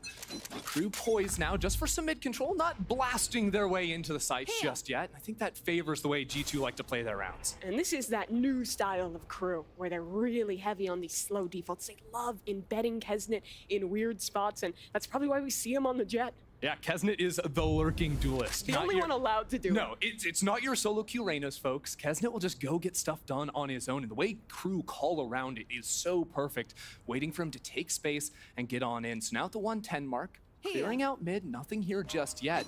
But it looks like they're going to shift over into an A hit. There's a little trap play, and B Heaven set up off that cam and Paranoia, but Crew don't like to go towards it. Instead, they'll hit towards A. Cypher Trips are set up here. And there's also options for G2 to flash their way out of Heaven. Jonah P has full utility, so Leaf and Jonah P could get some serious damage done if Crew try to commit into the site. Flash Prime, they'll contact up to start. G2 just Here set it up to play comes. retake on this one, and yeah, no one's gonna contest this. Yeah, G2 are gonna go ahead and take ramp, and check this out. Crew are taking screens control, so they're willingly giving up ramp and pushing 3 players over into screens. They can take so much control over towards Heaven space late in the round. That's where it's planted for, and G2 are not gonna have any info. They're all going through mid. Balancing act for G2. When do you concede space in Heaven? Are you ready for this fight? Kloss on the close corner. Here's Trent hopping around. When will they activate this trap? When will they start to fight towards Heaven? Time works in the favor of Crew. G2, send it on in. Fallon, not looking, but Trent has got his back. Fantastic stuff on the sides. G2 get free. It's opened up. They're on the spike now. Kesnet will have to get it all done up from Heaven. The reload is there, and G2 Valen closes out the round. What a beautiful retake to start the game for G2. Just holding that space in Heaven was ever critical. And maybe a little bit of a missed opportunity there. Valen wasn't even looking, but they couldn't find that opening kill. We're gonna have to keep our eyes peeled for how G2 played the game, because G2 came into Americas this year with such a unique style. And it's perfectly displayed in that pistol round where they're full playing off of sight. They're looking to retake back through Heaven. The same way they played in their previous series versus Crew. They play very deep and they would swarm out onto the site as Crew would try to get those plants down. We're getting a lot of outlaw love today. Leaf has bought one in. And a bait setup from Valen. Crew again, though. We'll start the round nice and slow. Yeah, This comp with the double initiator really lends itself to that style. They can do a lot of early scouting. It also is a little bit less punishing because Klaus can use those flashes earlier on for info. You're always going to have MTA with the flashbangs right behind that as well. As Crew just prod their way into mid, actually get that opener. Now they have space and events. We've seen how dangerous these eco rounds have been this year, but the lurking jet is down. G2 a little more privy to that after their first match and the tape they've had to review on Crew. Crew would need this kill over in Mail to have a real shot in this round. You can see they're running down Valen because they were hoping if they can get that kill into Mail, maybe they can bait an A player to rotate on over and then go into this pinch in A Heaven that they're playing for now. Cypher Cam is ready here. Stun will go off of it. Aftershock instead. That'll separate off this ramp player and stall more time in favor of G2. Wall up now.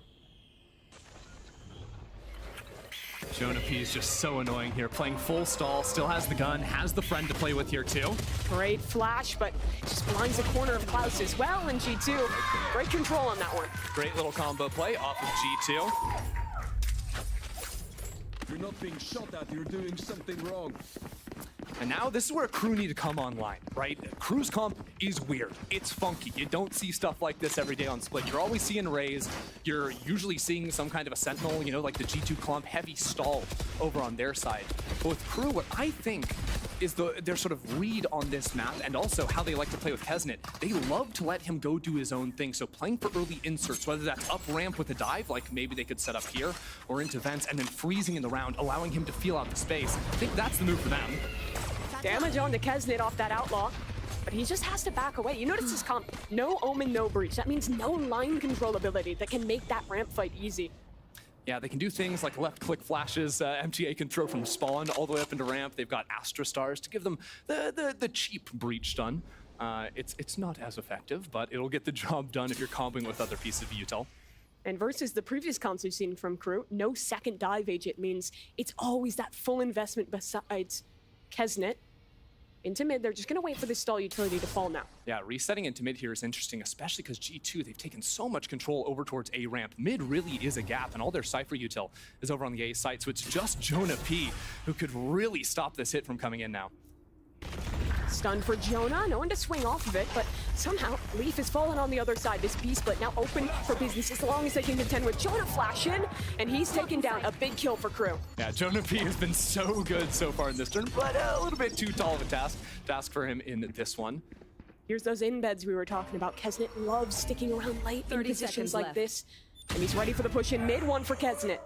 Next up to back, it's a swing around the corner, pull fine up, and Kesnet can't quite adjust onto that second. Still, the round is out of Cruz. You are going to see Kesnet off on his own a lot. You know, in a post plant when Jet has no util, I like to call that like kind of a throwaway agent. You know, if you're any agent that has no util left, you're probably the one that wants to take those early fights, just like Kesnet late and around there too. But again, you cannot underestimate his ability to find space on his own and pick up kills. That was the main reason why their series versus G2 is so competitive. First rifle round now, and Crew again gonna contest some space over towards B main. Yeah, except this time, looks like Nets switched his setup to hold over on this B site, and there's a trap play ready to go. Breach can set up a fault line there to play very nicely off of that ramp's control of Leaf and Valen. G2 loves these trap plays, and playing a new map that Crew doesn't have tape on does give them some advantages for using those setups for the first time. Yeah, this is the thing, right? Neither of these teams have played this map just yet. In the first series they played Sunset, Icebox, and Ascent. Well, we're getting Sunset and Icebox after this. Hold that thought, though, because Melder is in a bit of trouble. That timing is so unfortunate. Great walk up by Leaf, though. He'll even get another orb there. That result now just one pip away as Crew will revisit their approach in mid. Orb falls. Kesnet needs an opener here. Yeah, just a bit of a jiggle. Again, this Breach has repositioned all the way back to spawn, and there is a fault line still ready to go. Flash up for MTA, but the stun is there, perfect.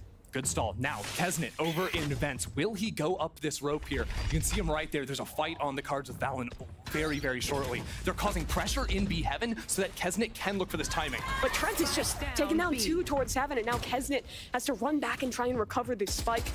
The bait, maybe a little too committed, but he does have that spike, not for long. Great spam out of Leaf. Shy is alone in mid, and this round is chalked. That's one way to call it. I mean, Trent just locking down B Heaven. That was absolutely perfect. And realistically, Crew weren't expecting a fight as aggressive. Their read on G2 is G2, they play in their spawn. They play pretty chilled out. So they can take space a little bit more for free, especially on the Cypher side of the map. You wouldn't expect that forward fight to be coming to you. But the fact is, they both fall, and it ruins Kesnet's opportunity to find that timing into A.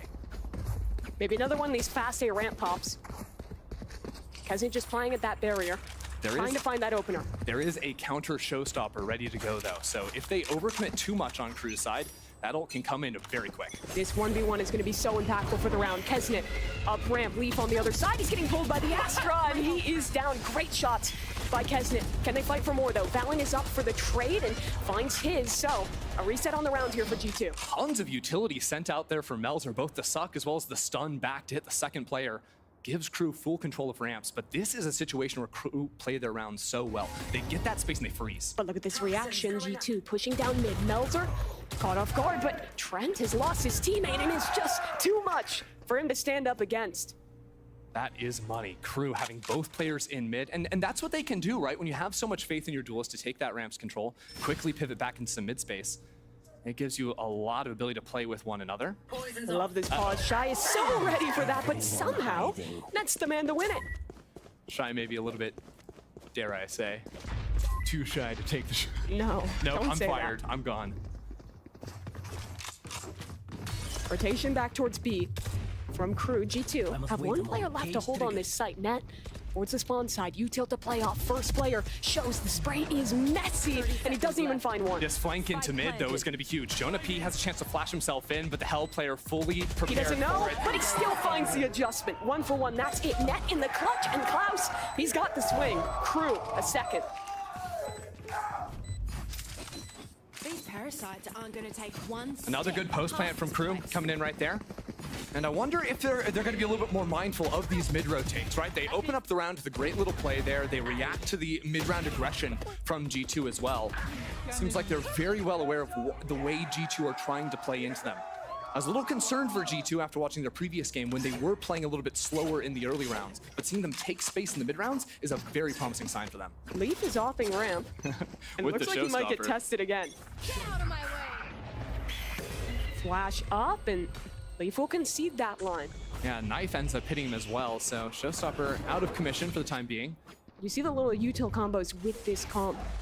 Lots of early stuff can be invested to try and get Kesnet up on a line. This time it fails, and this means no dash. Crew's gonna have to play this round so slow. It is a huge win for G2 if they can keep these players from getting ramps control. The spike is still in market. Crew weren't looking to finish over an A. Again, they just wanted the embed. And as a matter of fact, they still left the knives in Kesnet to go for a little bit of a ramps play. They can throw up the wall for him and try to get him some space on that side. G2, they've shown a willingness to leave mid-control and just set up these trips. Crew really still has to take their time on the clear, though. Yeah, mid ends up usually being a gap with a comp like this, right? You have passive info in Cypher, but no Sky breaches your solo initiator, so unless you're fighting into mid, maybe you have a jiggle peek, but more than likely you're just banking on a Cypher camera to see up into heaven. And when your Raze has an op, those reclears somewhat off the table. Not a great cam here. Paranoia primed off it. Another classic G2 trap play, but it won't be activated. Now, Seekers are coming in, and Kesnet is still over an 30 A. seconds This left. battle against Leaf is huge. Leaf is the only point of stopping power G2 have. A slow start to the season for the Star. What can he do in this round? Rocket. Damage. Shot connects, though. Great out of Leaf. Can he get another? Absolutely. More shots still yet to come. Valen is in for support. Kesnet in the backlines. 1 bullet left. Can he find the 10 shot? seconds Leaf left. biding the time. Only 10 seconds for Crew to try and get this one down. And Leaf's got another. G2, an excellent hold on A. Only one guy to hold for those first few fights. Couldn't ask for a better player than Leaf to hold it down. And you see how reliant these Crew rounds are on those early setups. When they're denied their space in A, I mean, those shots are clean. Yeah, well, he ducked out of it, is what the observers were trying to tell us. He was right on the money. Kesnet with a little bit of a swoop, but it can't secure him the round at the end. Important for Leaf to have a big round here at the start, though, because I think Leaf, for a lot of people, was supposed to come into this G2 roster and be the superstar. Here.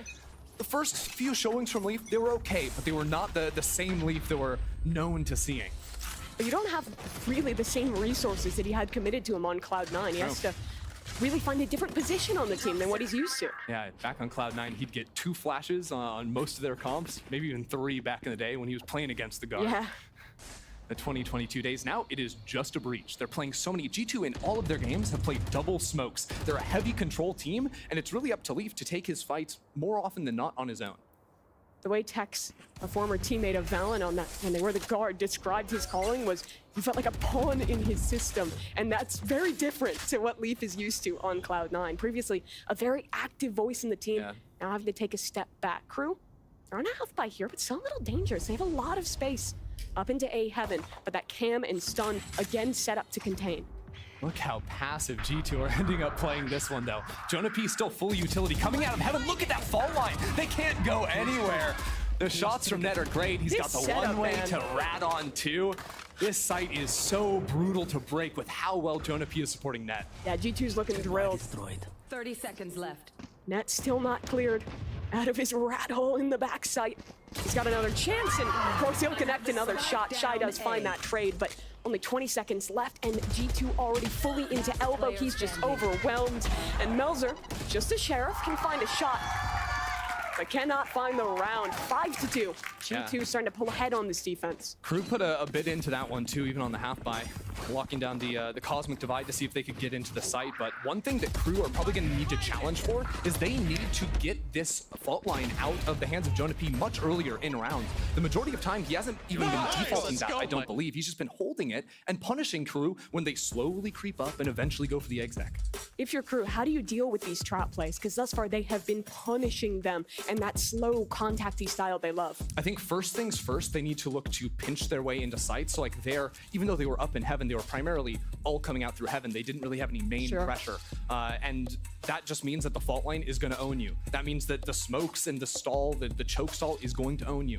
So instead of that, they need to, vary up their approach, get mid-control split into sites, but more importantly, they need to get this fault line out of Jonah P's hands, or when they are execing into sites, feint that a little bit more so they're not just caught out in the open. Now they know that Jonah P is loving to float between screens and sort of the spawn outside of A heaven, and that's where the fault line's going to destroy you. Timeout comes to a conclusion for Crew.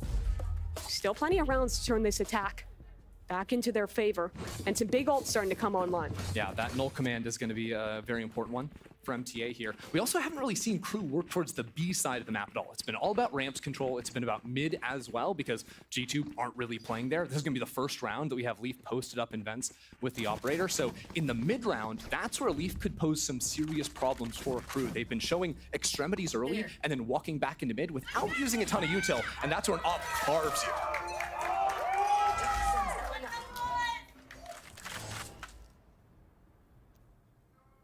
Leaf this time, posted in mid. As Crew, clear space in B main. We haven't seen them end on this site yet. Yeah, I believe they showed the early recon knife as well as the sky flash into A. Feigning a bit of an embed on ramps, but of course the Cypher cam is there, and Cypher's playing away from his trips because the null command is up. Those trips over on B, but Cypher chilling out on A. That means those trips will be online when this exec comes through. And there's no way Crew's expecting it. Dash in, Kesnet is caught, and he might be taken care of too. Somehow still alive, but Trent still finds two, spraying through that cage. Eventually the duelist falls as well, and it's already only down to 2. They'll try and tap on the revive, try and find an opportunity, and somehow MTA's actually gotten online, not for long. Great spray out of Jonah. And just another brutal death. Now the Cypher unloads. We've got the Neural Theft online. These two players completely trapped. But hey, that's just perfect protocols. It's not flashy Valorant, but it is simply press tab, enemy has the K ult, Cypher set up on B and play on A, because it wasn't just the trips that posed problems for Crew on the hit. It was also the one-ways that he set up. He did a full B setup apart from his camera, and Crew just walked straight into it and get destroyed. The thing is, though, you say it's just hold tab, but it's more complicated than you think. You really have to be proactive in seeing those things to actually give your Cypher enough time to run these varied setups. It shows how much practice G2 has put into this map that they can just call anti-KO setup and they know what's up. Yeah, it does sound a little silly when it's just like, it requires focus because you only have 30 seconds between rounds. I think there was a timeout before that. Focus on. Yes. Your IGL's making a call, you're figuring out what you have to buy, what's your opponent's economy, what are their ults. Also, because at the start of those 30 seconds, you're already moving. Like, if you're walking to the wrong side of the map, that can just mess you up. It's so easy to just autopilot into your default position. Like, literally when IGLs are calling, I think the first thing they need to be saying is like, what is our Sentinel setup on this round? Like, what side of the map do we want you on? Because they got to move quick. And if you know a team's going to be good at that, it's G2. These boys have been together for ages. Since the Stone Ages of Valorant, pre-VCT Americas, back in Challengers days. They didn't have Vandals, they just had rocks back then. They just had rocks. It was a really violent sport, Valorant, just full melee. Thankfully, we've moved on from that, but Cyphercam again up on B. And with no pressure in mid, it's gonna be pretty tough if they just want to go for a hard exec here. Thus far, Crew has been getting carved by net on these sites. Yeah, they're just trying to bait out, again, early utility, the fault line, but hey, fault line still up, breach ult still up. Good luck, folks. That was not good enough to bait out any of those abilities, and you're walking into the op just like I was talking about. Perfect position from Leaf, and he gets out no problem. Great escape from Leaf. There's even still a trip there late, so they have information that Leaf can just rat off of. They planted the spike in mid, which is a really unique strategy. I don't think it explodes there, unfortunately. I'll pick it up. A lurk from Melzer into A main. Oh, and his shoulder showing there from Jonah P. A bit of a mistake. Punished by Klaus. How does Net want to play this? No control in main, but Net deletes the lurk with his friend. They're coming up through vents as well, but look at the paint shell. Molly combo. So instantly, they're ready to snap on that and get the rotates into B. And look at where Net is gone. Walked all the way up into B main. Still has a trip on that site, and his teammates are here very fast for the retake. Net, first shot, that is a clean connection, and Leaf arrives on the scene. A beautiful shutdown by G2. Can we just talk about that, right? Like Net diving in, getting his first kill, backing up instantly. Then the CT players are fighting with the Paranoia assisting Leaf on that first fight. It is money.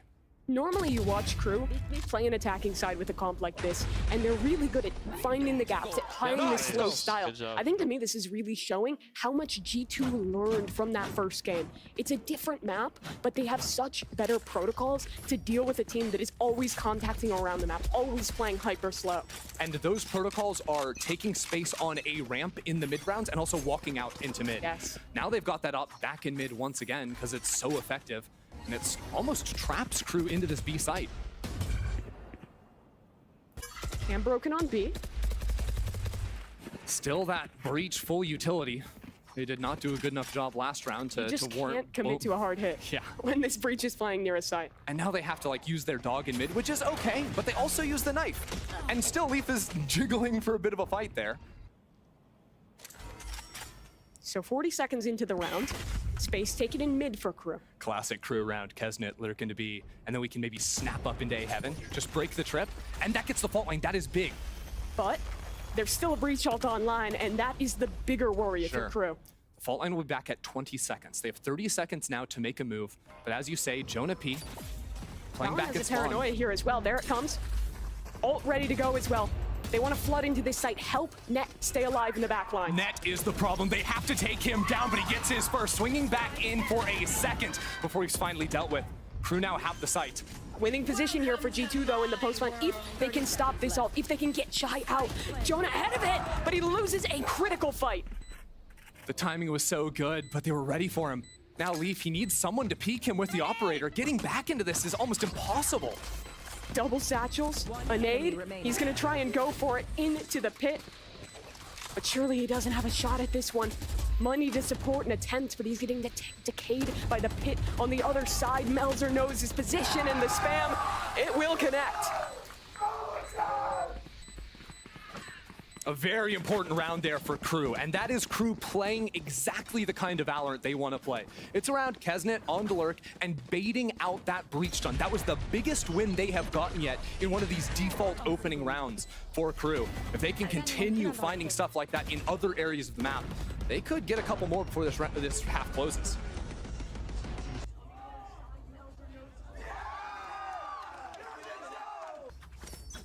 Crew heavier start towards mid in this round. And this time, no up online for Leaf. Instead, it'll just be the pit. And G2 is actually playing a setup to be able to fight into B main if they get contact there. And Crew might be falling for it. Yeah, they're all on that side of the map. Shy doesn't really have any space towards A. He's just playing a contained position on that side now, too. And look at that, Paranoia and Fault Line ready to go. It baits it out, though. Got both pieces. Paint shells, how much damage can we get? Leaf instantly floored. And the trap play fails.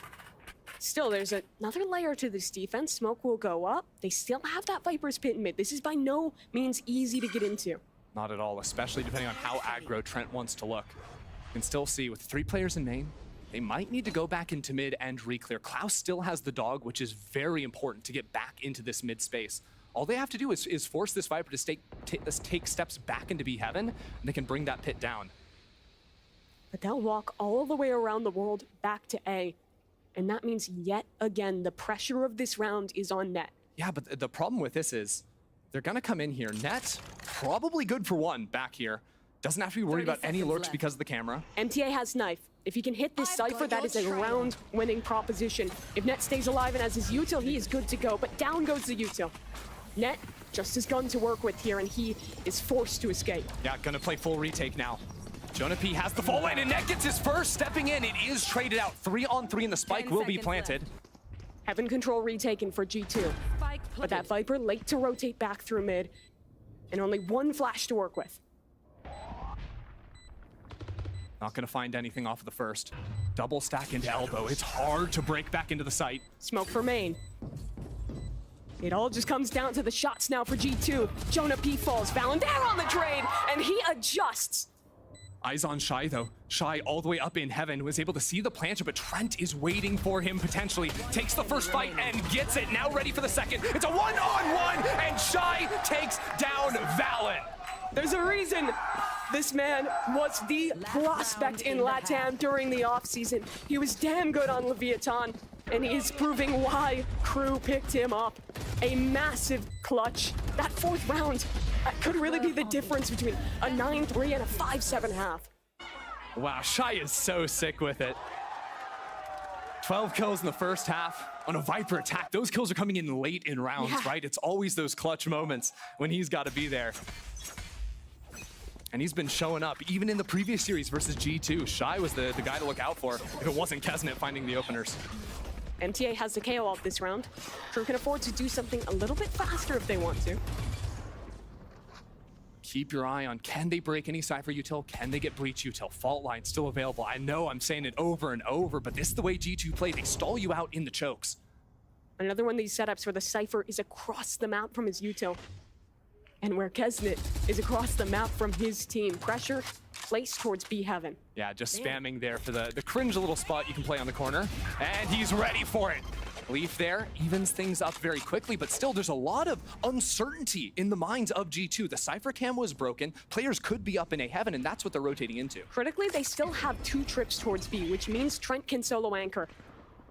Oh, that flash, it baits Raze back over into heaven. We're a little bit paralyzed at the moment, not sure where to play.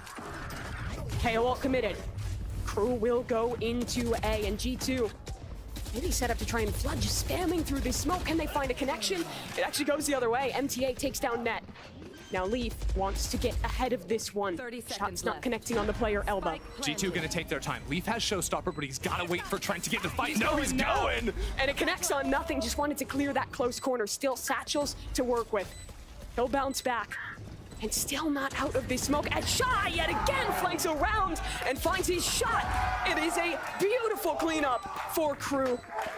After a very tough start to this half, they have recovered to 5-7. The timeout worked wonders for that. They started taking way more space early on, baiting out all the utility. And of course, Shy, once again, those last 2 rounds, the re-wraps into heaven were money. And you can't help but draw the comparison to yesterday's game, G2 versus EG up 8-1. Oh. They let it slip. That cannot happen again here on Split. Still, it's anyone's game. As earlier, we got to chat with Valen about his thoughts facing up against Crew for the 2nd time this tournament.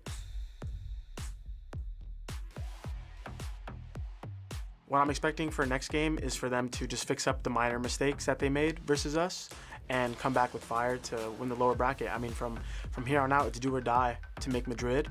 So I'm expecting a really, really strong Crew, even stronger than last time. And it was very close last time, so we'll see how this game goes. And as long as we can get literally 1% better, I think we'll come out with a win again. 1% is all it takes in close matches like this. When we had Valen on the desk, he said that was the difference between the top and the bottom team in the league. And Crew are no strangers to the 1%. The 1% in every series they played last year was the difference in them not winning anything in the regular season. They've got to turn around this time. Wait, Indiana Jones tweeted that? That's crazy. Is that the real... Is that Harrison Ford or the real Indiana It's Jones? the real guy, actually. That's so sick. Or the dog. That's what the dog's called, Indiana. Really? Yeah. Okay, Now I have you know. no idea what Lord you're talking drop. about. That's awesome, though. Good for you. Critical. Someone pistol gets round. it. Critical pistol round here coming into the second half. For honestly, both of these teams. Talk to me about how this comp with the double initiators for Crew will play now that they've switched sides. Yeah, honestly, I think Crew's comp is pretty well suited for defense, especially when it comes to flushing out any sort of lurk ideas over towards A, because the combination of the sky flashes, which you actually can use to scout more with, because you've got the KO backup, also the dog, the KO knife, it's almost impossible to lurk up ramps or into vents and embed and wait there, because on the cycles of those knives, which come every 40 seconds, you're very likely just going to be flushed out. G2 set up towards B main on this pistol round. And Crew is full stacked on the other side.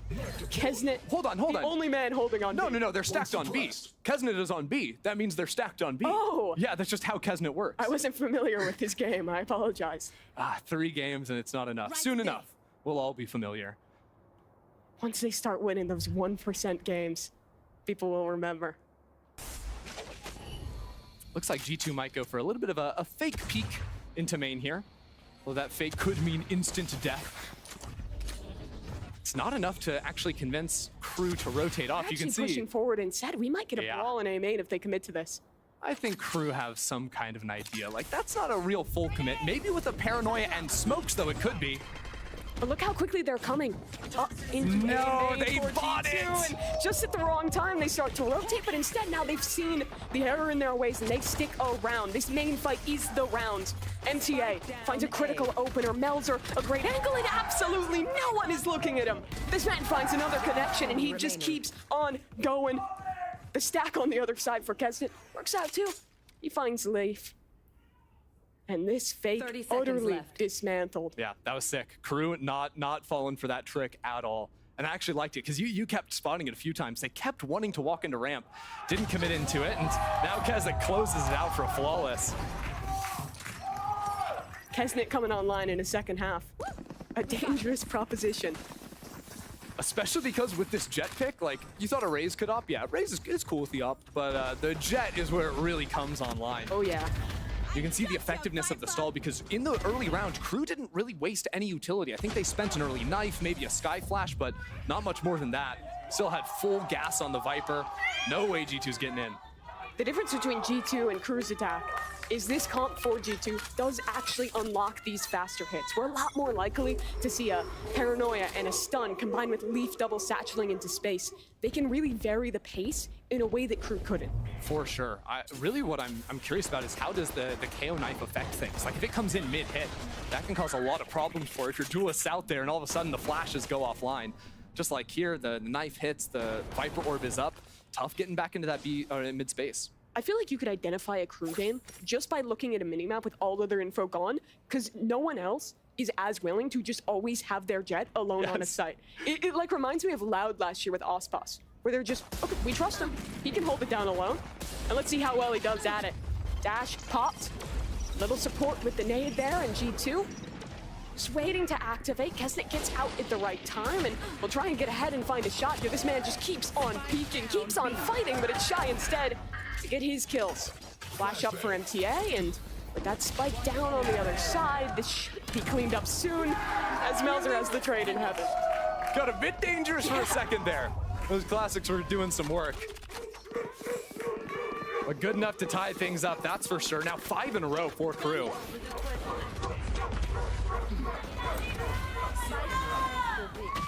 Beautiful shots out of Shy again. All right, G2 setting up for a stun line into ramps, perhaps. Actually, never mind. I got baited. It looked like they were walking. Owned. Actually got owned. Just be back into mid space. Although maybe this time around, because last time there was a KO knife, there was a lot of investment from Crew into mid. G2 might try to show presence with just 2 players, kind of like on Pistol when Raze walked into B main. And then those 3 A players might look for a little bit more. Could also just be holding to make sure there's no aggression coming that way into them. Are G2 gonna try and sell another fake here? There. Raze and Breach alone in mid. Wow, the timing on that could Crew might not want have to been fight better. through this. They have a molly ready. They have a flash on the other side. This trap play is going to be activated. Leaf is in the eye of the storm, and he gets nothing for it. Yeah, there was huge utility put down in the corner right there, too. So no one could be hiding around any of that. Shot down Leaf, couldn't allow Jonah P and Angle back into the fight. Klaus has seen where this hit is gonna end. The A side. G2 take the site, but Crew in a good position here with Kesnit recovering that rifle on the retake. Yeah, and 3 flashes to support him. It is the Kesnit show. What can he do? One of those flashes is gone. MTA and Kesnit. They're the duo that would have to win this round for Crew. Reclear, down ramp, net. Biding his time, trying to find the opportunity to swing through this smoke and activate Melzer. Can he hold long enough? Can he shut him down? He's holding. When does net go? When does net flip? He's active. Shot connects, another out of net. And they have shut this one down. G2 holds strong in the post plant.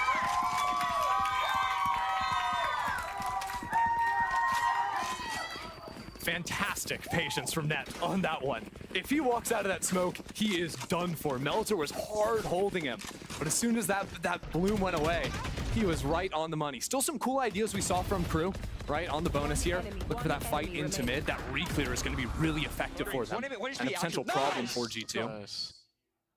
Yeah, nice. Nice. Agreed. True.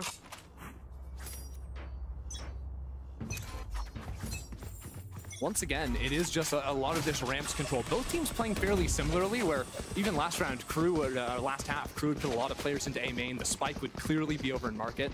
This time, just selling it with the flash, which I don't think Crew are going to buy. They won't. Although one thing with this Crew comp is they don't have any passive utility, right? You don't have the Sentinel Cypher that just has the camera permanently.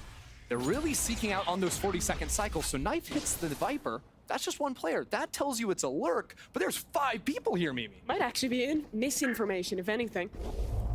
Jonah P stun online. This exec is brutal. Melzer, can he get out of this one? Leaf into the site. The stun is perfect. And that is a big opener to find for G2. Oh, they're trying to flood this one, though, and it's all for nothing. MTA already ripped out of the sky, and this post plant in a good position as the smoke fades. Shy wants to take a fight of his own, though. G2, full information. 2 players heaven, 1 player towards alley. Kesnit's got to find a fight, but Crew are going to call this one off. There is just no chance. The money is so low. Yeah. None of these players would be able to buy next round if they die, so the hunt could actually be big here for G2. Yeah, if they could find a kill, it would be. Well, check this out, because the fault line hits this jump peeker right on the Astra. And what I thought was really interesting was the Paranoia. Instead of just going down that common lane, a lot of times Paranoia will just go straight here.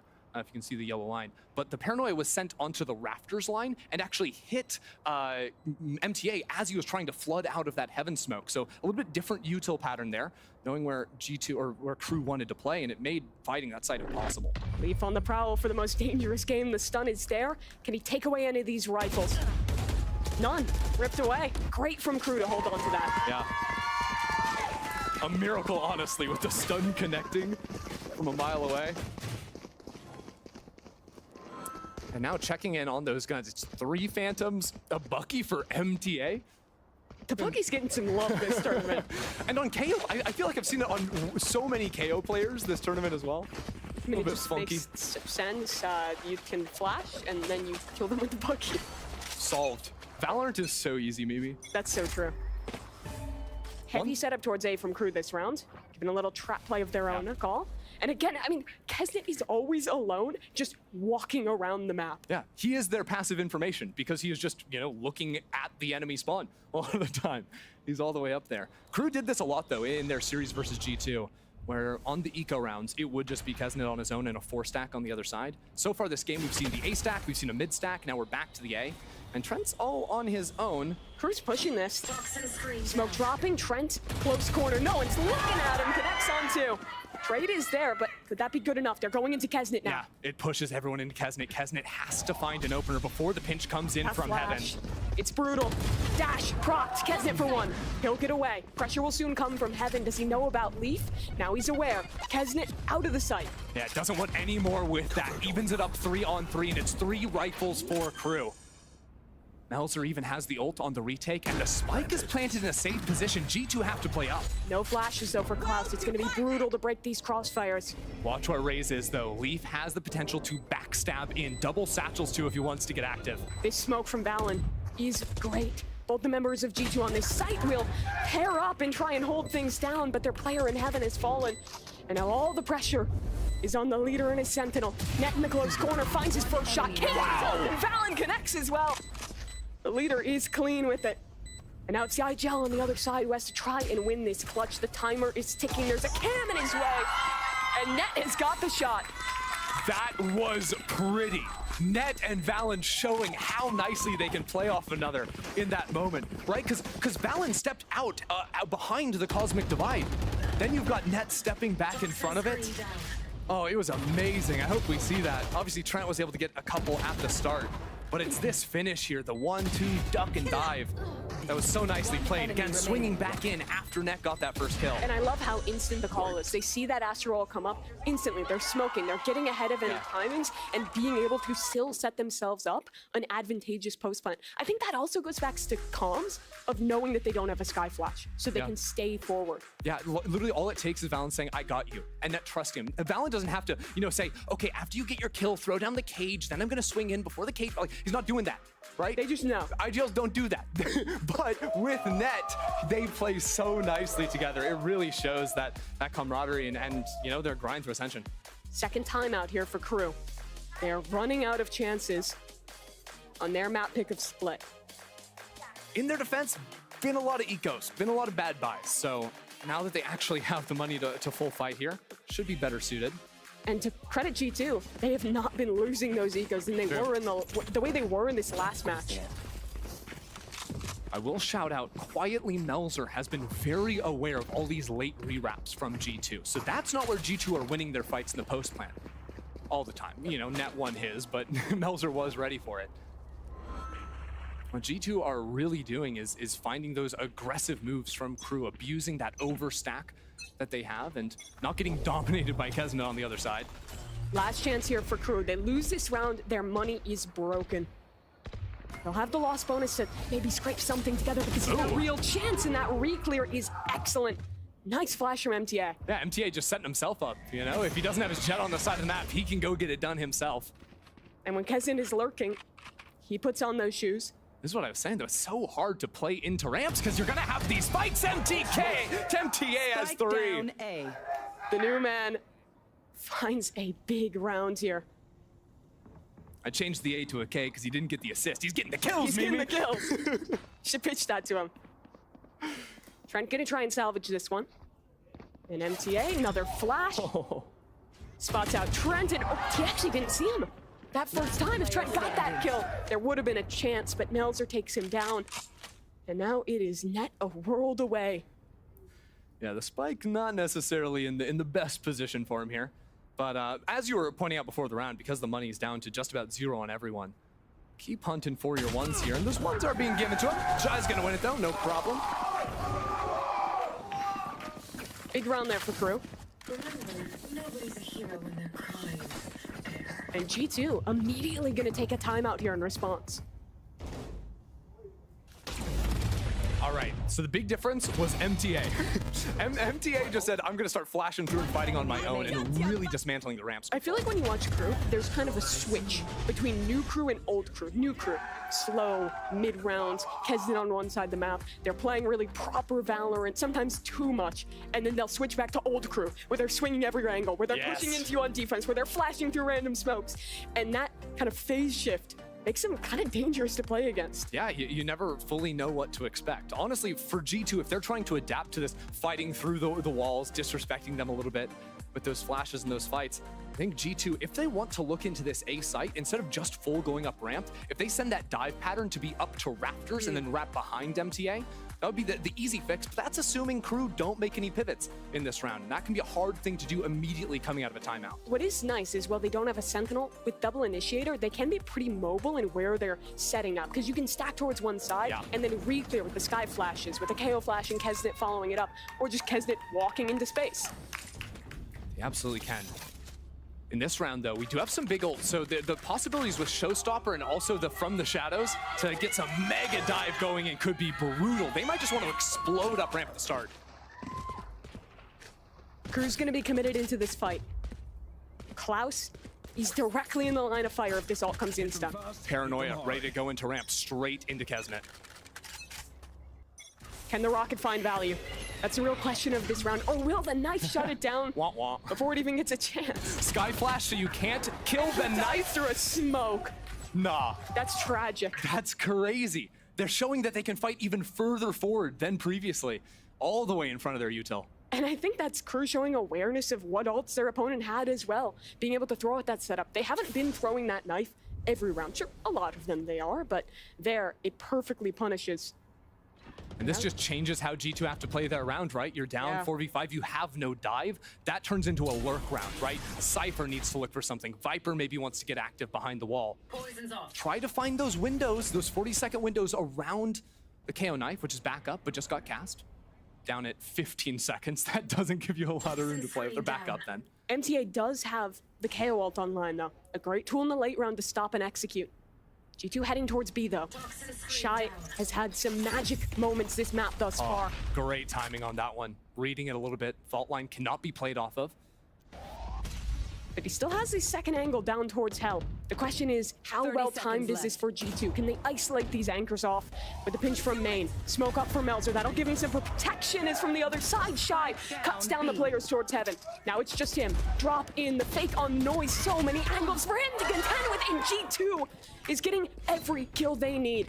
Trent has to go pick up the spike. Only 10 seconds left here, 2-on-2. Crew has to go fast. They know there's a Viper's Pit. They want to deny it. Flash forward. It's great onto Net. Tragedy that he doesn't find a kill off of that. What? A chance! Net! What a clutch!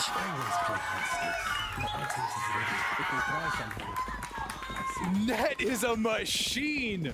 The Red Bull clutch, and Crew just had no idea where he was. He got full flashed, was spamming into the wall for about 5.5 seconds. And by the time they figure it out, he's not blind anymore. He gets the job done. There was no way G2 should have won this round. Nice. Let's go. They don't believe it either. Oh, I love it. I mean, Net went on a journey there. He was the sole B main player, had to peek out of the smoke to get that before finishing off the round. Kesnet, straight out of that moment, will take a forward fight. He could get caught here. Paranoia. No dash, has to get out, but Leaf is not fast enough to punish. Important though, Leaf didn't pop the showstoppers. They can creep forward, ult in to spot out this Opper. It finishes and Kesnet shuts him down. Knives up, it's the ults on both sides, and Leaf, the first to connect. Trades coming back in through Heaven. Leaf on this site, and the spike on the ground. He's alone. His Cypher is on the other side of the map. He needs to find both of these kills, and he's already got Shy. MTA, the other side, the spike still waiting. But now G2, they can group back up together. MTA though.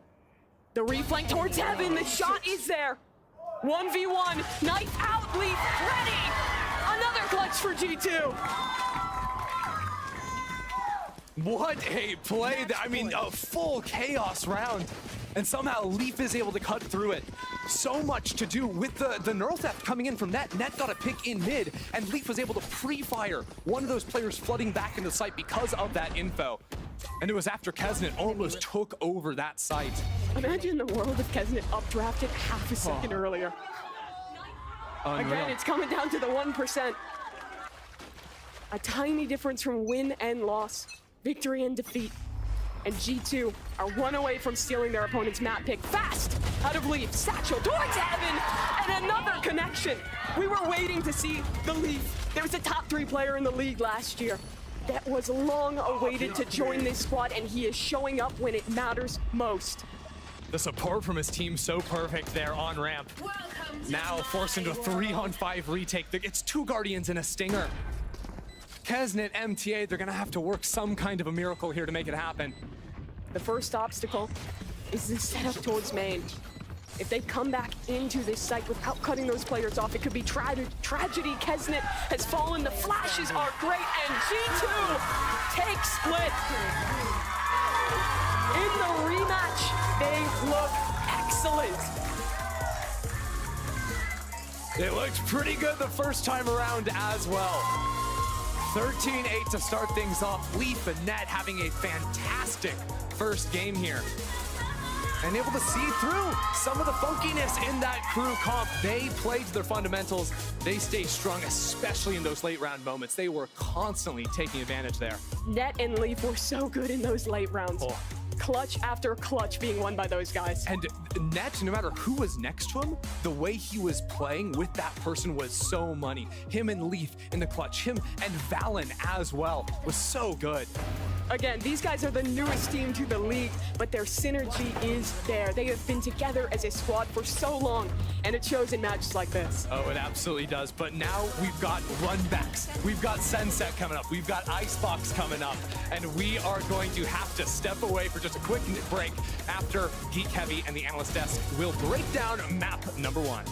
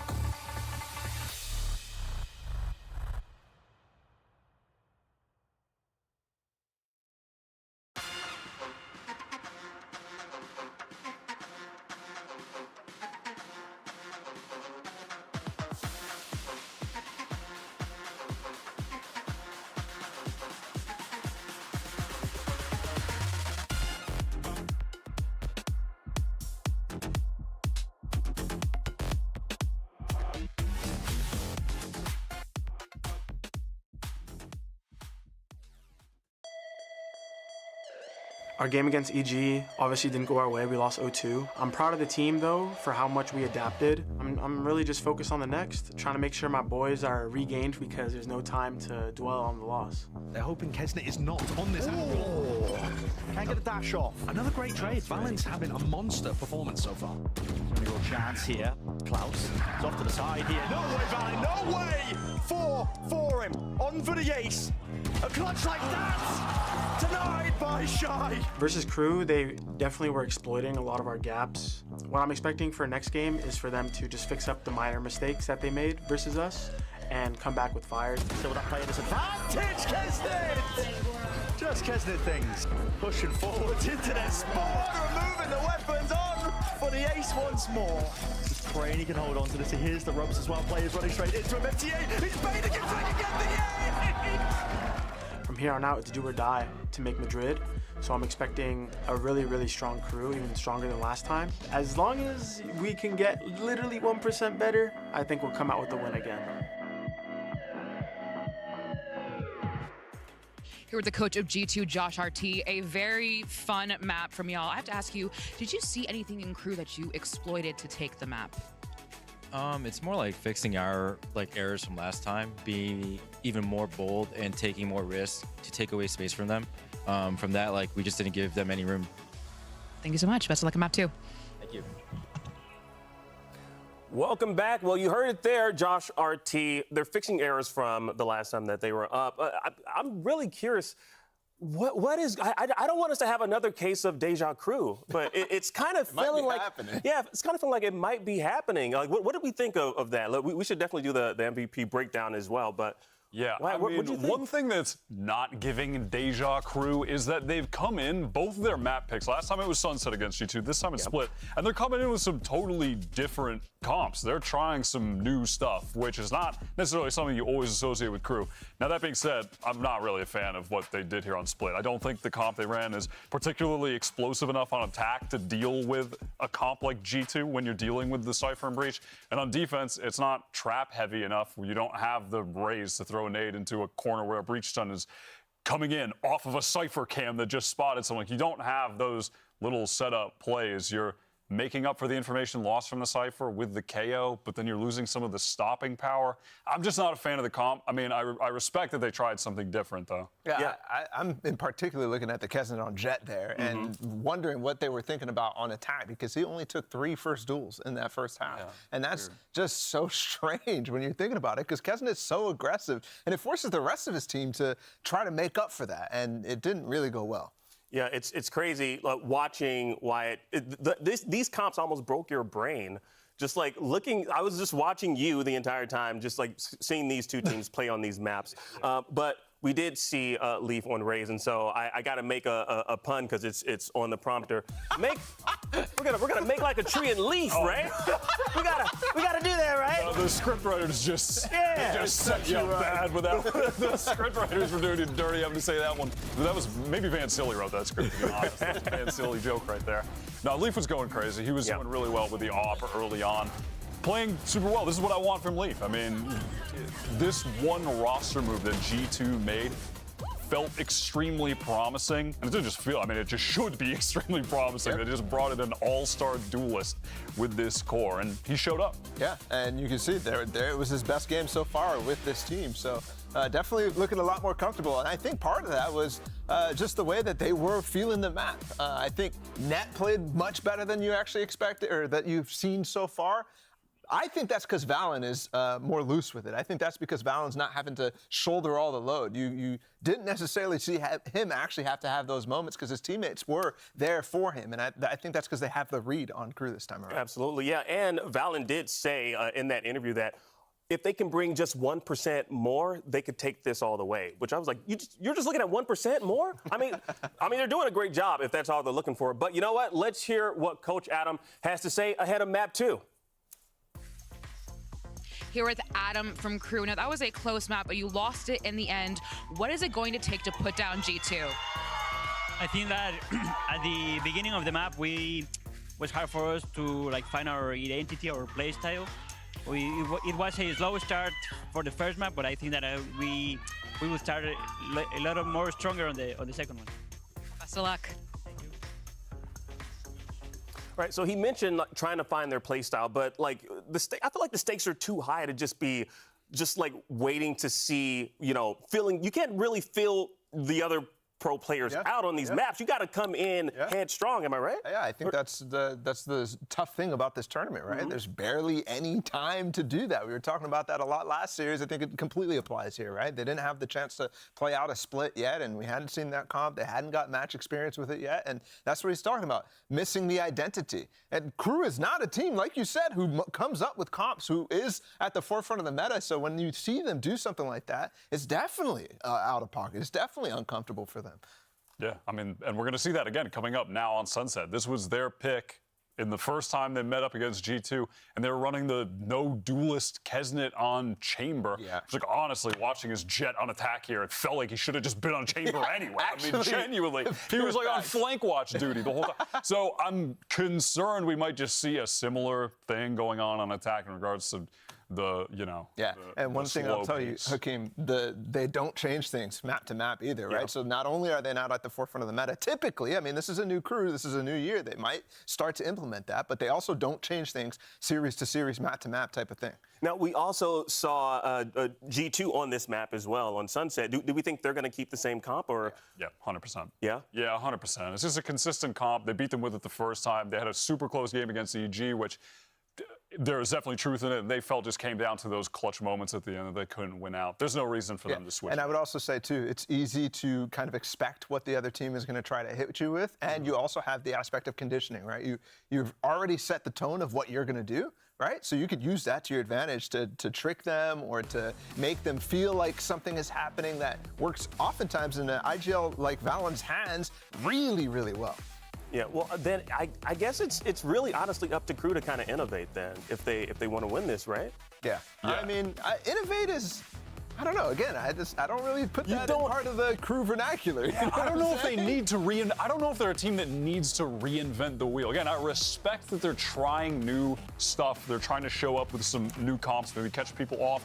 Or it can always be a case of, wow, this worked great in scrims. You get your first match and you get boomed on it. If you asked me that in Split 1, I might say, yeah, okay, maybe they should start to do that. But right now, I really think that they just need to just stick with it and play really well. Stick with the fundamentals. Because what I was looking at, especially at the end of the game, man, people were getting flustered. People were getting desperate. Like the one round where Net clutches down in hell, when he gets flashed and then they lose track of where he is. Klaus runs out, doesn't know where he is. That sort of stuff, to me, it's nerves, it's feeling the pressure. That they can't let that happen. Yeah, I mean, they got 2 clutches in a row, round 19 and 20, which was, I mean, like, we were all just wondering, we were in shock. We were wondering what is going on right now. Like, how is this happening?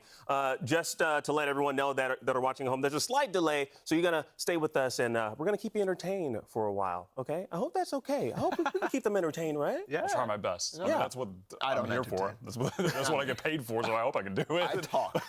I yap. But yeah, no, I mean, speaking on like crew and those last couple rounds, suffering in those clutch moments, the pressure, that's not something you associate with crew either. They won the LCQ after getting no wins. Like, they typically have proven that they thrive under a lot of these pressure situations. Sure. And you seem very, I am apprehensive about that. you seem very apprehensive. We pulled up the stat about, look at the agent select. Look, yeah, we got the agent select screen right now. We pulled up the stat about how all the close games that they lost. You know what I mean? So talk about pressure. They're not even close. Like, that's so, I mean, yeah, that is weird. How are they bad under pressure and great under pressure?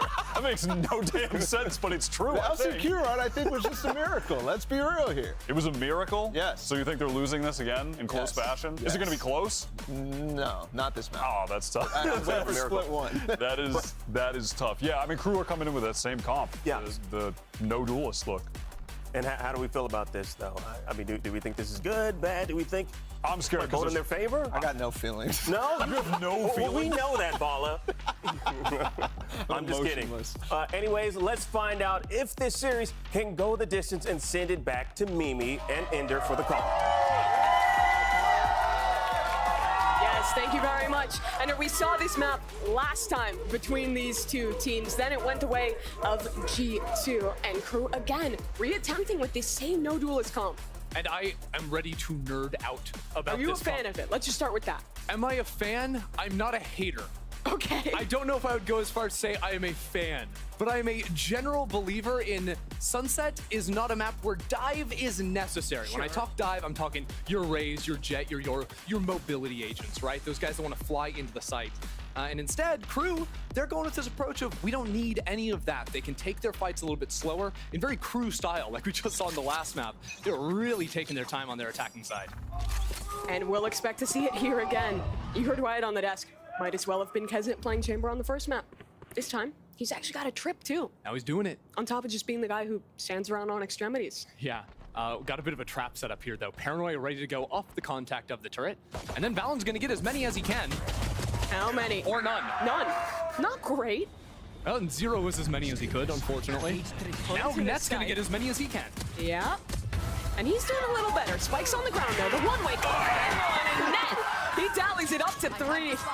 Shy will eventually find the trade, but it's a 3v2 and G2 are ready to flood. Great angle for Leaf. Klaus is alone and he is in trouble. No chance to use his utility, getting overwhelmed slowly by G2. They've got a high-low setup, and he's only got 36 HP to work with. Swing one in. How has he done that? 1v1 now. Klaus! He's made magic happen. Nah, I simply don't believe that, Mimi. That's not possible. No. We're gonna have to rewind the tape on that and get proof. He was one shot from a ghost. Yes. And no one shot him. And then he just boom, boom, head, it's over. Because, like, literally, I was about to make a joke about how Valen was just a ruse because Net is just so sick for G2. But right here, how he's able to, those two players ridiculous. Just perfectly lined up. Okay. I would be out of my chair, too, if I had one. Great joke. Thank you. Okay, so Crew, they have a gift. Wow. And they're gonna convert on it. Yeah, G2 just gonna walk into them. Yeah. It is over. It is interesting though, because Crew, what they ended up doing, what they really need to do with a comp like this, we've got time. It's a 1v5, let me nerd. You don't believe? Okay, I don't believe. After the pistol round? Okay, fine. I do not. I'm gonna do some drawing now. Allow me to draw. It better be good. Okay, so the basic TLDR, if I was to give you like my PowerPoint presentation on this comp, is they've got a million smokes, they've got Cruise a million comp, that flashes. is. Yes, cruise comp, cruise Okay. comp. The whole idea is to slice up the map into little. Wait. No. Give him some credit. No. Give him some credit. No. He's got 2. Surely not another. Melvin's swinging him alone. Okay. Have your moment. Order has been restored. The TLDR of this comp is slice up the map into little bite-sized pieces with all your smokes, and then use your million pieces of flash and clearing utility between your 2 initiators to go clear that space. Okay. And I think one of the big things that enables no dive on Sunset is how A site works. Because you see on other maps like Ascent, when you're playing no dive comps, you need to attack a site from 2 different lanes. Yeah, like you don't have jet dash, you have to go through catwalk. Because otherwise you just get stuck in the main choke. So in Ascent, you take mid control and split into the sites. On A, you get to split in the site without mid control. Unless you get shut down in this area right here, you're gonna be fine. But G2's comp puts a priority on controlling A main. They have nades, they have mollies, they have a lot of utility to commit to that, and they know the importance of this space. And that's the interesting thing, because when these teams faced off the first time, G2 really didn't put a lot of fight in there early. What is going on in this game, by the way? No time to talk about anything. No. Kesnet instead just gonna get a kill through a smoke, and G2 now re-clearing this extremity. Shy, asleep at the wheel. It's just unfair. I mean, what's he supposed to do? Leaf is crouch peeking him. It's not fair. Leaf's movement is always impressive. It's funny because we saw it last game too, right? When he swung into Kesnet's op. Kesnet's op was on his forehead, and he ducked underneath the bullet. Okay, this is a bonus round for Crew, but now they have a 4v4. Everyone has a rifle, and B is the weaker side. Their biggest issue is G2 flooding in, and they've already walked out, and have dodged the utility. That's big. Next step is actually getting these kills, and Jonah is already alone. 1 shot found. Kesnet does trade there. It's been a great round for the Chamber thus far. How quickly does Leaf want to get out here? It's a 2-on-2, but He's with the going plant. fast. Oh yeah. Leaf already into the back line, finds 1 shot. Nade to try and stall, and Kesnet is so damn low. And he just cannot get it done. Leaf keeps that round in control. Yeah, great stuff from him. The openers over towards A, flooding out when that spike is tapped. G2, you will see them all the time on this map. Their read is, when the spike is tapped, we are flooding into the site. We're pushing through the smokes, and we're attacking you then. They don't do a ton of forward fighting, although it is important that they are showing forward looks, because frankly, the last time these teams faced off, Crew got way too much space without being fought, and it really enabled them to play this no-dive, slow-paced composition where Kesnet got major lurks off. Similar setup to the pistol round here for Valen. This time a different cam, but still contact, paranoia. This time he has Leaf to help out. But the knife will clear him, doesn't actually elect to use the paranoia because that cam is still online, and he still has Leaf to support. Crew aren't going to want to walk into that. I think they know it's got to be a stack over into the B site. Valen just TPs his way out, but G2, I think might want to look for something into mid. They could just play behind the tripwire here, you know, drop a one-way on that line and be completely content to hold into market off of the information they have in B main with the camera. And that pressure that Crew now show into A main could pull a rotate. So you got a drone into mid, it spots Kesnet. But Kesnet is always going to be in mid. That's not necessarily good info. Still, it's good space to find, and Leaf isolating Shy on that angle. It's a critical kill. Still a couple of players Crew have to get through, and you've already got the rotates, right? There's 4 players now near this A side. One-way smoke on lane, shock darts posing problems. Trent is so alone on this site. He's blind, he's decayed. Can he get anything done? He might not need to. His team supports well, picks up 2 kills already. He'll just run and gun his way to victory. Poor Melzer did not stand a chance. And Klaus, he should befall that same fate. Wow. Trent couldn't see or hear anything for half of that exec. But even with everything raining down around him, the rest of his team supports him very, very nicely. That's the job. Sit back sight. Pray you stay alive long enough with your teammates' support to get that swing. 30 seconds left. Credit to G2 though. I love this kind of 2-stage defense they have. Early on, committing into A main, late round. They have more util to stall that site. And we're looking for maybe an early tiles dive. The Rays with paint shells potentially to go down here. When we saw this before, Leaf actually satcheled in, but instead is just slow walking his way down. Dangerous against the Tour de Force, but it won't be there to receive. Mells are just a frenzy, but they are not checking that corner. 1 for 1 more than you could ask for. Shy's found a kill of his own. And now the A side is completely open. Cypher hits that ult in tiles, and that gets information on Crew's post plant. Post plant means Crew need to flip the map. They need to go towards the defender spawn because all the remaining G2 players are on the flank. But the plant's bad for it. They didn't realize in time. Kesnet. Oh yeah. Tour de Force. Oh, yeah. That's where he thrives. A clean shot onto Jonah P. Paranoia. It misses him. Kesnet establishes himself on this line again. G2 are not allowed in. Fallon is so low. And Net's gone. Fallon will join him. A thrifty round is stolen away by Crew.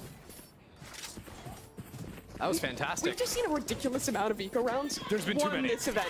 There's Not been just too this many. Event, every kickoff, worldwide. Make it stop. Guns don't matter anymore, I guess. Keep it going. Nothing actually makes sense anymore. I mean, yeah, the share shot's really nice. The chamber op coming online. The chop. Don't call it that. I like it. No. Just be glad I don't call the Viper Orb the Vorb anymore. Words mean things. I want you to know that. All right, Leaf. Same old song and dance with a push into main, but this time a bit more support. Jonah P investing that ultimate, finds nothing.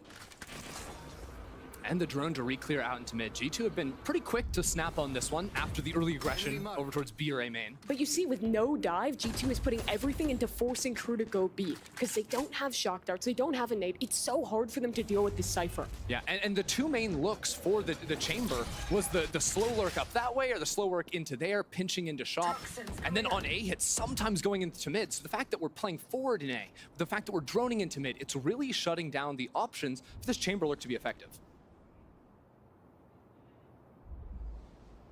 Valen. Forward angle into mid, spots one. Yeah, and it's opened up now, and I love this smoke right here, giving control on the left side, diving into shop to scout it out. They see no one's there.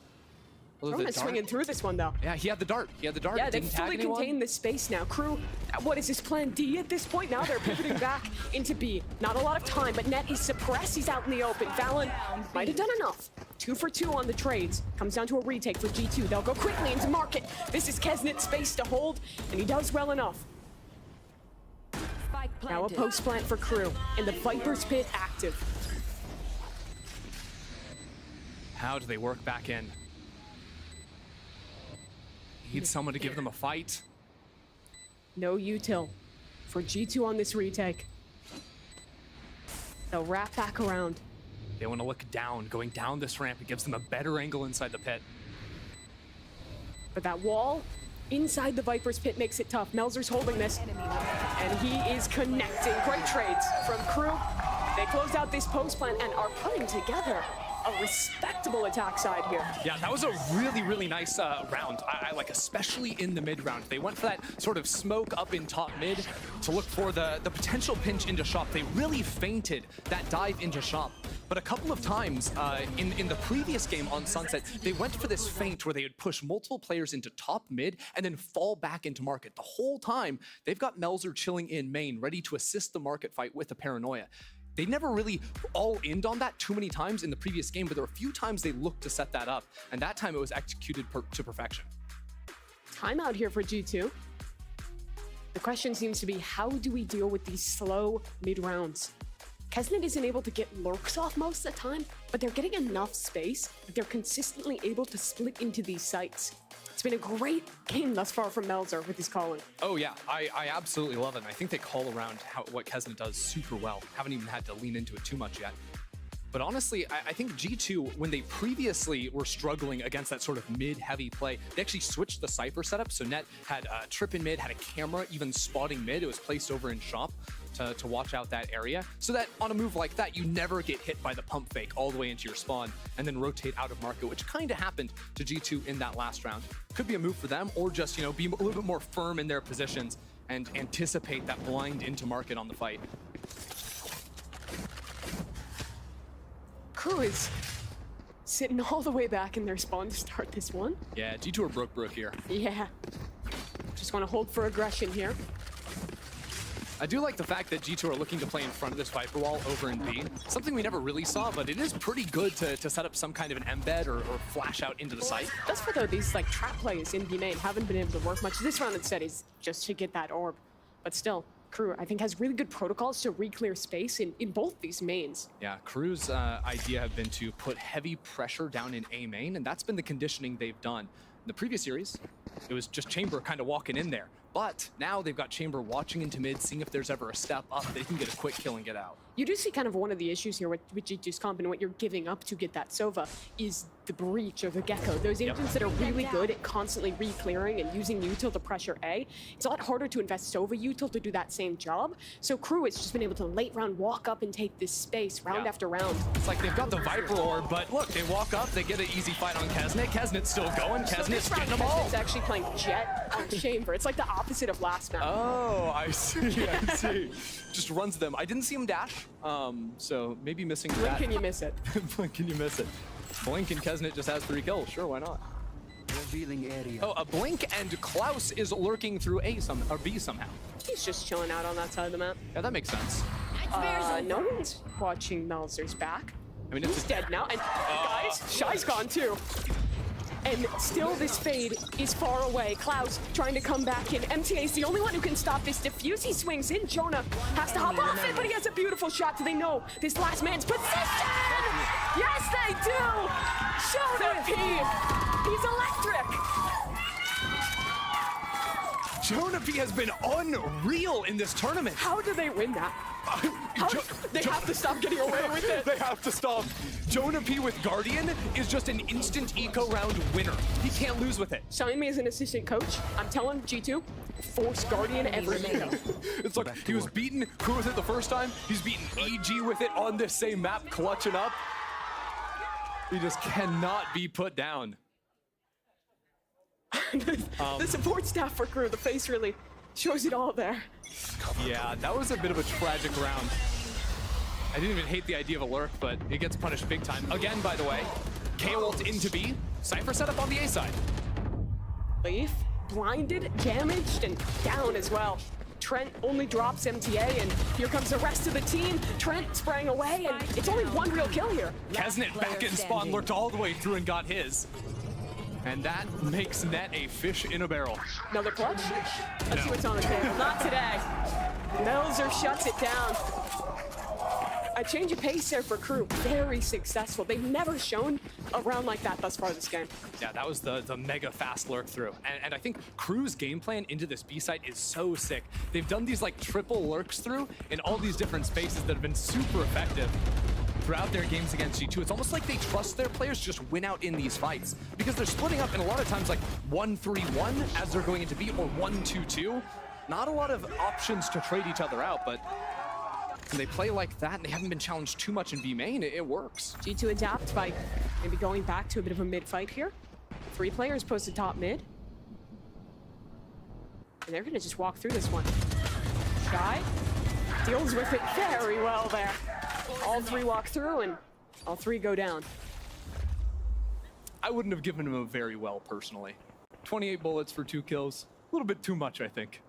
Could have been better. Room for improvement, Mimi. Last player standing. They're gonna win the round though. They're gonna win the round, and that means perfection. I love it. I love results.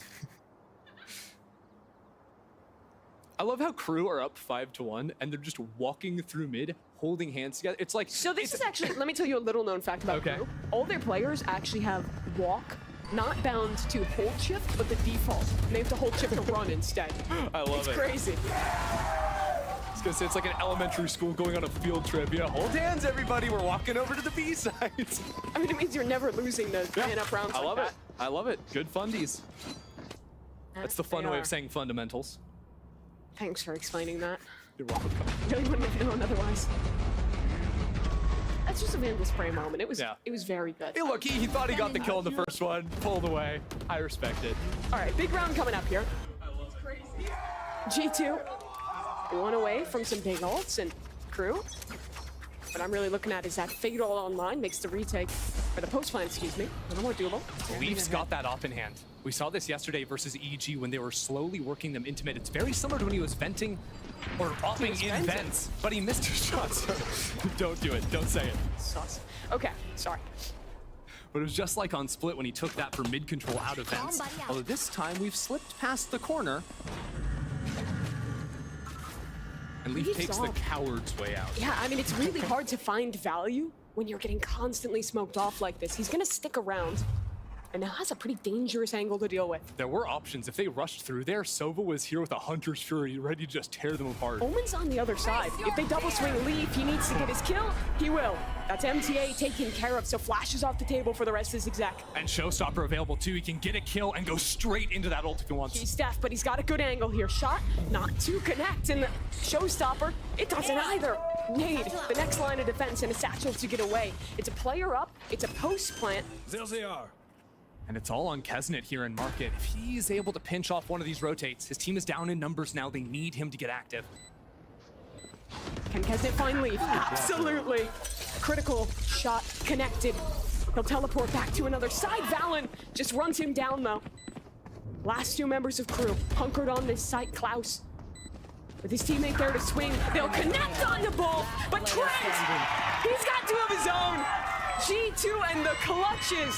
It just doesn't stop. 5 HP, please give me Trent's POV. If he did what I think he pulled off of the player that was reloading to get the kill on the other guy before going back to finish the job. He's pretty good, I think.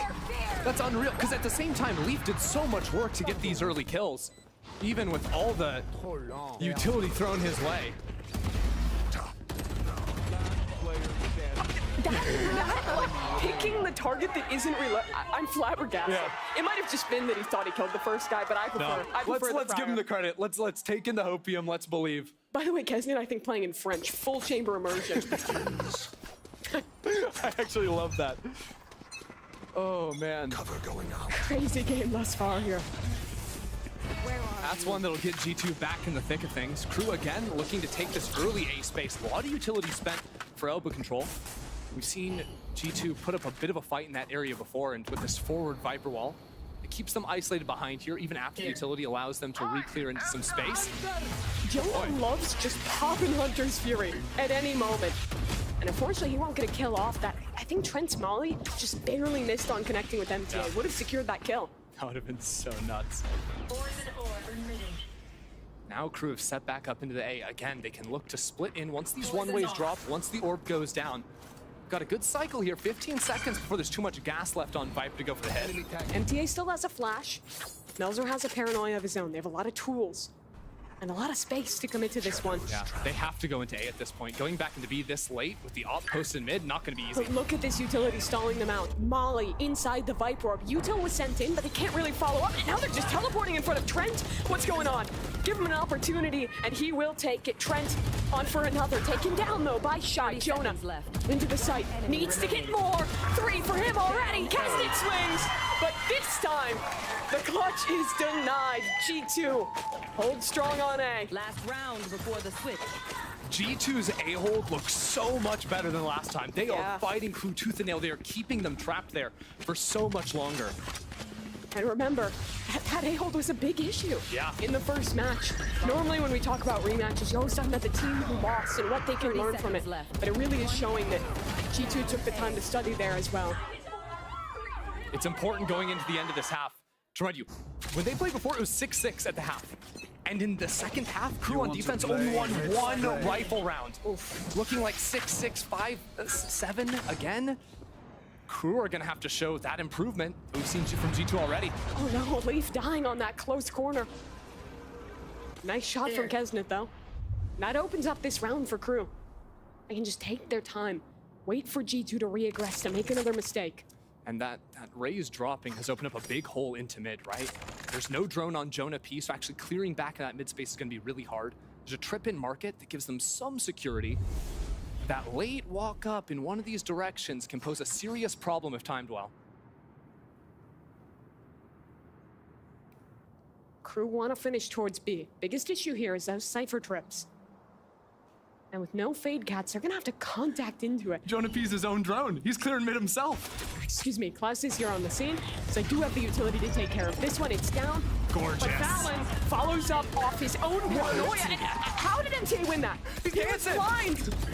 His feet keep on moving, and he keeps on doing it. MTA, a second more than you could ask for. And now into main, Jonah P comes around the corner, takes down Kesnet. 2-on-2, and they're turning back into Jonah P, who cannot get the job done. But Trent, the other man you would ask for to win a clutch. 20 seconds. They still haven't planted the spike. And this wall could work towards Trent. Tap. He doesn't buy it. Do they know this angle? Is Shy ready for this? Left. He talks, waiting for the next tap. The commitment, 1 kill there! But Shy trades! What a save! Switching sides. A better half there for Crew.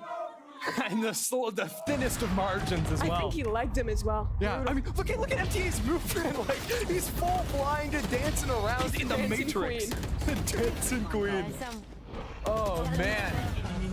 Well, 5-7 here.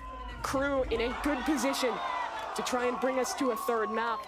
But G2, still a chance to get back into this one. And maybe we have a special guest standing by with Elizabeth to give a little motivation.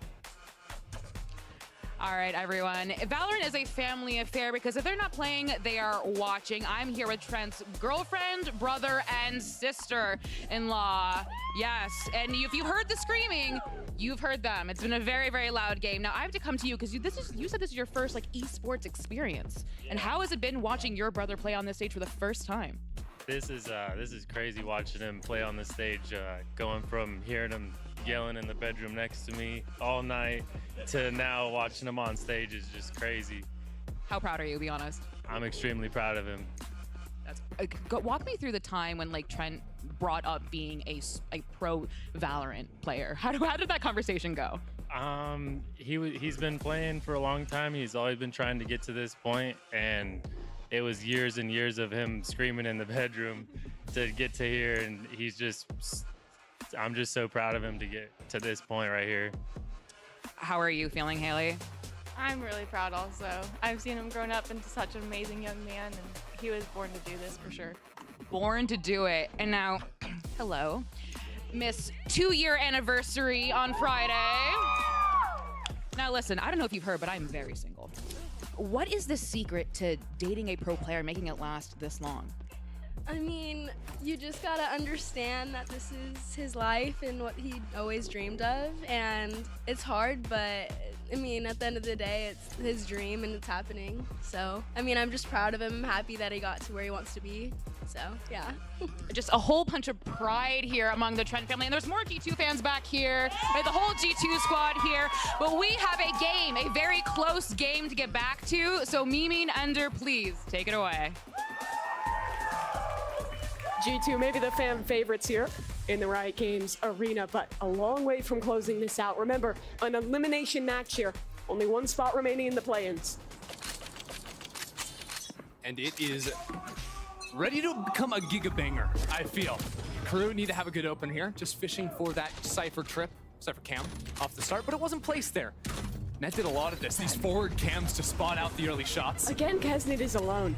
He's always trusted it's his solo anchor, and this time realizes there's too much force from G2, and they're gonna keep going, actually. Oh yeah, big old flank on the other side of the map. It'll be important. Can Trent hold for this and get the kills? It gets so awkward in that smoke.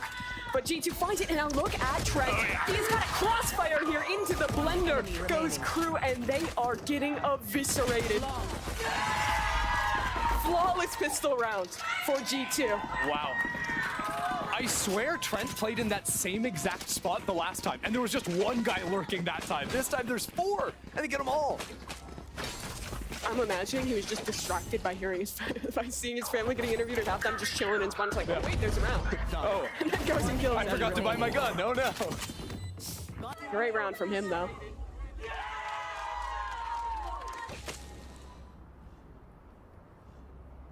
Let's see if Crew can get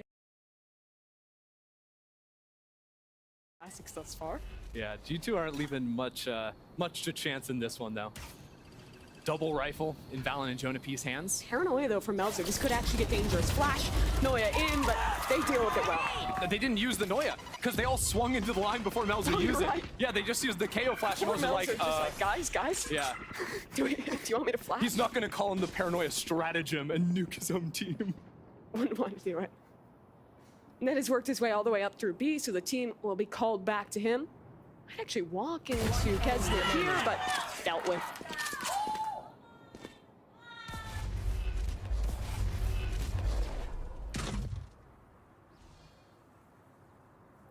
One of the interesting things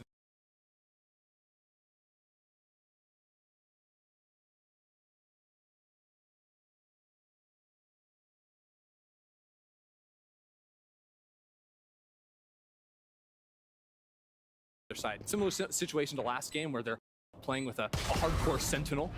Cover going out. Don't do it to me. Melzer punished for his greed there. Yeah. But again, I'm looking at this to be a map where G2 are looking to punish those gaps in the defense from Crew. Find the timing so they can slip the net. Unless they just want to keep running the hard execs over and over again. Maybe that just works for them. They don't have to worry about that same level of choke control that a Cypher would give you, especially on that B side. I mean, yeah, that is the big sacrifice with this comp. That chamber trip is nowhere near the same value as Cypher gives. Yeah, it kind of changes where you're taking the fights too, because you're going to see a lot more fights in main, like fights right off the rip, I mean, like you're seeing in this round. Exactly. Set up B main for Crew. Instead of just chilling on site, playing around my silly little tripwires, it comes very quick. Melzer, I think, just trying to bait for his teammate there. Yeah, break the camera. But again, like, Net does not do the default camera. He thinks the default cam sucks. Kesnit, forward angle, but it's only 1 for 1. That's a great trade from Net. Melzer just dies in mid as well before the smoke came in. Unless, what? There was a wall up? Maybe that was a spam. It's hard to say. But Trent's in trouble now, getting overwhelmed by Crew and mid. But look how much util they have to invest. They're throwing the kitchen sink at this guy, and finally he's taken down. The kitchen sink's got hands, Mimi. Yeah, but look what they have for retake now. Actually, still enough utility to make it work. And there is a double re-wrap going into market here. It is planted nicely for that market angle. G2 loves the reflanks on this map. This took Crew off guard multiple times in the first game. Have they learned from it? Tap on the spike. Molly into main, and MTA has to deal with the players in market. First one found, but there's Jonah P in the 1v1 now. Dart forward, MTA has to get this one to half, and he's swinging, he's trying to get it done, but there's just not enough time. Jonah, round after round, wins these clutches. How many critical rounds has he claimed for G2? So many, and it's so nicely played too. The utility kind of baiting his teammate there, but because it's so little time, the right decision. Honestly, he's able to get his one, play the time super nicely off the dart. Well done. And G2, I saw them afterwards. They were giggling on stage. They know they just got away with murder there. Reminder, Crew only won a single rifle round on defense on this map previously. Now they got bonus. They're getting kind of owned. It would be tragic to see it. The same story 2 matches in a row. Knife will reveal Valen. I think the only world that G2 run into big issues this round is if late they try to walk back into B main, because Melzer's got that Bucky over in the corner. Guy's in a bit of a one and done here, and he's gonna get darted off. The follow-up, great out of Leaf. The player swing, the trade as well is dealt with. It's a very clean round from G2. That it is. Kesnet, the only one with a real opportunity to turn something around, and is able to get his first. That's a rifle. A bit out of reach. He's grabbed it. Made it happen, Leaf. Just ducking and diving over the top. He's taken down, but the trade is there, and Bucky Omen ain't winning that. So Mimi, you remember after the end of last round and I said G2 were laughing, they were giggling? It was Leaf that was giggling. He was getting silly up there. He's a silly guy. He's a very silly guy. I feel like everyone from that Cloud9 team last year, just the vibes merchants. You have Celsius doing the same over on Sentinels now. Leaf bringing the fun here on G2. Yeah, and now Leaf is testing a new market. He's bringing the vibes over to G2. It's crazy because Leaf is 19, maybe 20 now. He's a really young guy, but he's like the veteran of this team that's been playing at Tier 1 in Valorant for a long time, was playing in Tier 1 in games before that. I feel like it's funny too, because in a lot of different esports titles, G2 they're the villains, you know? They like to talk some trash a lot of the time. Yeah, here they're the nice guys. G2, they're just lovely people. It's funny because you see the org roll up with like a big truck and all this, and then you see them on the stage and it's like, we're just having fun, just happy to be here, you know? Yeah, if you missed it, I believe G2 had a truck here at the venue that said, buy our skins if you don't like Sentinels, something along those lines. I'm sure it was. So it's always about Sentinels. It was like G2 and Sentinels showing up to talk some trash. But we got to talk about Crew here because they're on the verge of elimination.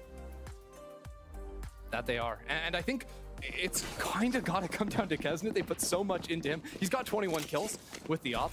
G2 do a pretty good job of calling around him, though, and dodging out his sights, especially in the mid-round. They're not often moving into him later in those situations. And it's hard to get value if, you know, people aren't running into you as the chamber. The thing is, though, Kesnet, 21 and 12. Next best player on his team, half that. Yeah. It might just be one of those games where you need another player to step up if Crew want to get into this. We'll see what they do. They really just want to post this op up on this line, but of course, Viper Orb goes down and forces him off the angle. It's sort of the counterplay to deal with this one-way here that is so frustrating to deal with. One idea here for G2. They want to go deep through mid and maybe split this back into B. Smoke up, rocket through for Leaf. Second satchel, ready. And there is a victim on the other side. Shy is down, great opener. It'll have to be Melzer. Melzer's in B main, but he's getting pinched. He's pushing forward to find Net. The 1v1 to keep control of the site, but he can't get it. And that's an ult committed as well. G2, all of the info they could dream of. A beautiful post fight here on B, and look at that money for Crew. Can Crew even play this round? They might just have to save. You've got an op. I guess Kesnet could have the chamber op in the next round if he died, but They're no. not going for it. They've got to call it off. Give G2 10. It seems like a big issue thus far for Crew is mid control. They are losing it every round. G2 has been allowed to just walk into that space and split whichever site they want. I kind of want to see them get more active looking for the fights. Wait, this op might fall. Hold on. Yeah. Kesnet loses another opportunity as well, and Net's already taken down one.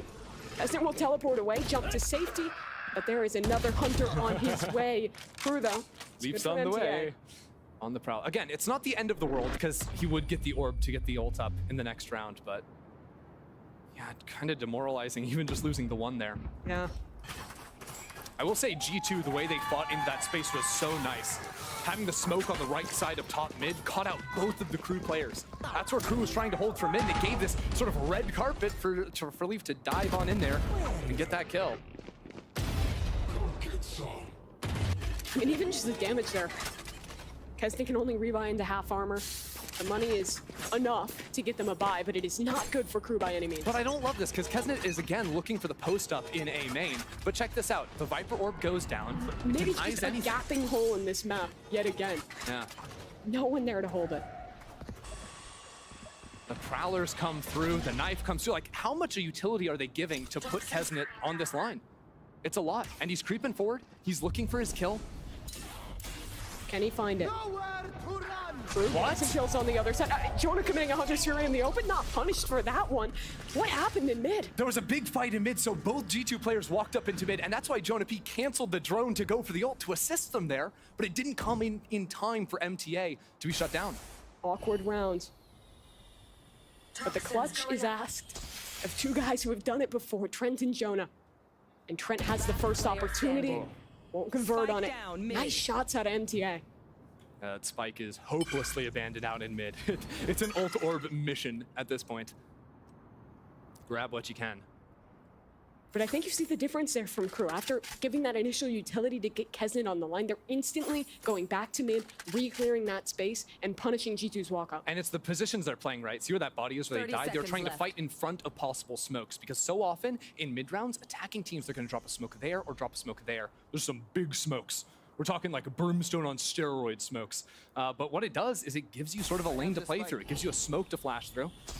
Jonah P doing it without it, but he's got no time, unfortunately. That'll keep Crew in this one. Yeah, 8 to 10.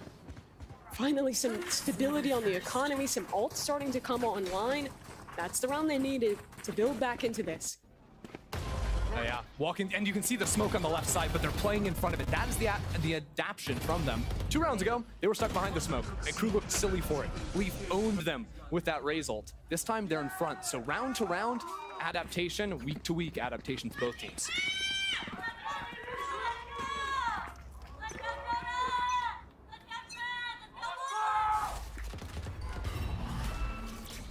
G2 have a main control.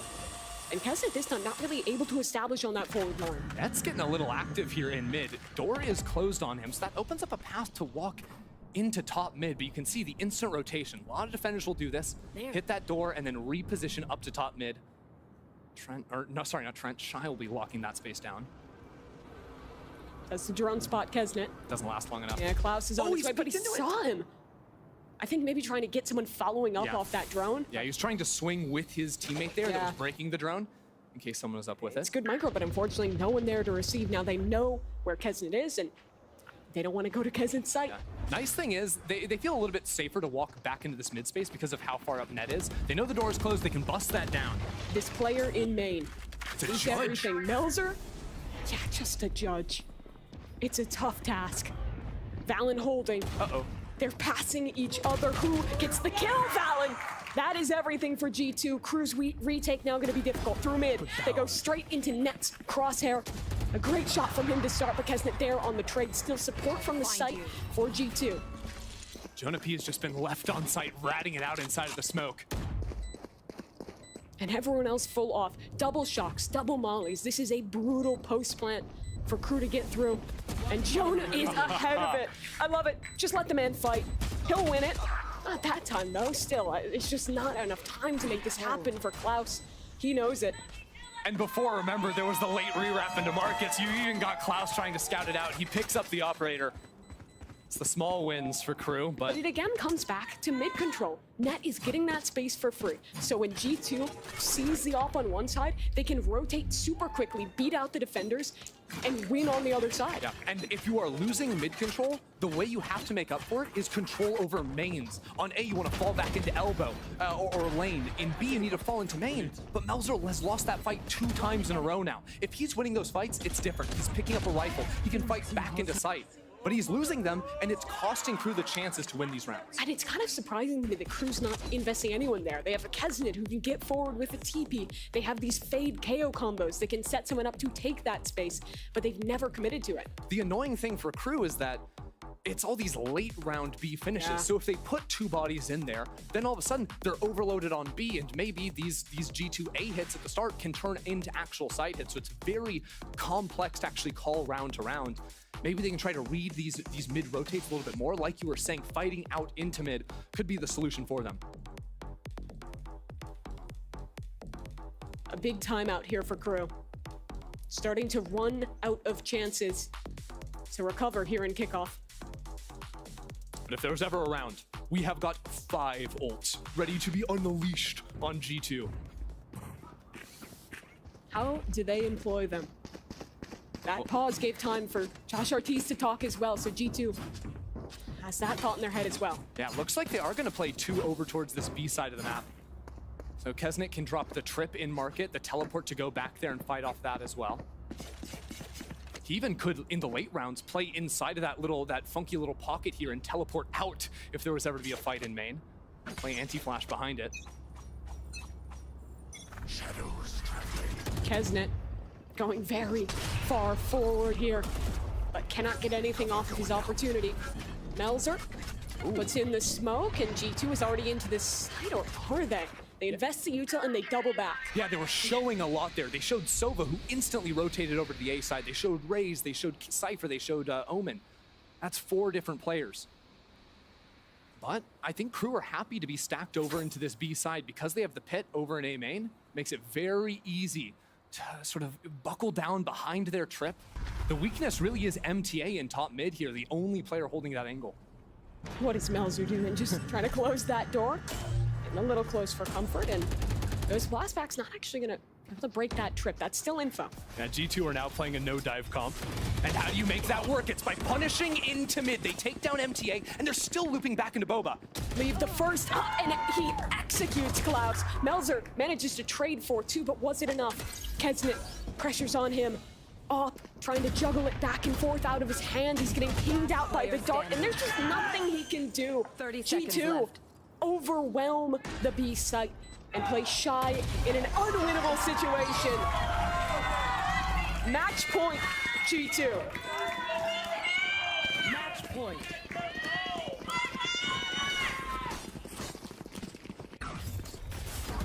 G2 have found the holes, and they are blasting them open.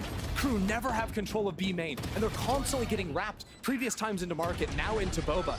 It's a different wrinkle every time from G2, and the pressure has simply been too much. Crew went into that round with 5 ults, Mimi, and they only used the Viper's Pit because they were getting fought before they had a chance to use them. Is this another fast round from G2? Looks like is where they posture. it's a G2 game. To get on this line, and again, the double smoke comp is so oppressive. He's never getting opportunities early rounds. Kesnet has to find this tournament on the line. Tragedy. It's not gonna happen. Drone committed. Leaf ready to enter into the site. MTA will try and pop his ult, but he can't help his teammate. Klaus is down. It's a 5v3, and Ned is working on a lurk. He's gonna be behind Shy. He hears that Molly being committed. But they're going back off of this lurk. They've pushed Leaf all the way through spawn, and now these A players are trapped. Leaf gets the kill. Second one opens up. It's so problematic. Melzer has to be the hero of Crew. He's making so much noise. He's not ready for that. Huge kill there. MTA 1v5, and Leaf is here. The final shot connects, and G2 qualified to the play-ins. They eliminate Crew.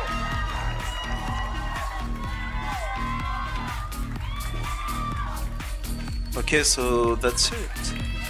Bravo leur... And what a way to finish it off as well. Net was lights out on these 2 maps. His all sight's untouchable, his lurk's just all of the better. teams And you contrast this game to the first time these 2 teams played, and you can see the for the improvement in VCT America. G2. They do such a better job of dealing with Kesnet on this map, of shutting down that defense, and get honestly a really clean win here on Sunset. Yeah, this was the map that went really good for them on their second half previously, and it looks even better this time. Not even dropping the pistol or anything like that. They avoid the problem map. It's gonna be Energy, MIBR, Loud, Sentinel, Evil Geniuses, and G2 Esports. Again for Crew. They had to play the same team twice. Doing the 3-team group, they lost a very close series. And again here today, of course, this team was plagued by the close ones, the 1% before, but it's G2 on top. These boys have waited a long time for their opportunity in Tier 1, but they're showing up here at Kickoff. It'll be brutal, though, in that play-in. A lot of games to be played tomorrow. Yeah, tomorrow's crazy. Got another long day, a 3-matcher. And each team has to play 2 games. Yeah. It's going to be very different. than that normal league play. But I mean, if there's someone to be ready for a format like that, it's the guys who have been grinding down in tier 2. Yeah, what G2 played yesterday against UG, they got to play again today, 2 again tomorrow. It's a long, long weekend. It's no probably better what they chance want, to honestly. ramp You're up. showing up to tier 1 and, hey, play as many matches as you can. Yeah, absolutely love it. Even playing very close games against EG.